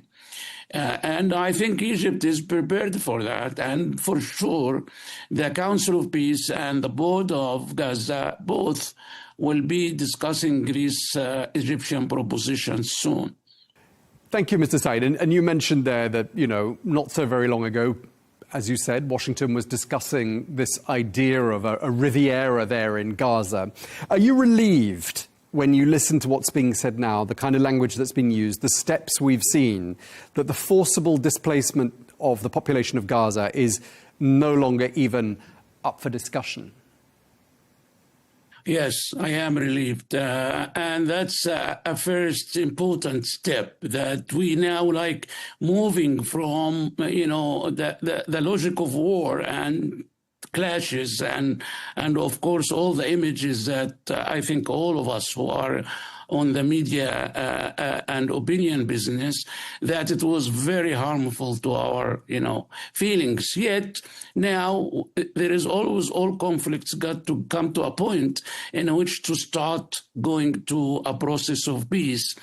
And no one like Egyptians can deal with that, because we have many wars with Israel. And finally, we settled that up into a formulation of peace that's stood a lot of crises in the region, nearby in the surrounding countries, including, of course, and in the forefront are the Palestinians, who really have been in, that is almost the fifth war in Gaza. And in each one, there was Egypt, getting into the mediating process, and also a reconstruction after each war, helping the Palestinians in getting out of the fire. Right, and there's one country that doesn't sound very happy about the direction things are going in. Israel has objected to the composition of the Gaza Executive Board. They say they weren't adequately consulted, or words to that effect. What do you think they don't like about this? I think Israel from the beginning and Hamas also is not to have any agreement. They want the continuation in one way or another of the war. And Israel is, Netanyahu, he has to face Ben-Gvir and Smotrich, the right-wing extremists of Israel. And these guys, like our Muslim brothers, they are, text-linked, and they think that the job of the war is to make Israel return back to Gaza, resettle Gaza, and really allow the Palestinians to, under a lot of pressure, to go out. So that is the time of the United States, and has to, that's the United States stood by Israel during the war. It helped them. They got into a war with Iran. So there was a lot of things that the United States did. That's the time in which British, Prime Minister will be in the board, and President Trump will be the head of it. It's time now to talk to the parties, and what's possible is really to make a road to a much more settlement, and I will say peace. But I understand each party has to deal with its own domestic politics. But that is the major reason that I think about the Israelis, they don't want actually to be consulted. They want to be taking, their opinion of writing the list of those who will get involved. And I think that's not fair. Now, I think the board is quite balanced. In terms of expertise, in terms of positioning between Arabs and Israelis. And we also need to move forward, any kind of getting the Israelis capable of dismantling the process or kind of putting obstacles for it. It happened before during negotiations, but that Israel never was really forthcoming until it gets a lot of concessions. And really trying, Israel is very frank about saying we want to shape the Middle East, we want to have greater Israel.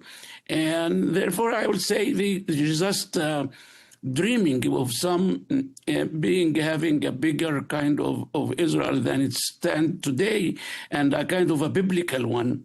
And that's part of the conflict that we had in the past decades, and I think we should overcome it. Yeah, you don't sound very surprised about these Israeli objections, but I mean, do you think the board can work? Can it succeed if Israel is dragging its heels and perhaps feeling unhappy about the direction things are going in?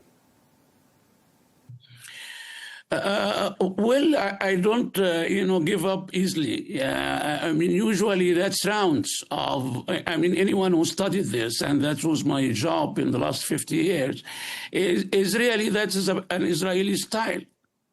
And usually ideological styles come to this point that's, we should be consulted. This one is not legal. This one is, against our interests. Here, talking is important, and we got so far now into the process that I think with the leadership of President Trump it will be difficult for Israel to get away with it. I hope so. Mr. Said, you say you've been on this dossier for half a century, which gives you a huge wealth of perspective and information on this. Would you say this is the closest to making progress with regards to this long-standing dispute between the Israelis and the Palestinians that you've ever seen? It gives us an opportunity. I will say usually we have the patterns of state-to-state talks, and then we have it for once, the Oslo Accords, when the Palestinians talk with the Israelis like in a political kind of a unit. And unfortunately, both Israelis voted for Netanyahu, and the Palestinians were quite divided, and the Hamas made some suicide bombing. And the end of that, the process did not end with what the Palestinians were asking for all along, that they want an independent state. And I'll say this is a bit new, having like councils, about 3 now, executive one, peace one, and technocratic one. Organizing that will be something that's complex and difficult, but I believe if there is enough belief in the reality that it is fine, it is enough. It is enough what we have. I mean, I won't say only about the sacrifices made by the Palestinians in this war, but I will say also those were done for the Israelis. This kind of association got to make big wake-up call that Israel, if it will try to, put obstacles on this road, we will have another war and another war. There is no way for Israel to say, since 1948, that the conflict can be settled just by its own thinking. And it was done with Egypt, it was done with Jordan, it was done with the Emirates. There are 6 Arab countries with peace treaties with Israel. So Israel should look at what it will do as being part of the region, not as a colonizing force, not like an occupation force, and or also all kinds of genocidal force. I will say it's about time that Israel also live normally in the region. Israel is fighting terrorism. We are fighting them as well. And there was a cooperation also in doing so. But Netanyahu is trying to come to his own election with extremists beside him. I hope that will not happen, and other forces in Israel will appear because of these councils we are talking about. Because when you start talking about peace, and there are people who are getting not into a bargaining as much as negotiating, trying to achieve all the interests of all the parties, really peace forces start to work, because there was a lot of despair happening in the past 2 years and a half or more. So I will say Israel is an obstacle, but I think the United States has a very good language to talk with Mr. Netanyahu over that. Okay, and you mentioned the word colonialist or colonialism with reference to Israel there in that answer. But some people are saying that this board resembles a kind of colonial oversight mentality. And, obviously this is a region where British imperialism is fresh in the memories of a lot of people. So too is Tony Blair's leadership in the Iraq War. How do you think Egypt views the participation of Mr. Blair? Egypt there is a formal Egypt, and I can't recall that the Ministry of Foreign Affairs or the President said anything bad about Mr. Blair. Among the media people and parties, yes, there was Iraq. But for me, I think that keeping Saddam Hussein was not a great idea. So it was a war that started by attacking Kuwait, and I think Egypt participated side by side of the American forces and Syrian forces and Saudi forces to do the same thing, is to fight Saddam Hussein to get out of Kuwait.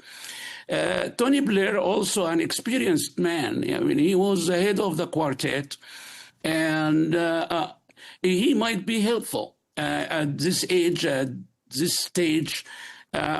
Those who are talking about, picking on everyone, is that's good for us or not?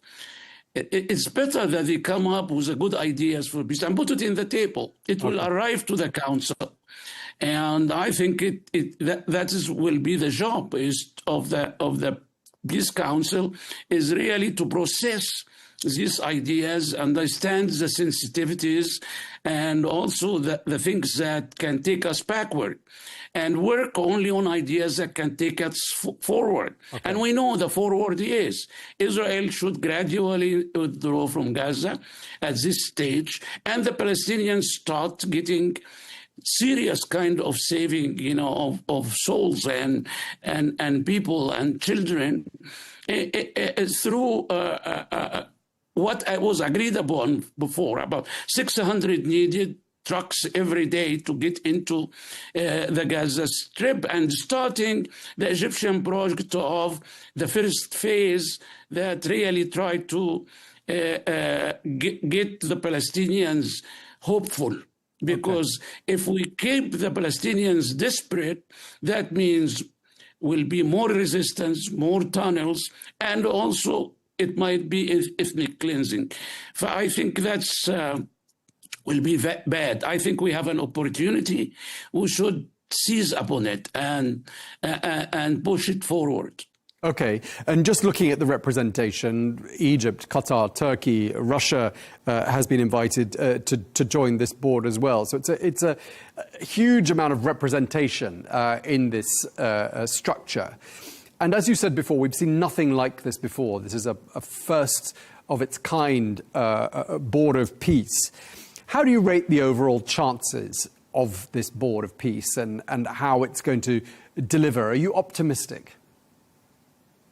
Well, I am also pragmatic. Optimism and pessimism doesn't get much to my calculations. I use the opportunities to move forward.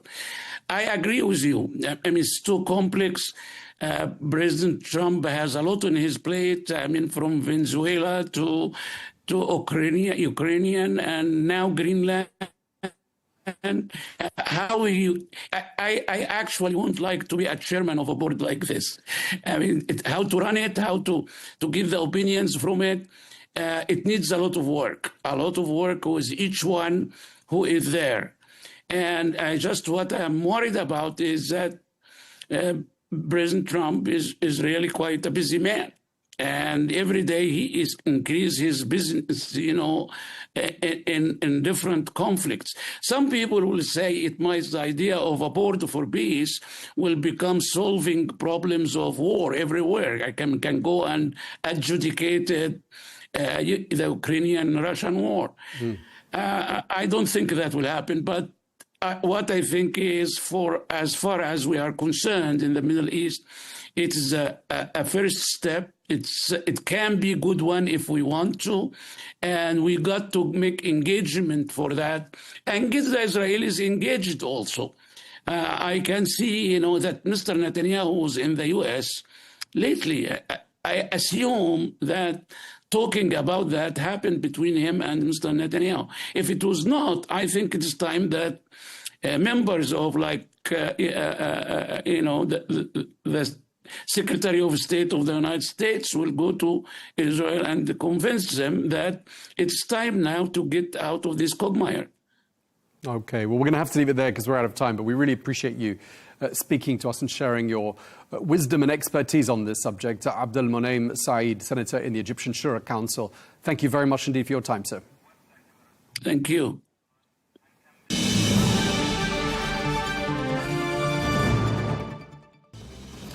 That is all we have time for on Global News today. Thank you very much indeed for watching. Do make sure you join us again tomorrow for more exclusive interviews. Until then, goodbye.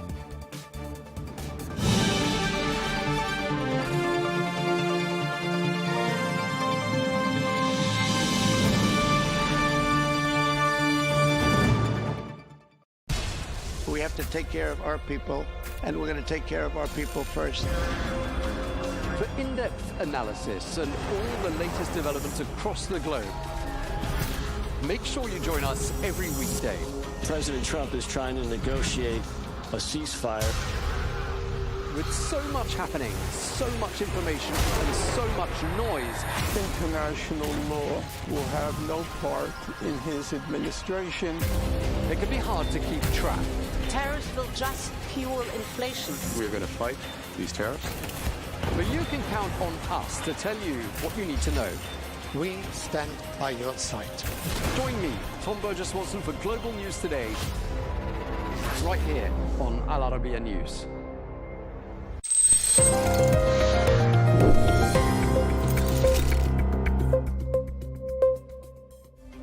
U.S. President Donald Trump recently claimed that Greenland is surrounded by Russian and Chinese ships, arguing that the U.S. needs control of the island for national security. We need Greenland from a national security situation. It's so strategic. Right now, Greenland is covered with Russian and Chinese ships all over the place. The remarks sparked international outrage. Greenland MP Aja Chemnitz accused Trump of spreading lies, a sentiment echoed by Denmark's foreign minister. So what is the truth behind Trump's claims? And does the U.S. really need control of Greenland for its own national security? Well, vessel tracking data does not really support these claims. We checked this report, the latest by the Danish intelligence service from December 2025. It states that China currently has no military presence in the Arctic, operating only 4 civilian icebreakers and a research vessel, however, none near Greenland. These ships actually operate approximately 1,000 kilometers northwest of Greenland, near the Bering Strait.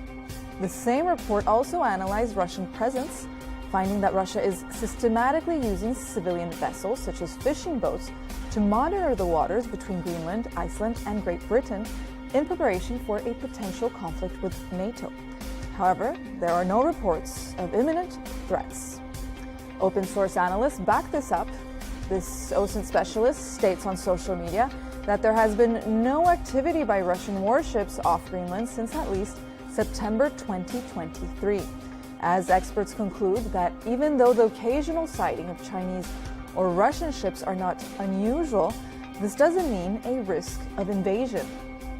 What's important here is Russia and China's ambitions in the Arctic, where both countries have increased their general activity and investment, with Russia militarizing the Arctic and expanding its naval presence there, both seeking influence via infrastructure, mining, and research.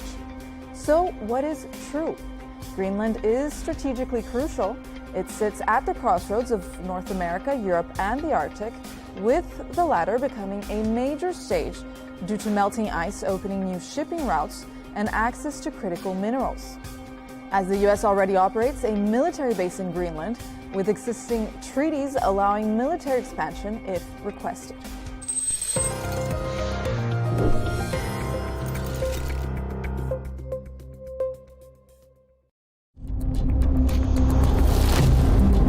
They seized our homes and refused to leave them. We launched the attack and destroyed the enemy's capabilities. There is a security concern, and this concern is related to Al-Shabaab. I opened the car window and saw my legs severed. She disappeared for a while and came back pregnant in the camp. We achieved major victories. We defeated the Al-Shabaab front and the ISIS front. It is very important that we see more embassies opening in Mogadishu. If they give us the chance, we will return here tomorrow.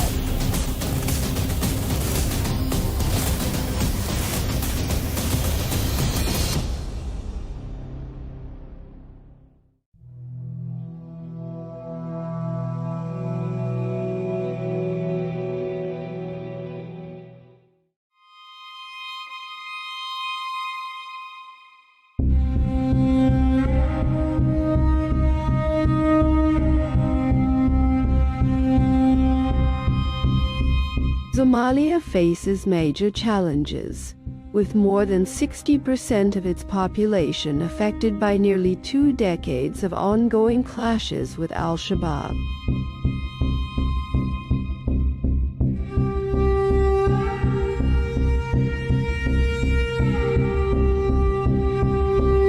The Kawarai militia, as Somalis call it, seeks to overthrow the government and establish its own rule.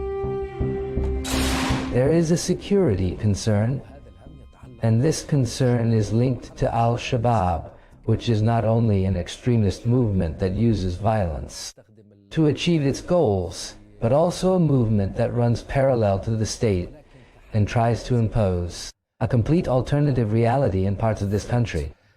واقعا كاملا في أجزاء من هذه الدولة. Al-Shabaab was founded in 2004, and its first public appearance under its current name came in 2006 on the ruins of a state that had been torn apart and exhausted by civil wars. In that same year, the United States designated it a terrorist organization.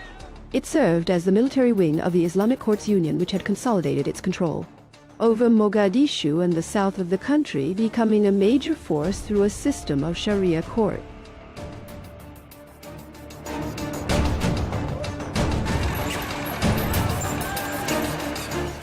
In 2007, the movement split from the Union, which had refused to remain silent in the face of Ethiopian intervention, having become a magnet for many extremist currents with backing from Eritrea. We are dealing with the Somali phenomenon that naturally crosses borders, receives support from abroad, and works to strengthen and cultivate its ties with other terrorist groups. Yet it has a distinctly Somali character. They say it is largely self-funded and entrenches its presence. Militarily, it constantly wages hit-and-run attacks and exploits clan disputes. And it exploits the lack of coordination between the central government and the regions, attacking weak positions. The movement's current emir is Ahmed Diriye, known as Abu Ubada al-Somali, succeeding Ahmed Abdi, known as Mukhtar Abdul Rahman Abu Zubair, who was killed in a U.S. airstrike in 2014.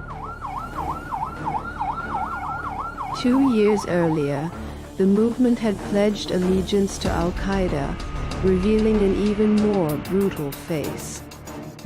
When the explosion happened, I heard that I had lost my leg. I saw thick smoke rising beneath me. I couldn't believe I was the target. I opened the car window and saw my severed leg. I panicked at the horror of what I saw. I jumped out of the car and crawled 4 or 5 steps. Nearby, there was an army checkpoint on the road leading to the airport. It is a heavily guarded area. I heard intense gunfire. Then the first soldier came toward me. I identified myself as a journalist because they thought I was the suicide bomber. After that, the soldiers took me to the hospital. The damage done to me is visible, but I did not bow to their intimidation and threats. I did not stop my work or my education, and I believe I defeated them. I did not give in to what they were demanding of me.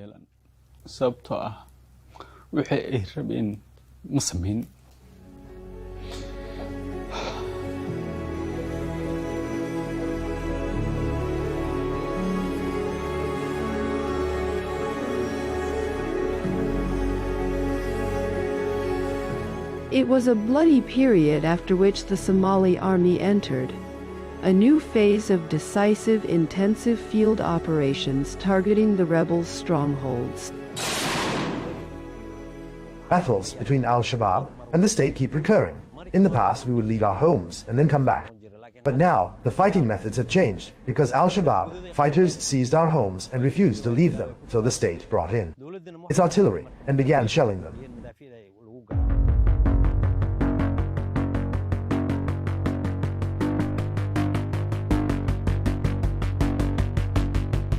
This approach began under former President Sharif.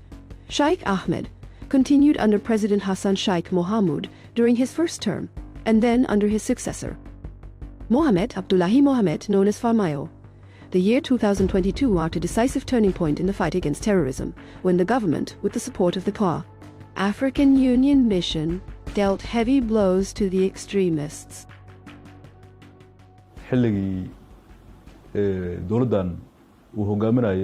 Since the arrival of President Dr. Hassan Sheikh Mohamud to power in May 2022, the state declared a war against those outside the law. Major campaign in which the state prevailed and the rebels suffered heavy defeats. We drove them out of many areas they used to control. When we speak of a distance of 30 kilometers from Mogadishu, we mean the towns of Balad and Basra. We also pushed them away from the Haradhir area, 8 kilometers from Mogadishu. We can say that the Somali state now controls around 90 to 95% of the territory.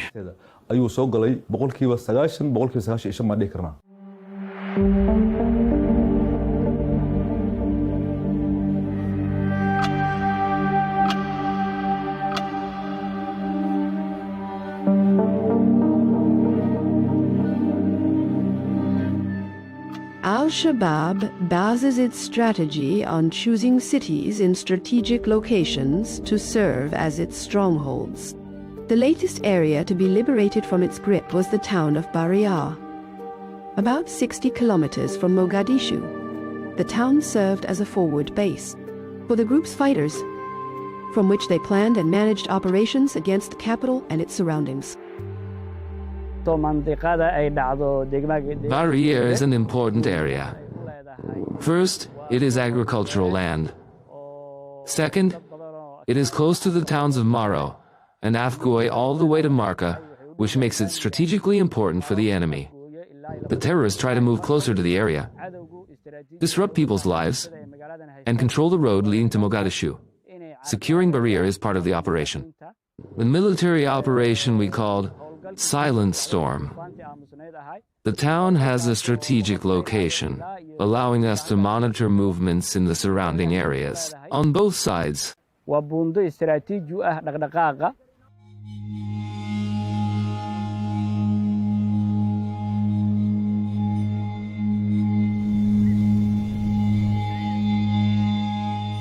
Clashes have changed the face of the town after it spent a period behind the front lines.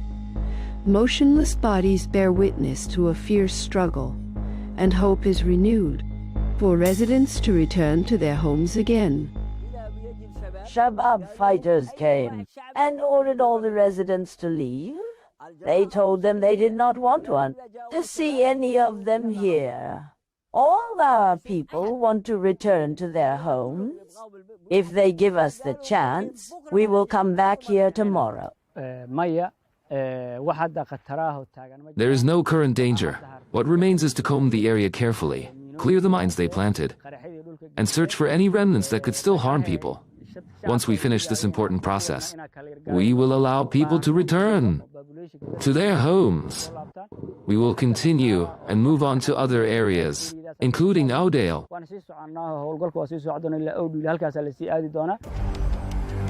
Somali clans have also stepped in after growing fed up with the extortion payments imposed on them by force. A tribal uprising was a decisive factor in tipping the balance of the confrontation, drawing on its intimate knowledge of the terrain and the fighters' movements. Those we call the Kawari, or outlaws, who controlled southern Somalia, are from the Al-Shabaab group, based in the south of Hiorajau, and then near in Puntland all the way to the far end of Jubaland, where Ras Kamboni is located, an Islamist military front. In the north, specifically, in the Golis Mountains and in Al-Muscat, ISIS is present. We have achieved major victories. With the help of the Puntland army and people, we have defeated the Al-Shabaab front and the ISIS front. The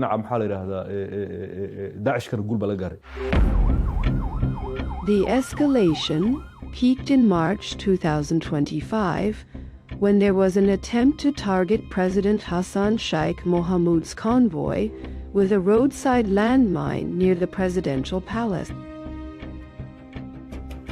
This bloody approach is not limited to striking state institutions and symbols. It targets anyone who opposes the movement's extremist ideology.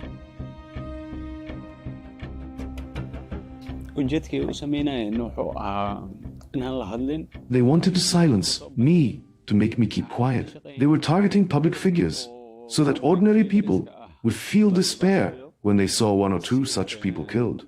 Among public figures, to terrorize society and destabilize the state. They want to frighten the people. Personally, I did not feel fear and did not leave my country as other journalists did. We stayed and continued talking about them. They will come to an end. One day.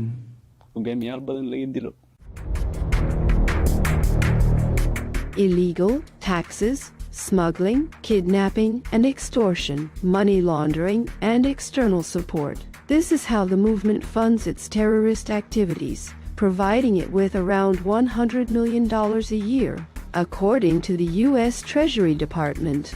هذا التمويل ممتد ويساعده في This funding is sustained, and it is aided by a kind of pragmatism in dealing with clans, sometimes trying to win them over, sometimes standing against them, and terrorizing those clans, dealing with them in ways that avoid direct confrontations. Addressing this requires a great deal of work, not only from Somali society, but from the Somali state and from the country's brothers and partners. We have put in place an economic program to combat the Al-Shabaab terrorist movement, and we established a financial intelligence center to fight terrorist groups economically. We have succeeded in tightening the economic noose around them and cutting off their financial support. According to the latest reports, we have managed to close 575 accounts linked to the movement and have frozen 21 bank accounts.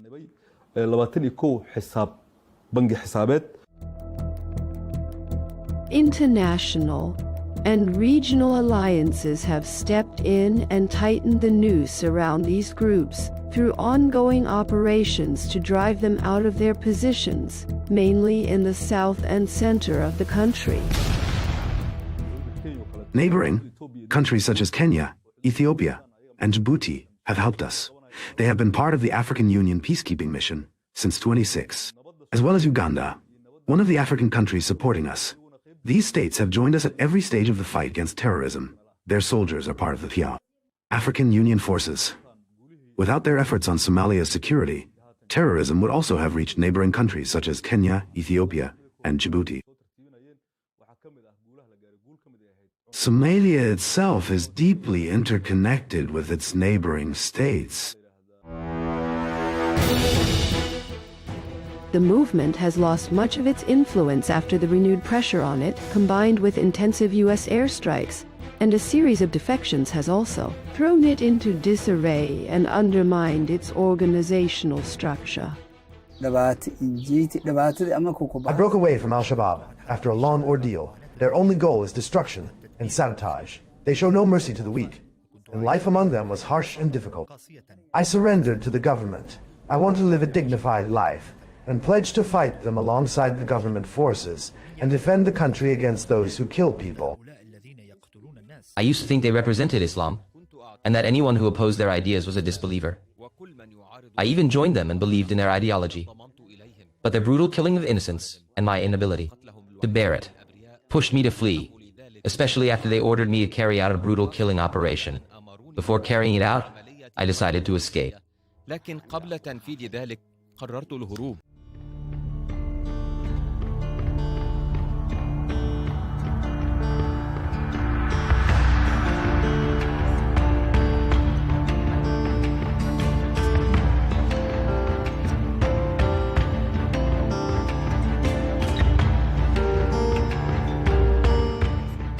Mogadishu, which used to fall asleep to the sound of explosions and wake up to security fears and bullet marks on the walls,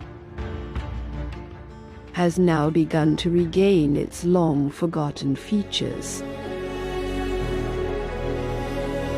A cautious calm prevails under constant vigilance. Security checkpoints are everywhere, with heavy concrete barriers at the city's intersections. Military patrols monitor all entry points closely. A daily inspection routine is still present on every corner.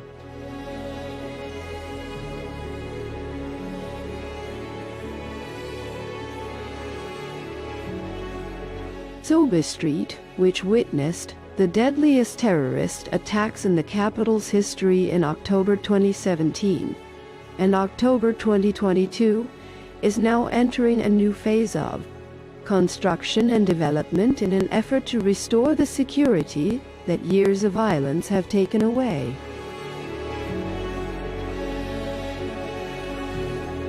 Bakara Market, one of the largest markets in the Horn of Africa and the center of economic life in Somalia.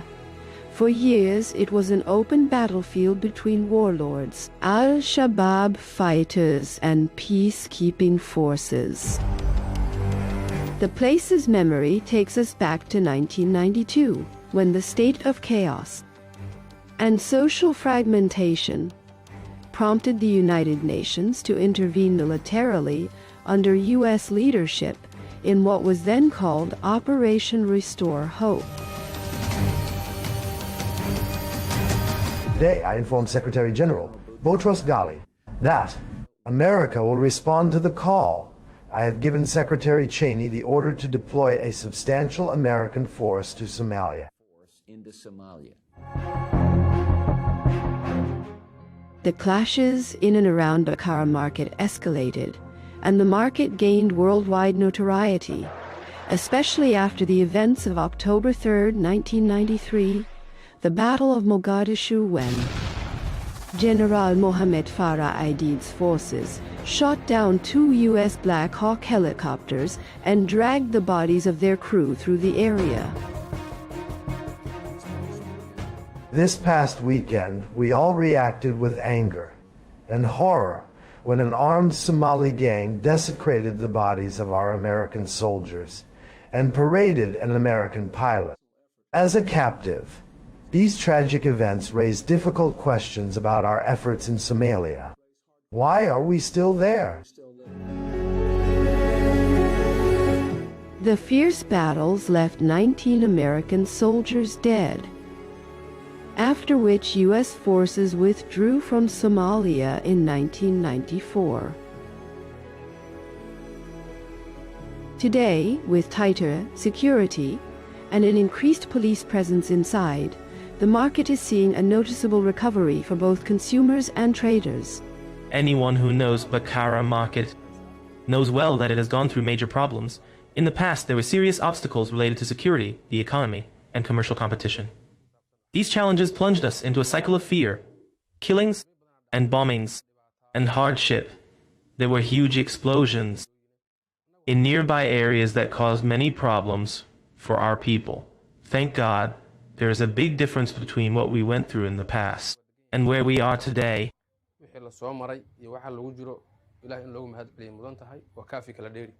The relative stabilization of conditions has boosted commercial activity and extended to livestock markets, the backbone of Somalia's economy for centuries, the main source of livelihood for most of its people. This market was established in 2005. Large numbers of goats and sheep are brought here. Trade is going well. Prices rise at times and fall at others. A sheep costs between $250 and $300, and a goat between $120 and $160. The market receives around 6,000 head of sheep each month, and during the Eid periods the number rises to about 60 or 70,000 head.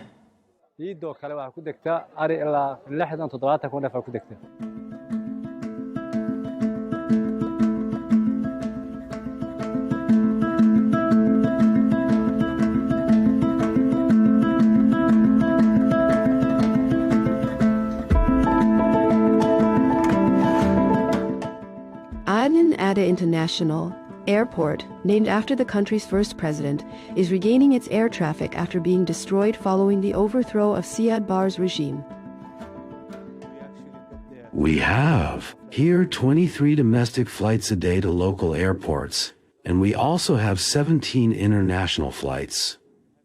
We work with Interpol, which makes it easier for us to identify all those on watch lists. We are keen to arrest criminals, and those working with organizations such as Al-Qaeda, ISIS, and Al-Shabaab. It has also become easier for us because we have a system known as the Fraud Detection Unit, FDU, which allows us to detect forged passports and visas and catch forgers. The airport is one of the most heavily guarded sites in the capital, particularly in the Green Zone. It is a strategic hub for the government and international organizations, which makes it a target. We facilitate the arrival and movement of our international partners here, but dealing with Al-Qaeda, Al-Shabaab, and ISIS is very difficult at times, because they can easily change their names and alter their records. Sometimes there are people who work with them and try to bring them into the country so that they can operate here more easily.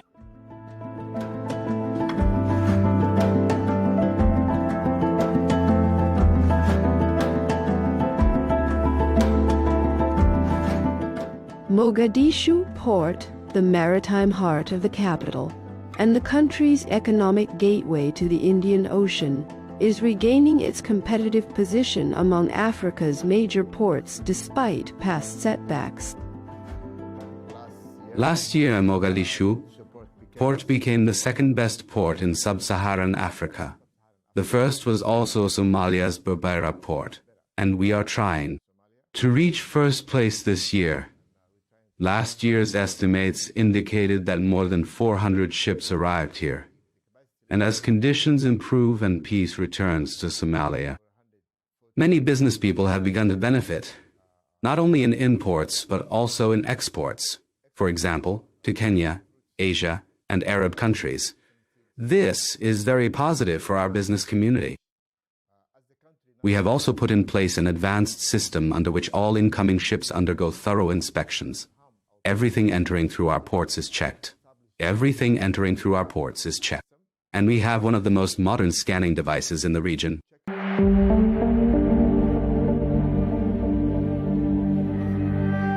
Directing domestic and foreign investment into infrastructure is an important step to boost an economy that faces major challenges such as poverty and youth unemployment exceeding 70%.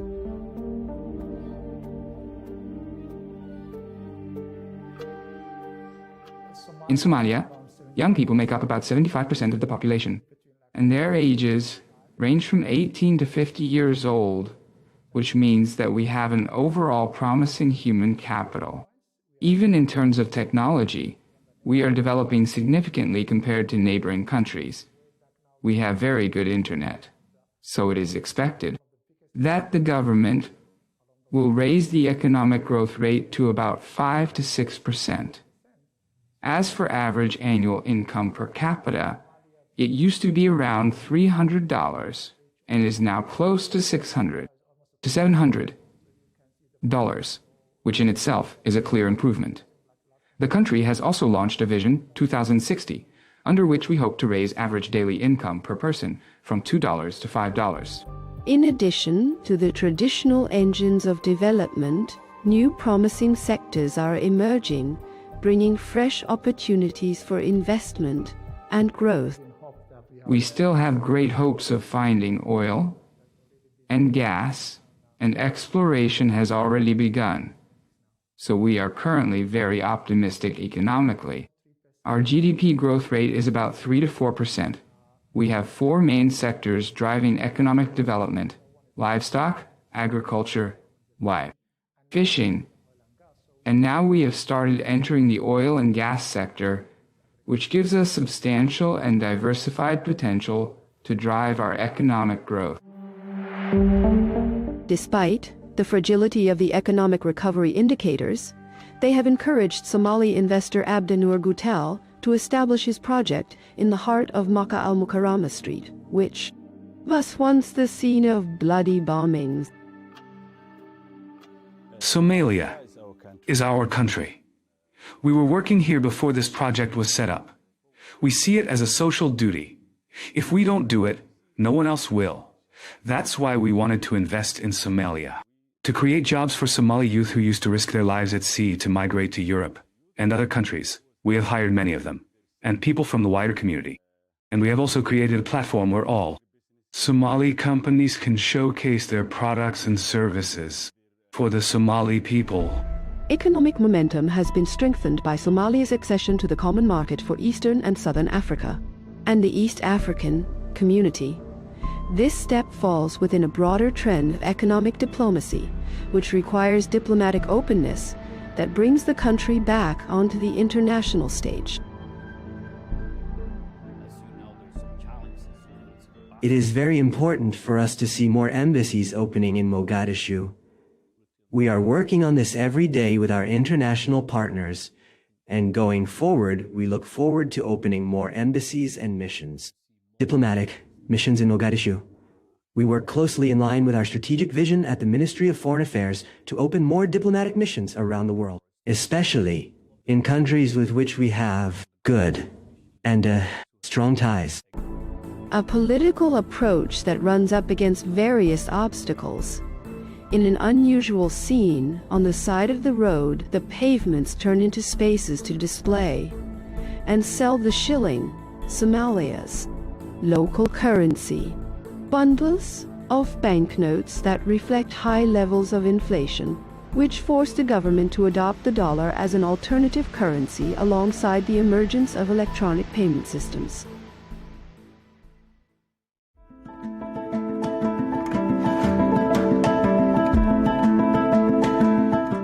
Somalia's location has had a major impact on its political and economic makeup, past and present, making it a constant focal point of competition between great powers.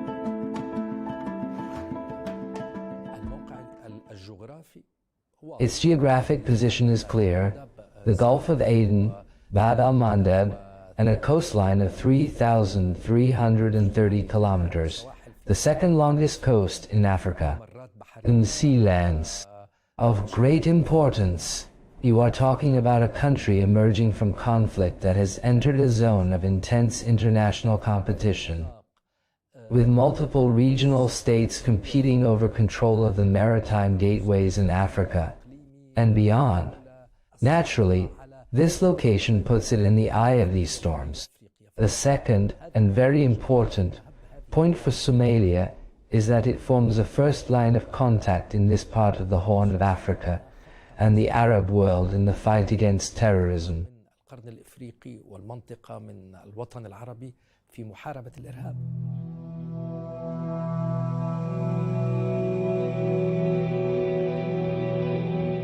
The same strategic location takes us back to a pivotal era in Somalia's history, when its unique geography in the Horn of Africa drew the interest of the major colonial powers, which redrew its borders according to their interests.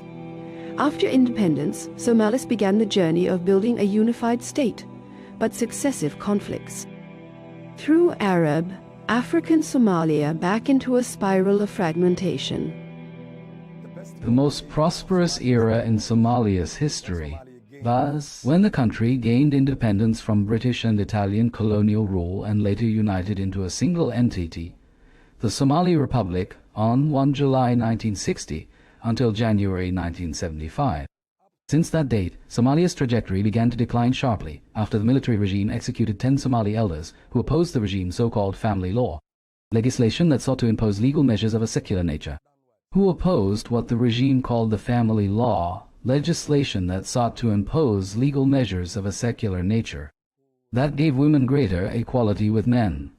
After that, Somalia entered the 1977 war with Ethiopia, a war that gradually led to the weakening of the Somali state and to its eventual collapse. Following these deep divisions, international and Arab efforts emerged to bring the parties together and overcome political and security complexities.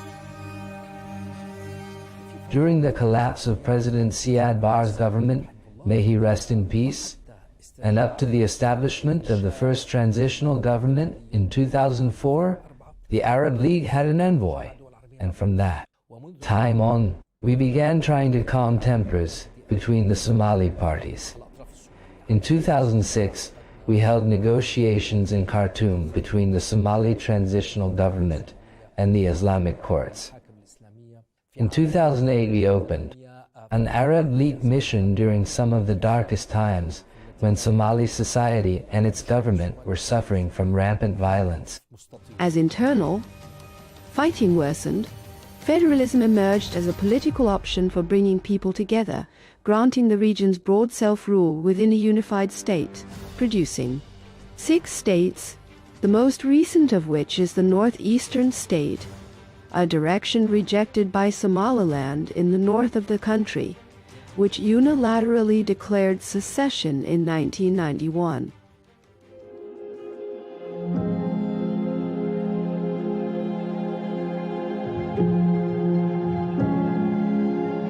Today, this African country stands in the middle, seeking a delicate balance between its internal obligations and the pressures of geopolitics. From a geopolitical perspective, our core vision is to work closely with all our partners, including our neighbors, because every challenge we face.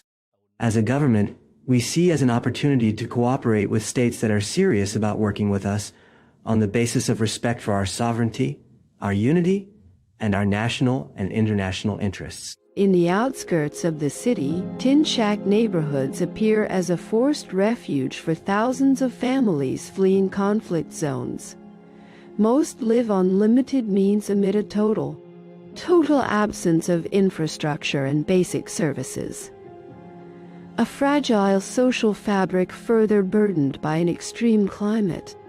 It struck local community, stability, and left nearly 4 million people suffering from food insecurity out of a population of 19 million.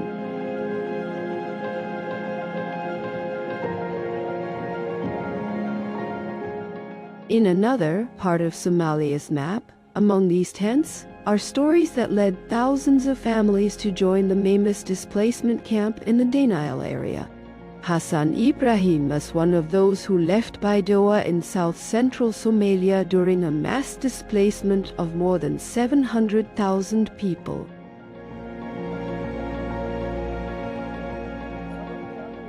I left my area because of drought, hunger, and problems. We've been here for 4 years. We have nowhere to go and cannot find good work. I used to farm and herd livestock. My wife, my children, and I fled after our animals died because the pastures dried up. We came here suffering from many problems.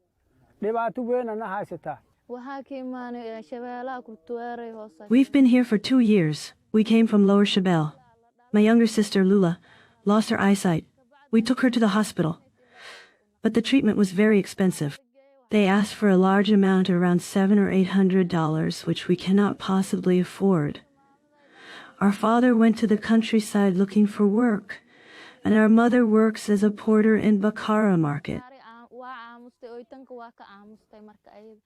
Sometimes she earns money, and sometimes she doesn't. We can only have dinner when she gets paid. This is our situation.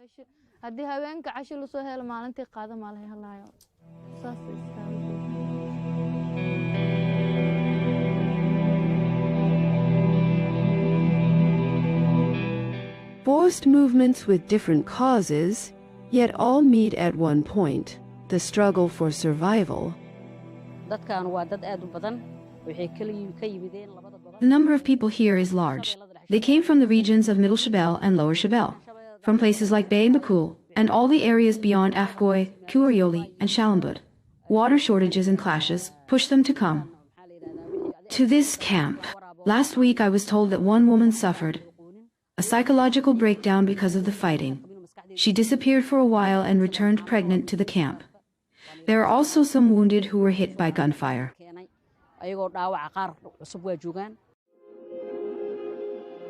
Here there is both one thing and its opposite. In a striking shift in migration routes, Somalia has gone from being a source of refugees to a destination for those fleeing crises. Crises no less complex than the reality of this Arab African country. During the war in Syria, there was a lot of chaos. After I graduated in 2017 or 2018, work conditions were bad. few job opportunities, difficulty starting your own business, and many hardships. Also because of the military situation, we had compulsory service, so I was forced to work abroad. I contacted friends who were already in Somalia. They encouraged me and said job opportunities were good. The climate was good, life was comfortable, and there were no problems at all. And now I am bound by a contract with the group here, and I'm comfortable. And of course, I'm thinking of returning, now that Assad is gone. أنا يمنية أعيش في الصومال وصار لي من 2021. I am Yemeni. I've been living in Somalia since 2021. I was in Turkey with my father when I met my husband there, and it happened that I returned to Somalia because of my husband's job. He's an engineer here. I came in 2021 and started a project. The project was a simple idea with a big dream. I love that Somalia is truly a country worth investing in, and I advise anyone to invest here. So I wanted to start a home-based project with simple handmade touches. أنا أفتح مشروع من البيت بلمسات يد بسيطة.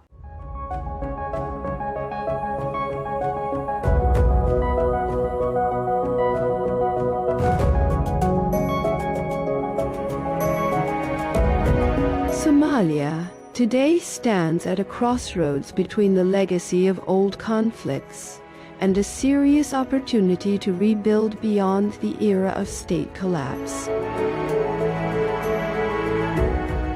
Somalia's story may shift again given the current situation, and as the model of direct elections appears on the horizon, promising new rules with no war and no division.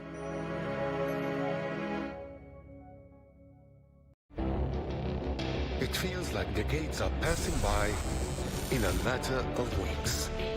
Seismic shifts in the world order. Never, ever will be part of America. With so much happening and so much noise. Whether it's political upheaval, Canada has been ripping us off for years. Economic shifts or social movements. And no one wins from tariffs. I think America can be more friendly to the rest of the world. The in-depth analysis and all the latest developments across the globe. To have an inclusive policy together. The meetings with Hamas gave me some hope. We're in another nuclear arms race. The most important development straight to your screen. Welcome to the dressing room. I'm on my own. I need backup. And an insightful look at the issues shaping our world today. It was not going to happen, that war, and it happened. Join us on Arabiya News, where the world talks.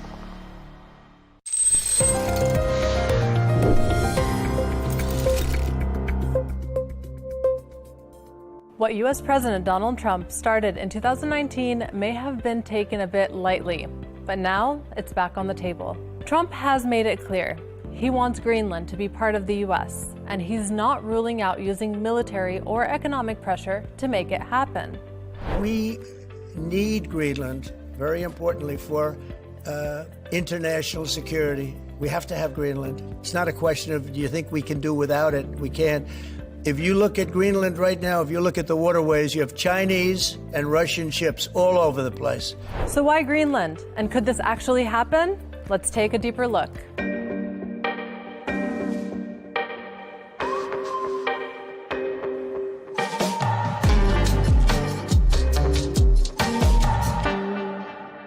Greenland isn't just a big chunk of land floating off the coast of Canada. It's one of the most strategic, resource-rich, and politically sensitive places on Earth. And here's why. It's huge, the world's largest island with a tiny population of around 56,000 people, mostly indigenous Greenlanders.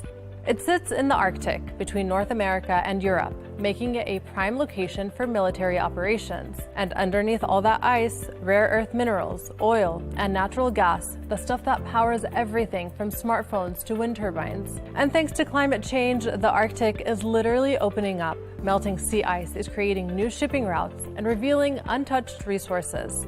In short, Greenland is becoming a big deal fast. So what's going on exactly? Trump says it's a deal that must happen, arguing that the US would benefit and so would Greenlanders.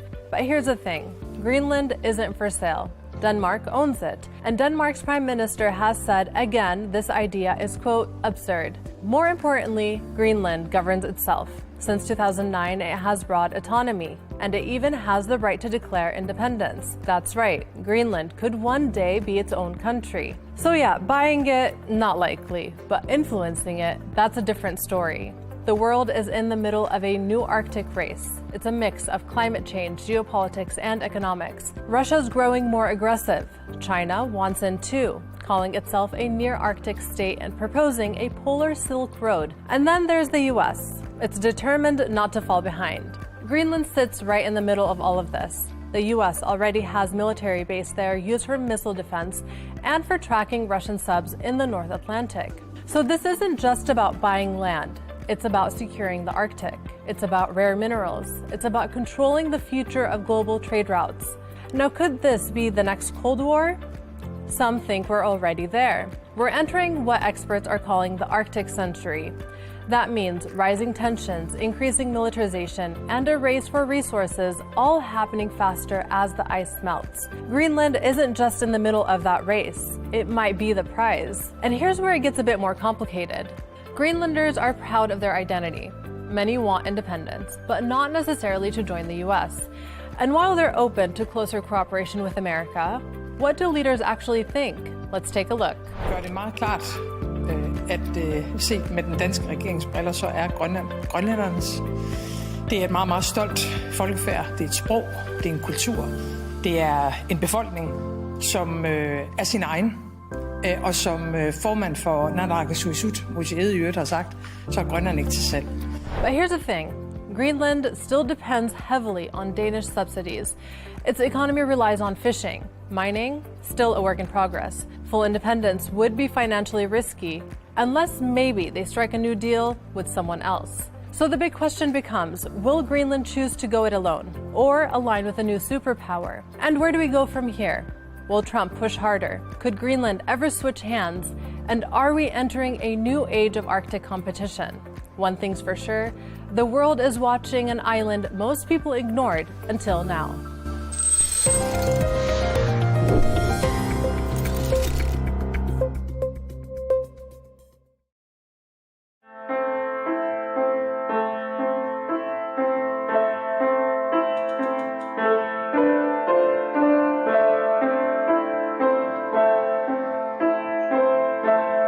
I wish reality were as easy as talking.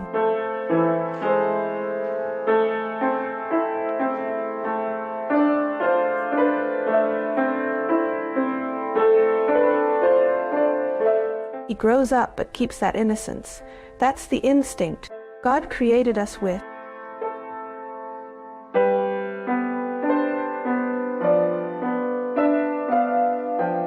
Mahmoud's dream is to become a pianist. Is speech the only way to express thoughts and feelings? Descartes, the father of modern philosophy, said, "I think, therefore I am."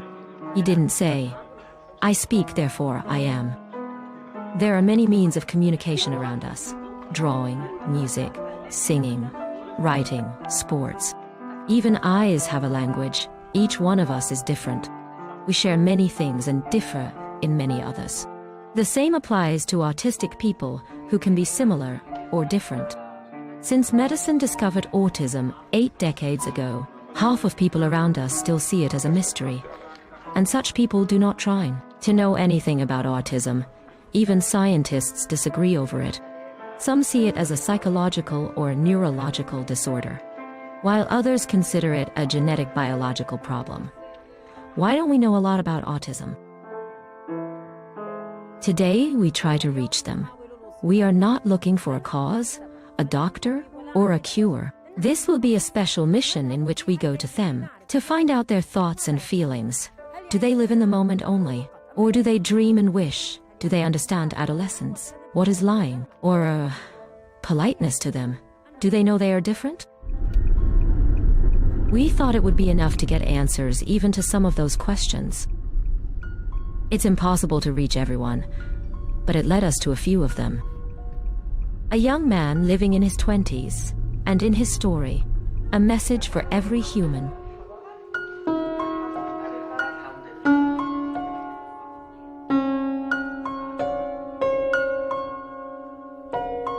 I exactly experienced the entire 5 stages of Kubler-Ross. I experienced every single stage.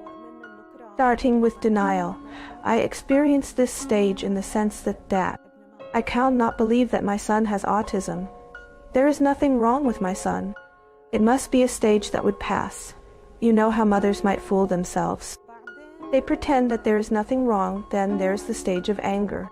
The anger stage involves questions like, why isn't he interacting? Why should Mahmoud be autistic? Even though I never asked myself or God about why I had to go through this. When I was young, my father used to sing for me in the car. I love you when you speak. I love you when you draw a smile. شو بحبك لما بتحكي ترسم عشفافك ضحكي شو بحبك لما بتبكي بتشكي وعم بتغلغل فيه حبيبي انت الأحلى عمري بقربك عم بيحلى عطرك سحرك صوتك رسمك صار مني وفيك. Sometimes I thought about committing suicide. I wished death for me and my son, but my death wouldn't change anything. In the end, my son would be left alone, and that's not what I want for him. When I felt that I was fed up, as they say, I could no longer bear this angry and depressed fate. That's when it started to search for psychological solutions. Thus, I studied psychodrama therapy, because I was convinced that I wouldn't heal. In 1 or 2 sessions, or even in 1 or 2 years, I was convinced I needed to know how to face my feelings and understand my psychological condition. Throughout my life, because I knew my current situation would continue all the time. شو حلو حبيبي شو حلو هالقمر شوفوا ما أجمله بس أنا عبالي دلله وحياتي ما حدا بقى يزعله. I don't like hurting anyone. أوقات الدنيا بتوجعني وساعات بتعاند ويايا لا بخاف وحخاف ازاي يعني دايما مطمن طول ما انت معايا. During World War II, a psychiatrist was influenced by the power of compassion and resilience in human spirit. In 1969, she introduced a model named after her, about the 5 stages of grief. Through this model, Kubler-Ross wanted to speak out loud about the feelings a person experiences when faced with a shock that shakes their inner peace. The transitional stages in the Kubler-Ross change curve begin with shock, which leads to denial. Then anger takes hold. Then we begin bargaining with ourselves in a one-sided dialogue. We want to escape the crisis without making any effort. Then comes depression and sorrow. Despair and all negative thoughts start to attack at the same time. Acceptance is the beginning of the solution. And out of love for her son, she feels hatred. She thinks she hates her son, but in fact, that represents in psychology the stage of anger in Kubler-Ross model. She becomes angry with herself because she feels those emotions, which are unfortunately normal. If we had psychological awareness in education, she wouldn't be blaming herself.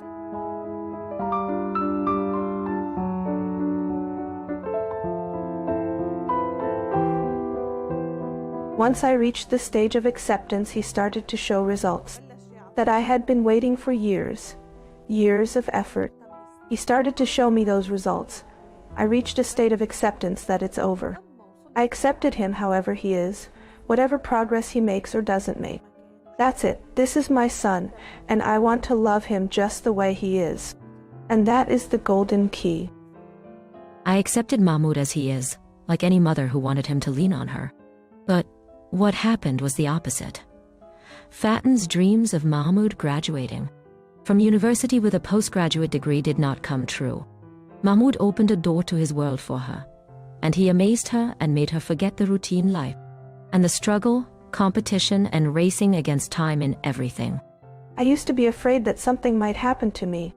And how would Mahmoud eat? He doesn't know how to say, "I want to eat." He wouldn't say, "I'm thirsty. I have to bring him water." But what worries me is his perseverance. Mahmoud has overcome it, thankfully. Thank God, you could say. Do you consider that the great achievement was by Mahmoud or Fatin? It was definitely by Mahmoud. We honor mothers in our society, and we see the efforts made.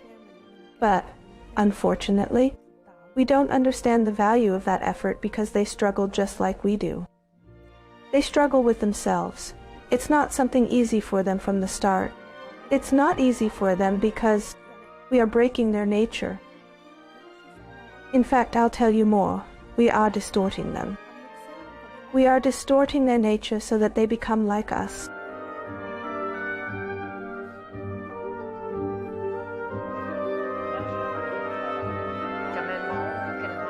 Due to the commonalities within the stories, we went to Niraj, a young boy who is talented in drawing and video games, a boy no older than 12, who speaks, reads, and writes.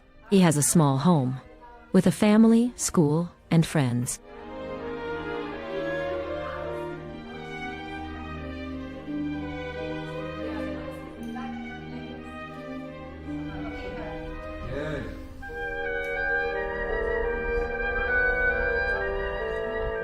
At this time, I don't know nothing about the autism, so I was just thinking why he don't talk. Why he don't talk? Because he was speaking, is eating good, sleeping good. I think when I call him, he don't come. I say, Niraj, he don't look at us, don't come. So one day, when he was 3 years old, with nothing, no speak, he just making sounds like. At this time, I don't know nothing about autism. I know autism only. I know some children with development problem have autism. So when I come back home and I went to the internet, this is something wrong. You never have to go to the internet to check and solve your problem.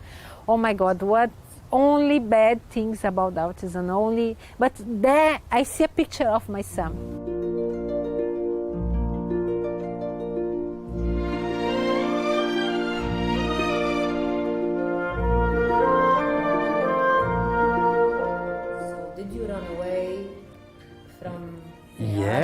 Yeah, I would say so. Yeah, I would say so. I would say that, I mean, being in denial is kind of running away, isn't it? It's an indirect way of saying you're running away if you are in denial. You know, maybe you're in denial because subconsciously you know it's true, but maybe you're in denial because maybe you don't know what to do, so you panic. And it's definitely Artemia is what woke me up. You know, kind of she would bring me back down to earth, saying, this is not going to go away. He's not going to snap out of it. It's not something that there's no medicine that we can just give him and he's going to be okay. And then I would see what she's doing, and that's then that was like kind of the inspiration to I want to be part of this journey and help where I can. That's basically how I transitioned from not doing anything into trying to do something. I see myself as a father to Niraj, not as an autistic child, but as a normal child, which gives me an over-sensing comfort. So it's not, I should do more with Niraj because he's autistic. It's more, I should just do more with him just because he's just another child. So I think now I'm not beating myself up because he's autistic, and I think that's a testament on how far he's come.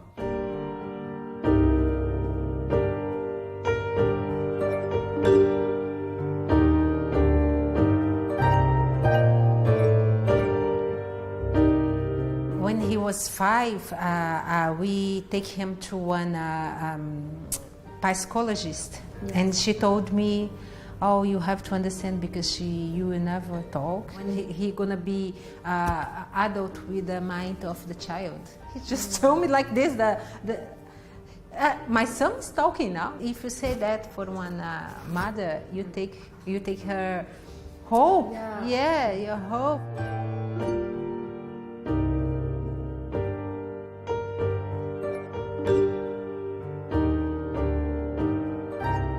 You know, you need to give hope. You need to say, oh, buy this book. Oh, do this, do that, come back here, let's do something. They need to be positive.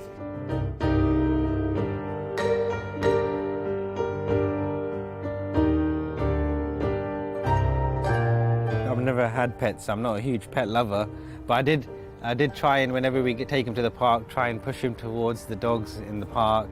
And yeah, he liked them a lot.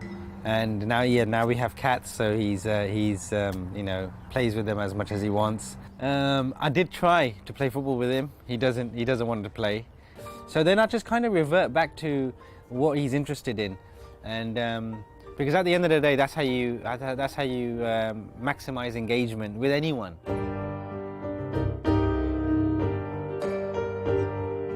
The doctor tried to steal her hope, but she failed twice. As a doctor, and as a human, that's what happened to Artemia. She lost herself chasing books and sources for guidance to reach her son. Her mission wasn't easy, and notably, the majority of books written about autism were written by autistic people themselves. One of the therapists told me we have to make some exercise with him. You put some up with the hot water, no, very hot water. Yeah, one is something like lemon, or do this exercise as many as you can.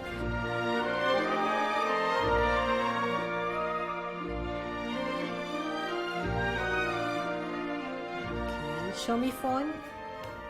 Good work. Show me cooking. Good work, Mira. Show me jumping. Good work. Coloring pencil. Coloring pencil. Good work, Niraj. She pulled hope out of pain to get her son to read, write, and draw, and express himself, even participate in competitions with others. They are not in their own world. They are in ours. How did they help Niraj? Oh yeah, definitely. So when we have games that involve, but mainly, you know, those kind of group games, is definitely you bring them in, and the kids don't know they're doing it. The kids don't know they're helping. For them, they're just playing. Was very difficult, was very depressed in the beginning. And now I see my son, he can talk, he can ask what he wants, he have good behavior outside, he learning many, many, many things. I like my son like this, I want him like this, I don't want another son. I don't want a perfect Niraj. He's perfect for me. They don't know they are different. We are the ones who create the difference. Many realized this truth. Nahed, the mother who wants to help them reach their fullest potential, to discover their skills without differences and bullying.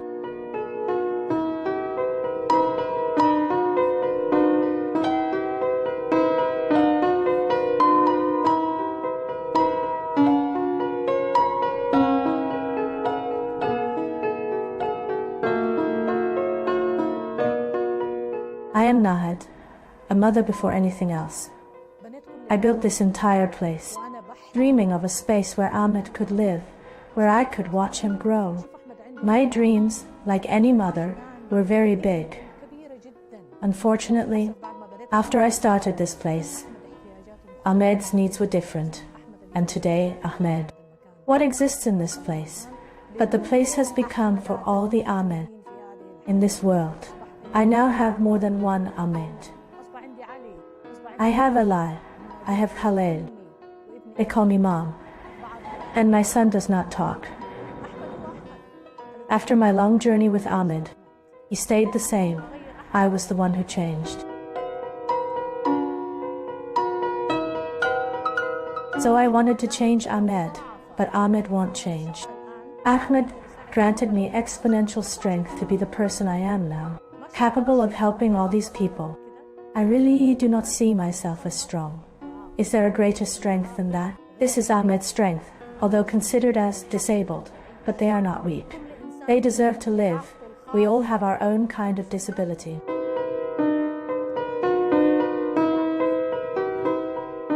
The only thing these children fear is losing their parents. They fear because we have become their safety, not the society. The community as a whole must change so that children feel safe. Then comes competition, and comes desire to achieve self-worth. Children do not feel safe. Their safety is us.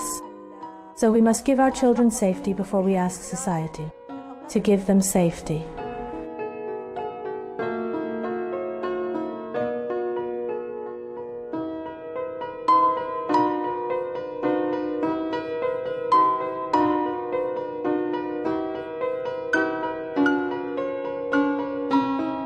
A group of young men graduated from our center are now working in government agencies, in Emicor, and some working at Siemens Energy, with very good salary, comparable to university, graduate salaries. These children must have experience and skills so that they can compete in the labor market according to their capabilities.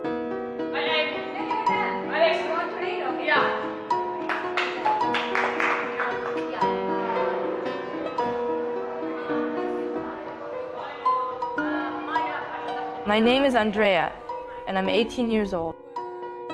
I consider myself as a kind person. I love helping everyone who seeks help. I enjoy spending time with my family. I believe there is love inside every person. Each person has a beautiful soul within them.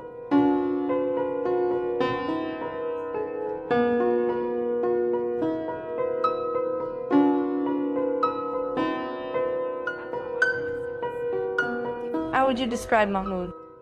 He is a kind person and musically talented. He plays the piano and sings, and he is also handsome. How do you describe Andrea? She is my friend. I love her very much.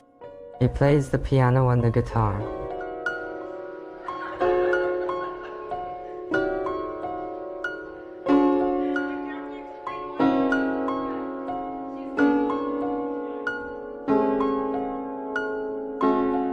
I was studying a major that I love. I was easing my conscience as a mother by studying something that could help my son.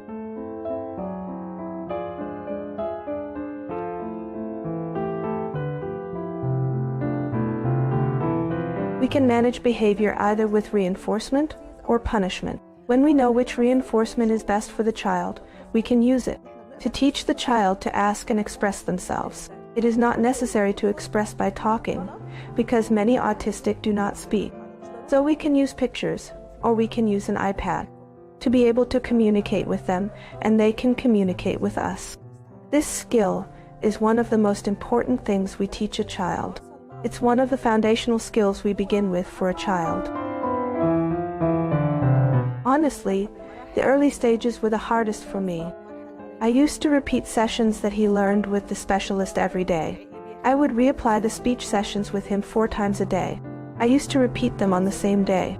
At the times when I could not do these sessions, I would repeat them through activities I would do with him at home. So when he became responsive, when he was ready, when he became ready to expose him, experiments to find out what does he like, so we tried 2 experiments and discover what he liked. We began teaching him the field of computer and software, and we tried exposing him to all fields until we discovered that Mahmoud was excellent at playing piano. He can express himself, his anger, his joy through playing the piano.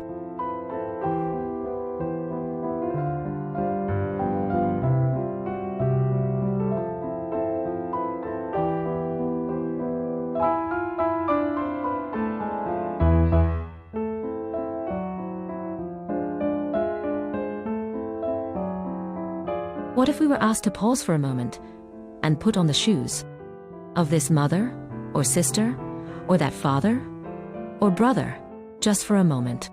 What if we realized that one of our children is on the autism spectrum? Everyone we spoke to never wished to switch roles. Instead, they asked of those around them, or those they encountered on the street, or in the store, or the cinema, or school, anywhere. They wished to grant these passes by the children with autism a little understanding and a little love. It pains me to see him grow up, still with that same innocence and childlike nature. Maybe because I'm afraid for him, afraid of his innocence, the purity of his thinking, his unconditional love for people, and his lack of awareness of the evil in this world. The initial phase is exceptionally challenging, initiating them with their first word, the first letter. It's a very challenging stage. It's one of the most challenging stages. The challenge of adulthood is also affected. And I want to say to the ones who abandon their children, go back to them. They need you. Do not be ashamed of your children. Your son may not be what you dreamed of, but they become something you never dreamed of before.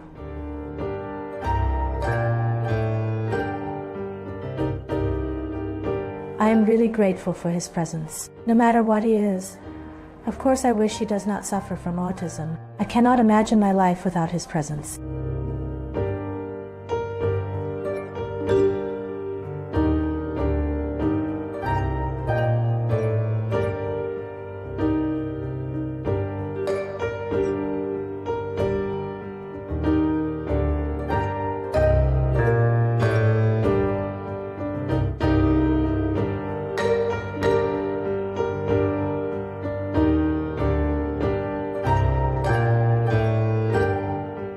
What do you want to say to Dad?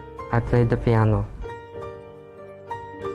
If you want to talk to him but he is away, I call him. what do you tell him? Come. I love playing piano and drawing and sports and swimming. What do you do in the kitchen? I make a labneh sandwich.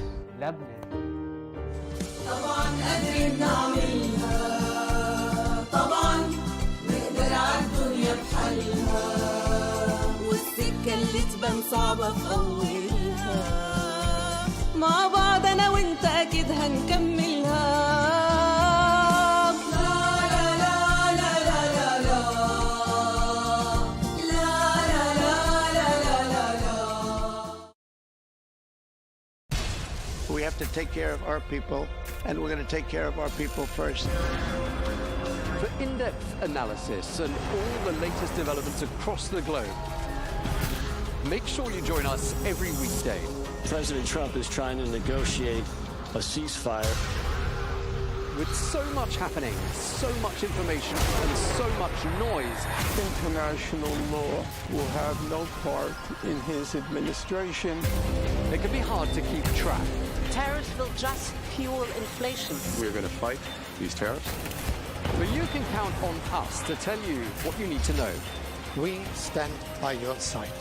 Join me, Tom Burges Watson, for Global News Today, right here on Arabiya News.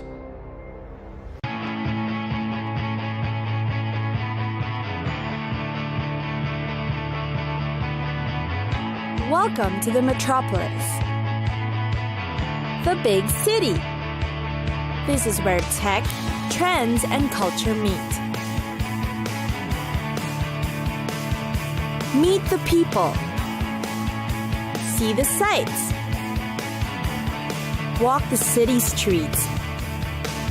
And experience the lifestyle.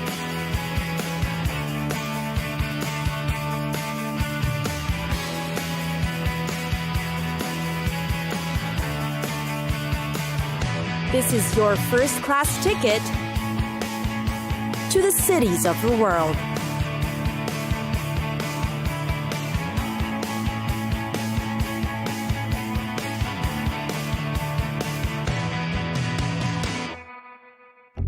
Incheon, a city with a lot to offer. Incheon in South Korea.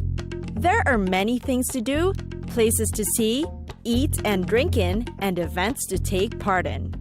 It's got a rich history, plus interesting cultural sites to visit. It's probably most known for being the home of the International Incheon Airport. Incheon City is located in the northwestern area of South Korea. Seoul and Bucheon are nearby, as well as Goyang and Asan. The city has a population of about 2.8 million people. It is considered the third biggest city in South Korea. The city is known for its majestic natural landscape, from white sand beaches to unique rock formations. One of the most popular is the Yeolwangni Beach, offering pristine waters and great sand too. Tourists often visit this beach to watch the sunset and take lots and lots of photos. The beach is also surrounded by a grove of pine trees, completing the picturesque view. Aside from Incheon's beaches, being a sight to see, it's also where you can try activities such as swimming, fishing, and some water sports. Incheon is also known for its great historical and cultural structures. There's a Museum of Korea Emigration History. You can go through a display of exhibits that tell the stories of the country's first emigrants. There's also the Incheon Landing Operation Memorial Hall. It is a memorial hall that features photos of military arms used by both the North and South Korean military. Then there's the architectural masterpiece, Incheon Bridge. It is considered the longest bridge in Korea. It's linked to the world-famous international airport and is also one of the best places to witness the sunset. Incheon is also known for its special market. Want a taste of their famous fried chicken? Or buy the freshest fish from the port? The marketplace is where you should go. Aside from the fresh food, some markets also have amusement parks in it. Some are near the coastline where you can enjoy the view or try an activity. Bupyeong is where you can go shopping in Incheon City. It is linked to the subway stations, so it'll be easy to find and accessible as well. Not only is it a mecca for fashionable clothes, you'll find great products that are for your health and beauty.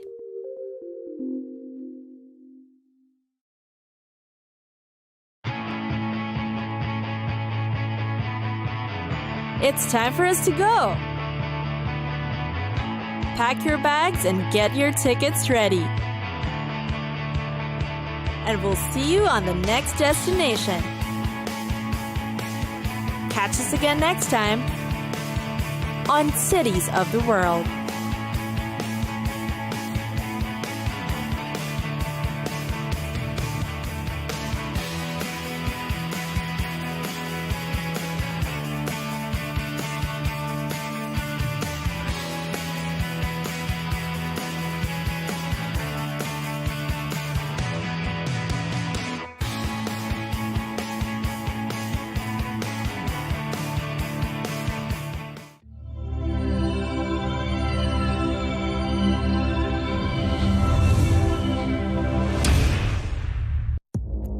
Our allies, in many cases, are worse than our enemies. Stay informed and connected with the latest international headlines. There obviously is a risk. From breaking news to in-depth analysis, It would appear that this war is coming to an end. who buys this stuff? Investors, pension funds. We deliver the most important developments straight to your screen. Iran always wanted to deal with militia. Join us for compelling, expert-driven conversations A curfew order has been established. and an insightful look at the issues shaping our world today. There are lots of proposals about European architecture for security. I'm Leigh Ann Gerrans, and this is W News, We dealt with this when I was chief of staff in the first term. where you don't just hear the headlines,